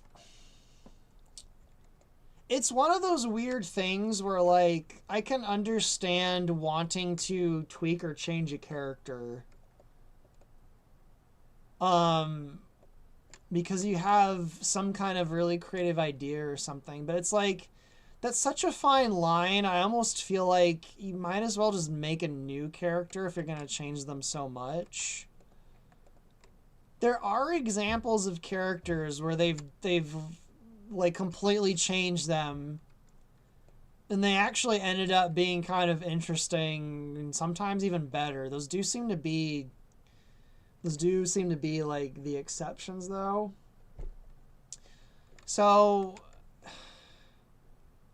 I don't know. It's kind of a weird thing where it's like one of those things where it's like, yeah, you can change the character, but basically if you do that, you just have to open yourself up to the risk that you might you might assassinate the character in the process. And you have to be willing to accept that risk, and you have to be willing to accept that you might upset a lot of people that really loved a particular character. If you just overhaul a character that much, especially a character that's been around for a really long time, that kind of has a personality, or like a character, like fucking Kirk from Star Trek. Like, Kirk has such a specific personality and, mannerisms, and it's like, or Han Solo is another great example. But they have actually rebooted Kirk twice now, so that's probably a better, like, it's like, just make a new captain. They made Captain Picard. He was fucking awesome. They made Captain Sisko, new captain, fucking awesome. Captain Janeway, awesome. They made Captain Archer. He was great too. He was a bit of a brat at the start, but Captain Archer ended up being kind of like, just don't reboot Captain Kirk. Captain Kirk, just be like, he was around in the 60s. He did a bunch of Star Trek movies and the TV show. He was great. He's a fucking legend. He had an unfortunate death where a bridge fell on him. Just make a new captain. You don't need to bring Kirk back. Same thing with... So, like, yeah, if you're gonna just overhaul a character, you have to accept the risk of, I might upset a lot of people and I might ruin the character in the process. It's just... And just do it carefully. Like, don't just go, oh, I'm gonna like completely warp and change this character, or like, and just don't, like, unless you really think it'll work out. And I learned that the hard way in some regards with Zelda.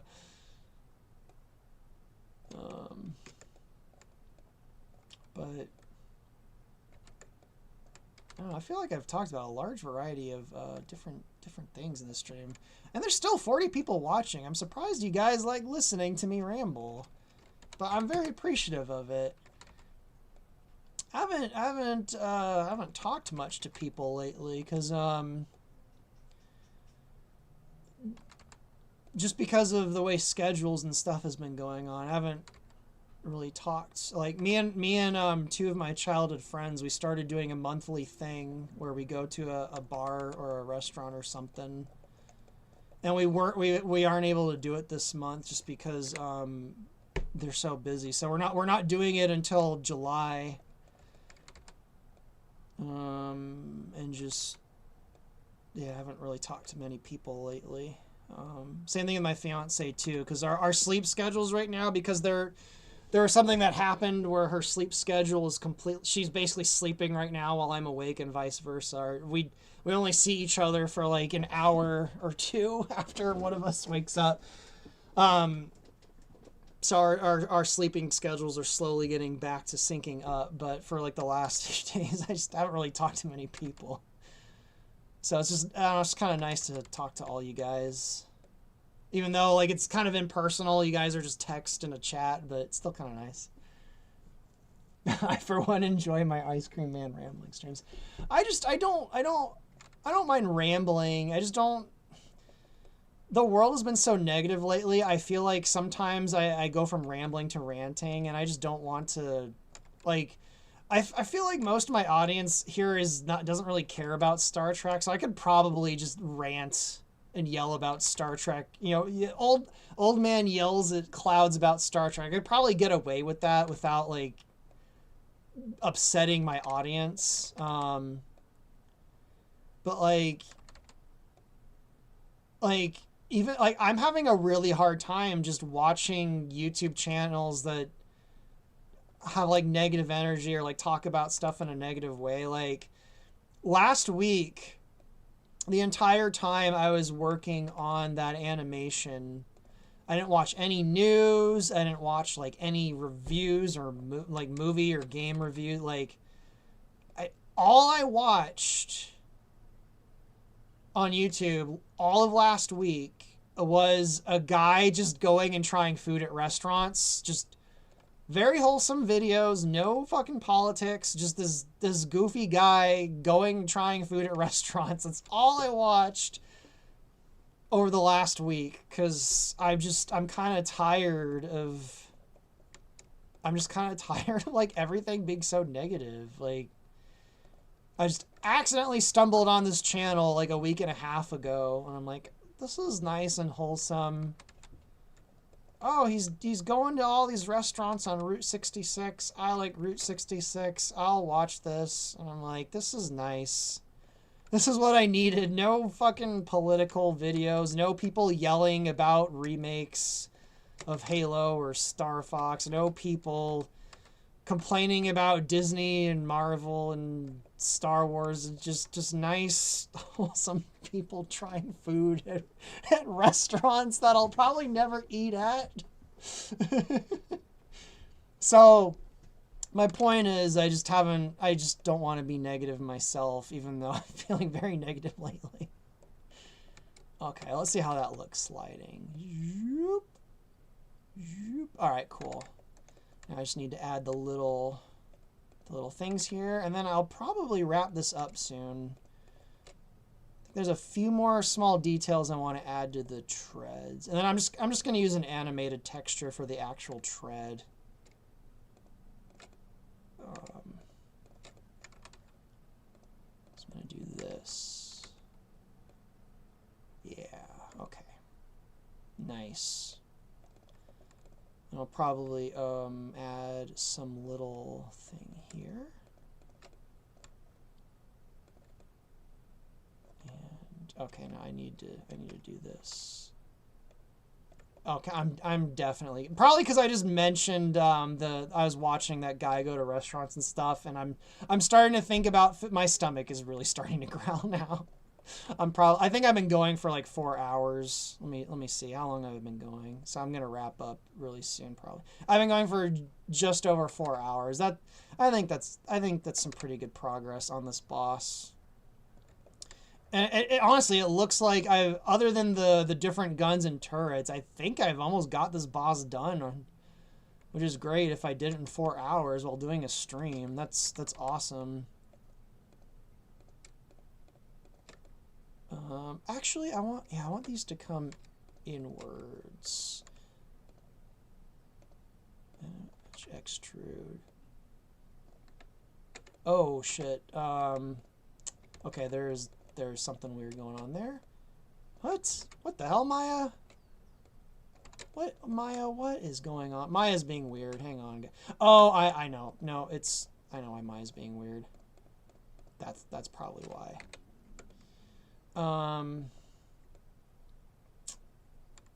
Yeah, I'll just do this. I don't need to extrude.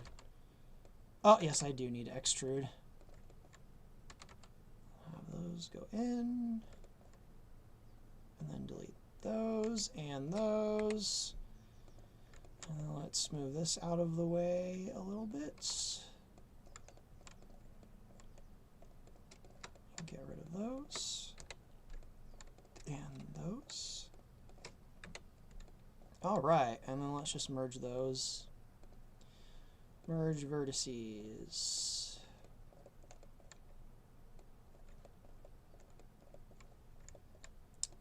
Merge vertices. Just, forgot to check the Discord to see if I posted that article in some Discords about the AI stuff. I'm gonna go see if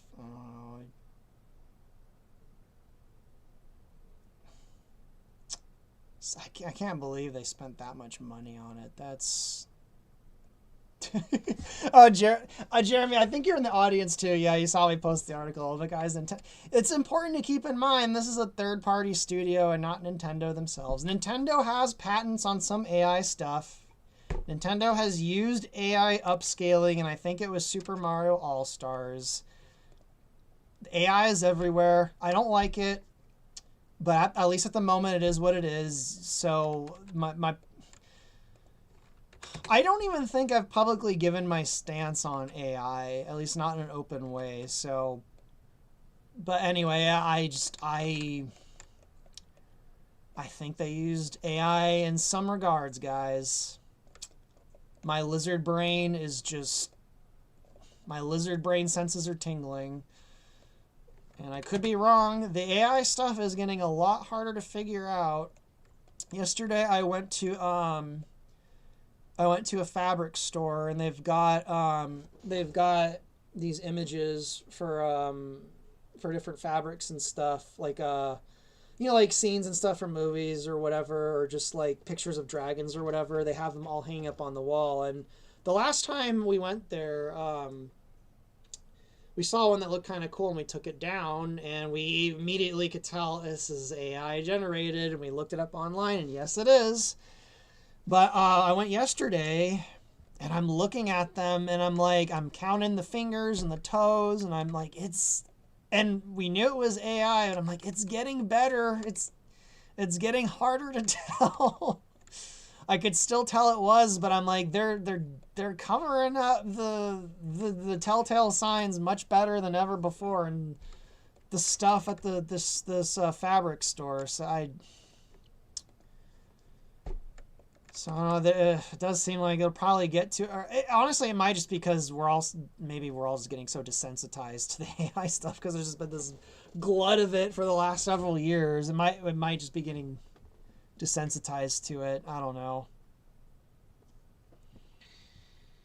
Let's see. If somebody were to make a new Discord account, since Discord's stupid customer service won't help them, how likely would it be for them to reban them for dodging a ban? They shouldn't.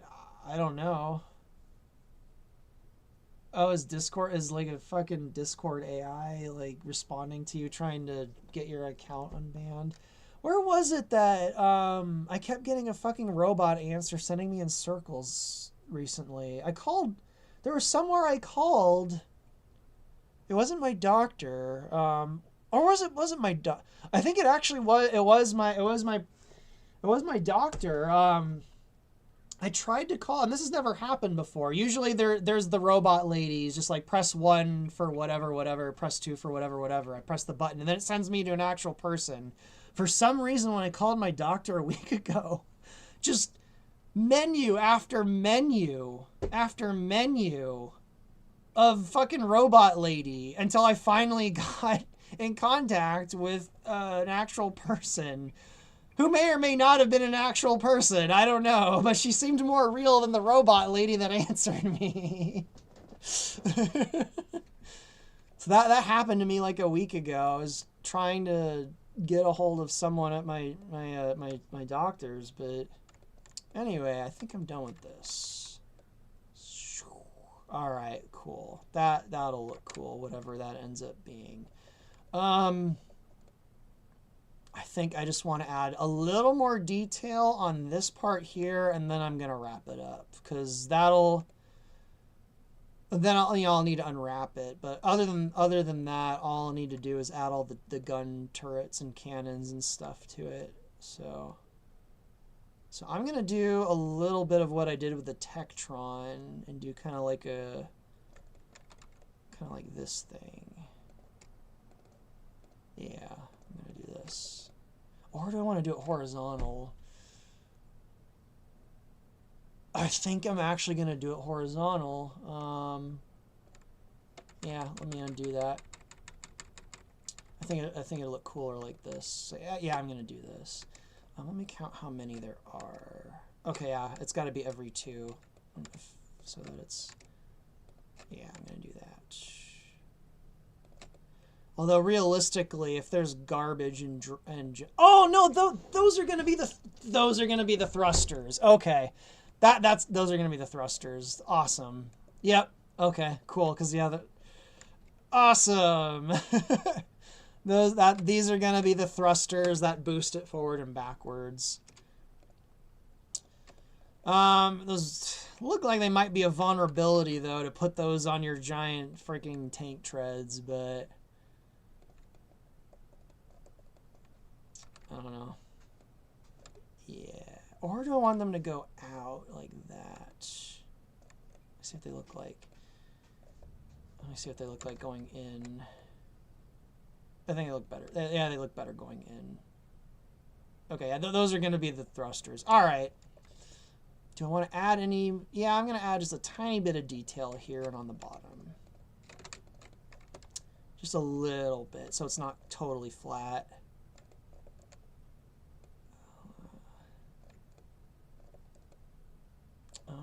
Let me make this more even in the middle. And then I'm going to have both sides of those. Let's do not keep the faces together and extrude. Oh, are you getting hungry, kitty? Yeah, you're hungry. I'll get off. I need to feed myself too, kitty. I'll wrap this up in a bit and I'll feed you, and then I'll feed me. Yeah, it's your food time in about 10 minutes. She's asking early like she always does. And Lizzie's asleep, so she can't feed her. So yeah, I'll get off in 15 minutes when it's your food time. Okay. Yeah, I think that's good. All right, let me just look over. No, I don't want too much detail here because this is going to slide across. I might do some detail in the texture here, but this is going to slide across. And frankly, the player's not going to get much of a glance from the side. They will get some of a glance when the boss rotates to face backwards, but you know what? No, I can't help myself. I'm gonna add a little bit of detail here. Just a little bit. Just a little bit of detail. I'm going to do this. I'm going to have it indented a little bit. And I forgot to... sorry, I forgot to untick the faces thing. Keep faces together. Whoops. Okay. I want one more detail here.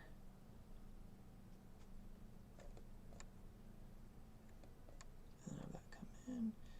And then I want it to indent a little bit, just a little bit.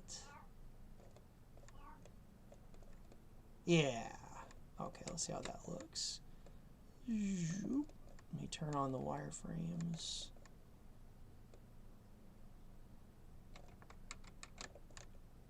Okay, this just needs to go down a little more. There we go. Okay. Now I want to add a little bit more. Now, just stop being OCD. It's good. You'll do details in the textures. It'll be fine. Yeah, the tread is going to be an animated texture, so I'm not going to put the detailed treads. The detail will be in the texture. Just because although I bet you freaking pantsless Nance could probably figure it out. There's not really a way in the engine to do proper like tank treads. In Unreal you can. But in Free Space 2, you can do wheels in Free Space 2, but there's not really a way to do proper tank treads. So it can only be done with an animated texture. I bet you pantsless Nance will be like, challenge accepted, and then like in 2 weeks he'll be like, hey, I got actual like models of tank treads to rotate properly in Free Space. And I'll be like, how would you do this? But let me just mirror it to see how it looks. I just want to see what it looks like mirrored, and then I will wrap up the stream and get some food. Because I and the cat are starving. Also run and go get some gas, too. I'm low on gas. The gas prices skyrocketed like a month ago. So I kind of tried to avoid driving as much as I could. But now the prices have come down a little bit, so... All right, what do you guys think? Do you guys think that's looking? I think in Star Fox 2 he's a little taller than what I did. Maybe not. I think it was just the angle. Yeah, this angle. I don't know. What do you guys think? I just noticed the treads on this. Okay, there are treads on it, but look how big they. I didn't even notice that until just now. It does have treads, but they're fucking huge. Those are such giant, like, I don't know, that, and they almost look like chain treads. That's interesting. Man, what video games from that time period were so wild. I love them.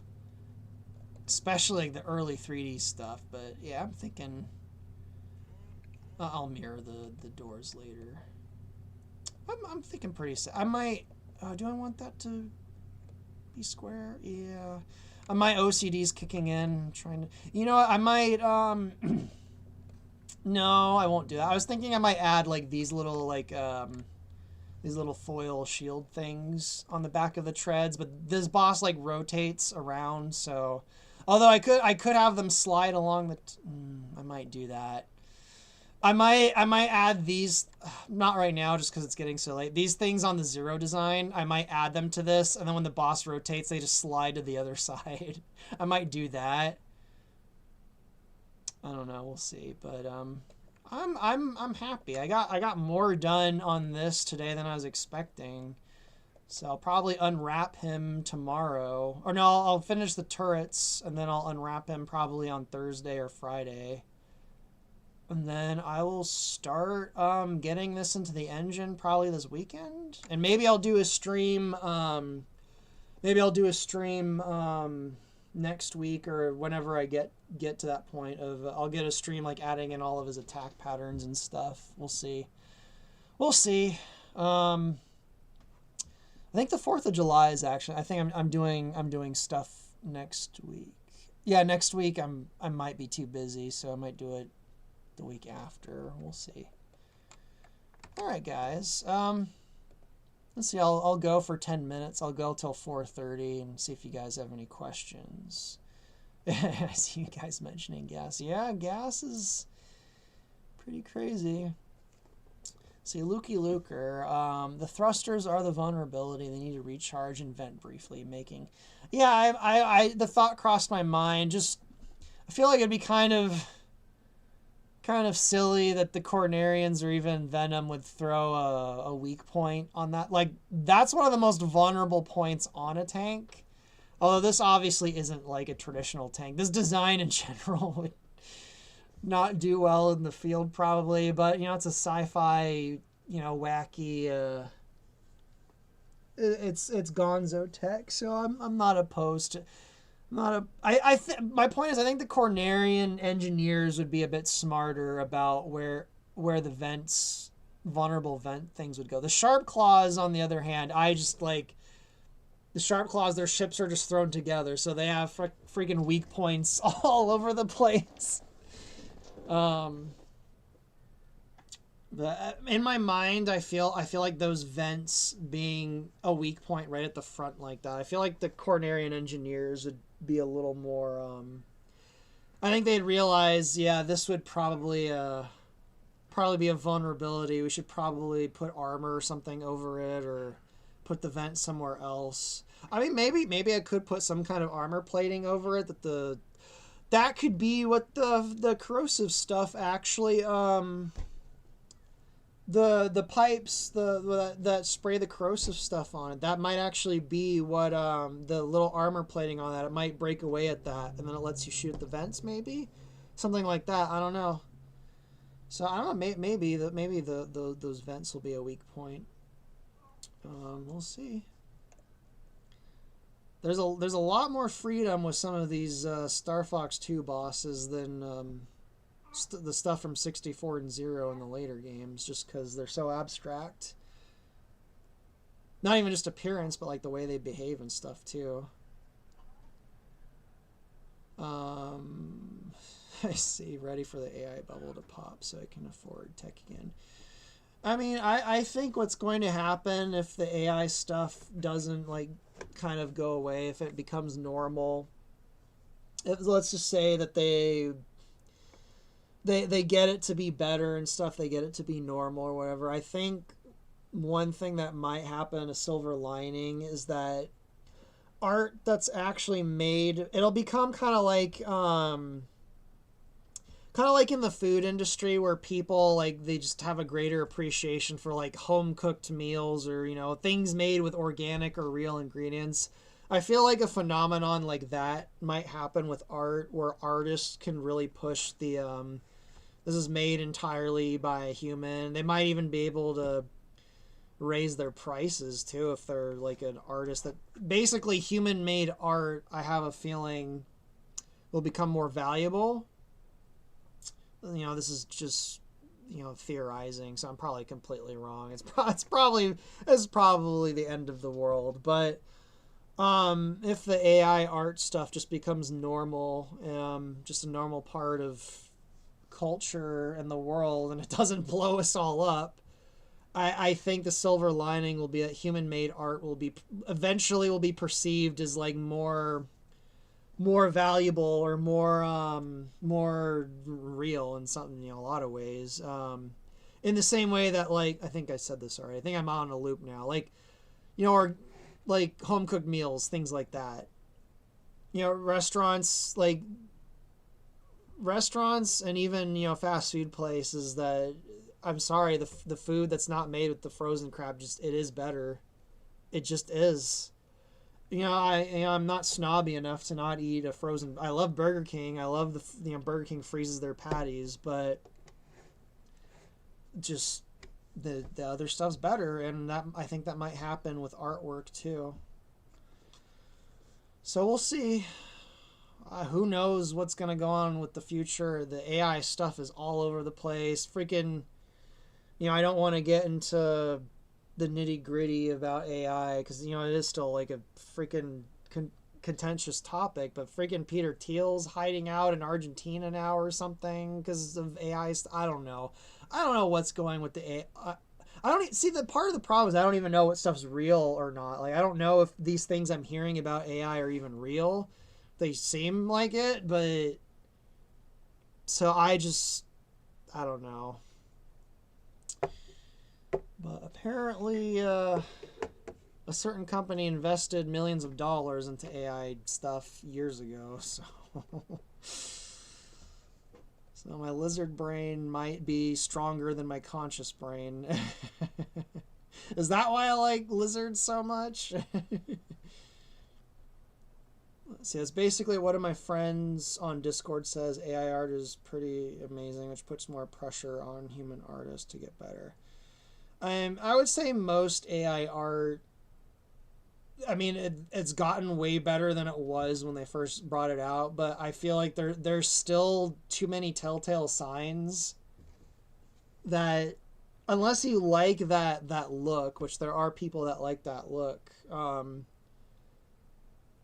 there's too many telltale signs still that, this is... It's hard to really articulate and put into words. It's one of those things where you kind of feel it when you see it. And I don't know. I've seen some AI generated stuff though that looks like, I was saying, there was one at this fabric store I went to where I'm looking for the signs, and I'm like, no, the fingers are right. I'm like, it's I don't know. It's getting there, and yeah, it's competing with artists, and these giant corporations are going to use it. I mean, they already didn't they find out in the Halo remake that didn't they already say they're using AI stuff in it already? So,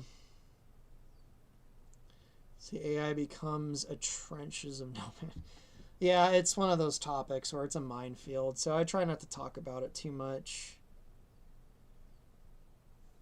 I'm not seeing any more questions, so yeah, I might just wrap it up. Let me scroll up. Maybe I missed some. How many people are in the stream, actually? Okay, yeah, a lot of people have left. It's a good time to wrap up, but I want to answer one more question if I can find it. I see a lot of you guys giving ideas and saying stuff, but no questions. Okay, yeah, I saw that already. All right, well, yeah, unless you guys are really far behind, I'm not seeing any questions, so I think I'm going to wrap it up here. What time is it? Yeah, it's 2 minutes to 4:30. I'm going to go get some gasoline for my car because I'm very low on gas. And I might get some fast food after. Let's see, where have I not been in a while? I think I've got some coupons, actually, so... I think you guys are actually really far behind. You guys are talking about stuff I was... Okay, there's a good... Someone just asked a question. Will you have a good rest of your day? I hope so. Today's been decent so far. I was tired when I woke up, but that's not the end of the world. Other than that, it's been a decent day. I got quite a bit of this model done. So that's good. So yeah, I think unless a toxic chemical plant just blows up down the street out of nowhere, I have a feeling the rest of today is going to be pretty good. Or God forbid my stomach starts acting. I don't know. I haven't felt pain in my stomach for a week now. I think I'm finally past that. So that's good. But all right. I guess I'll wrap up. Thank you guys for tuning in. Hopefully I'll have more Eladard stuff to show soon. This boss is turning out pretty cool. I might do a stream next week or whenever I get to the point where I need to add in all of his behaviors and stuff into the level. I might do a stream then. Although I've been pretty heavily invested in doing the cinematics and stuff, so Eladard might get delayed a little bit if I get some of the voiceovers in, especially from Toontown. I'm hoping to get lines in from him for Tricky and Randorn. There's a scene I have basically animated, except for the specific parts where Tricky and Randorn and Kite are talking, and I really want to get those. I had one of them playing in the background. I really want to get those scenes done because they're so freaking wholesome. Especially the one where Crystal goes to space, but I'm waiting for him. So if he sends those lines in the next few days, I'm probably going to be working on those, and Eladard will get delayed until I'm done with those. And if he sends Peppy doing karaoke, yeah, Eladard is gonna be put off until I'm gonna if him and Kyle and Estelle do send in the karaoke, I'll probably be doing that first. But if not, then I'll probably be streaming this some Eladard stuff I'm working on next week. But okay, now I'm seeing all the questions flooding. Yeah, I think you guys are on like a fucking 5-minute delay. so one question. Well, the Jetter, is that you? Oh, you have a similar icon. I don't think that's Jetter. Black Parrot 077. Your icon reminds me of Jetter's icon for some reason. So question, will the Cornerian fleet now be the enemy in the Talon campaign? They are for the first half of it, yeah. In the levels that I've released, they're the enemy forces you're fighting. This boss is a Cornerian tank too. Which is why I based a lot of it on some of the Zero stuff. Yeah, now I'm getting all the questions are coming in. Will you do an animation stream of you working on a cinematic? I've been thinking about it. In fact, I was thinking about doing it even for the Shears. I was thinking of doing a stream where I was doing the lip syncing for Shears and Fox for the Shears and Fox animation I just did, but I wanted to get it done in time for Father's Day, and I technically didn't. I was late by a few hours. But I'm like, if I do a live stream of this, I'm probably gonna get distracted, because with lip syncing, I really have to pay attention to both listening to what they're saying and how the lips are moving. I have a feeling lip syncing would be, if I did do that, I'd probably just have to completely ignore the chat for a while until I finish actually. It's one of those things where I don't know if it'll translate to a good stream. And then the animating stuff, I've thought about that too. The animation stuff, it drains me more than anything else. It's the hardest stuff to do, and it's the most time consuming and the most draining mentally. So I don't know. Maybe not like a full blown animation, but if I have to do something kind of relatively small, maybe I'll do a stream. Like if I have to animate a bumper of a character. Whenever I do the bumper for Kite, maybe I'll do a live stream of me lip syncing Kite and then animating that, because that's just like a 15 sec. I think less. That's like a 10-second animation. I could probably animate that without it taking too long. I could probably do that in 1 or 2 streams even. So maybe I'll do that. Yeah, all the questions, guys.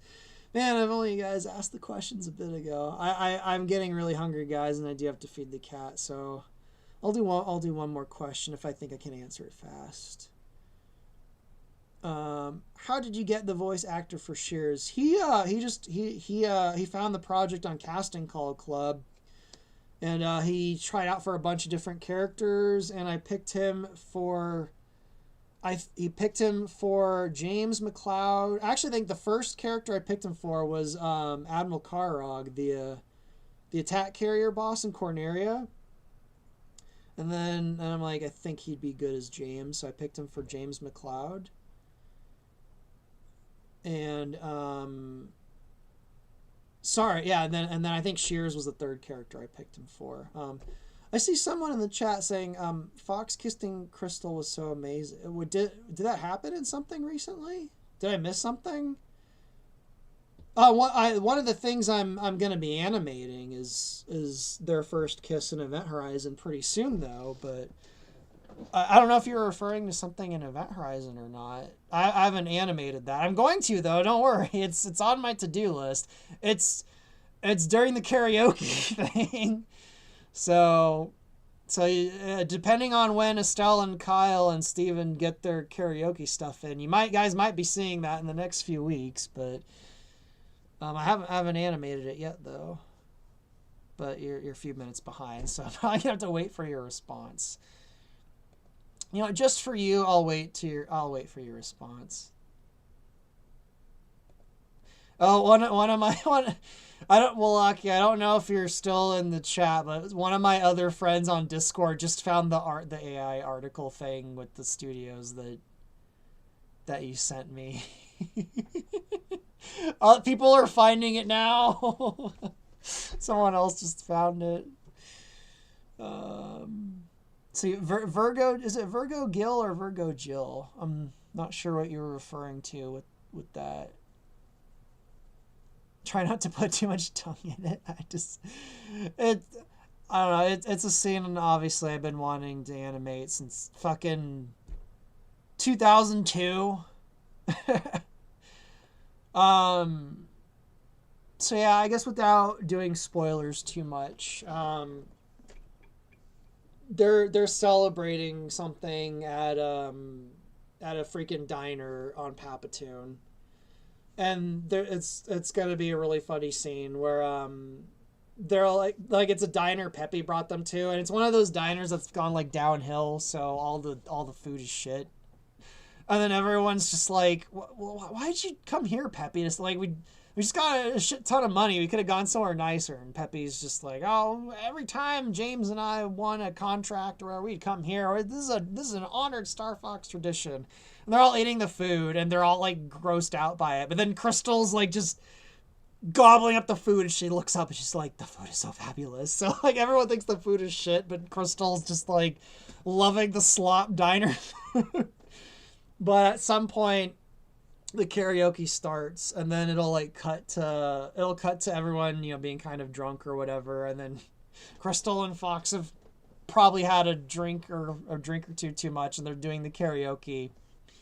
And then during the karaoke, it's when they I have the music for it ready. Like they're in the middle of singing, and they just kind of, well, I don't want to spoil too much. You guys can use your imagination.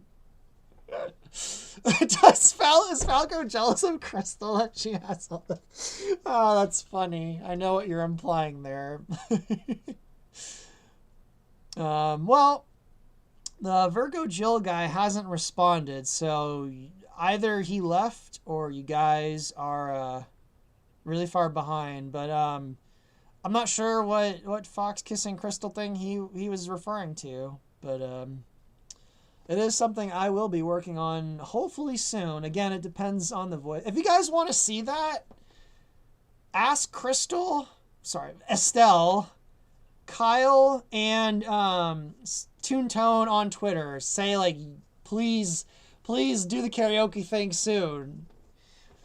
I'll go ahead and link you guys to them on Twitter if you don't have. Oh, actually, Kyle's not on Twitter, but But, oh, Estelle just posted something. She's up really late. What does Estelle post on Twitter? She's not usually up this late. Oh, the plushie thing. Oh, I know. I don't think Estelle's listening to this. She's talking about the plushie thing, which is a little extra sad because right before that she shared some giveaway for the new Star Fox plushies. It just blows my mind the plushies for the reboot look cool. Like Slippy's nose is even in the proper place. The plushies look great, but the fucking it doesn't even look like them, and that just made me kind of sad. She shared that, like the plushie giveaway for those new plushies, and then after she's like, I don't think our plushie's gonna make. I don't think it's gonna make it. Again, we kind of knew it wasn't gonna do well, but I'll go and share it. Anyway, here's Estelle's Twitter. Let her know you guys really want to hear the well, where's the stream? Let her know you guys really want to hear her do the karaoke and just lines in Event Horizon in general. Just let her know she's doing an awesome job, and you can't wait to hear more of her in Event Horizon, but especially the karaoke thing. And then let me find Mr. Toontown, the guy voicing Peppy and Tricky. And you guys let him know that you guys can't wait to hear Peppy's karaoke. I think the voice actors might need some encouragement. Where are you, Toontown? Okay, I'm really losing it. I can't even find the people I follow on Twitter. Oh, just Control F. There he is. All right, and then where's the stream? Where's the stream? There. And then Kyle will probably, he knows that people like his Fox. So anyway, go let Estelle and Steven know that they can't wait to hear Peppy and Crystal karaoke. And I still don't see that guy getting back to me. So yeah, anyway, I'm going to wrap up now. I'm hungry. The cat's hungry. We're all hungry. Thank you guys for tuning in, and hopefully it won't be too long before I do. Where's OBS? There we go. Okay. Wow, we went almost. Did we go for 5 hours? No, 4.5. That's still pretty good. Anyway, see you guys. Thank you for tuning in. And I can't end the stream on OBS because it says I'm not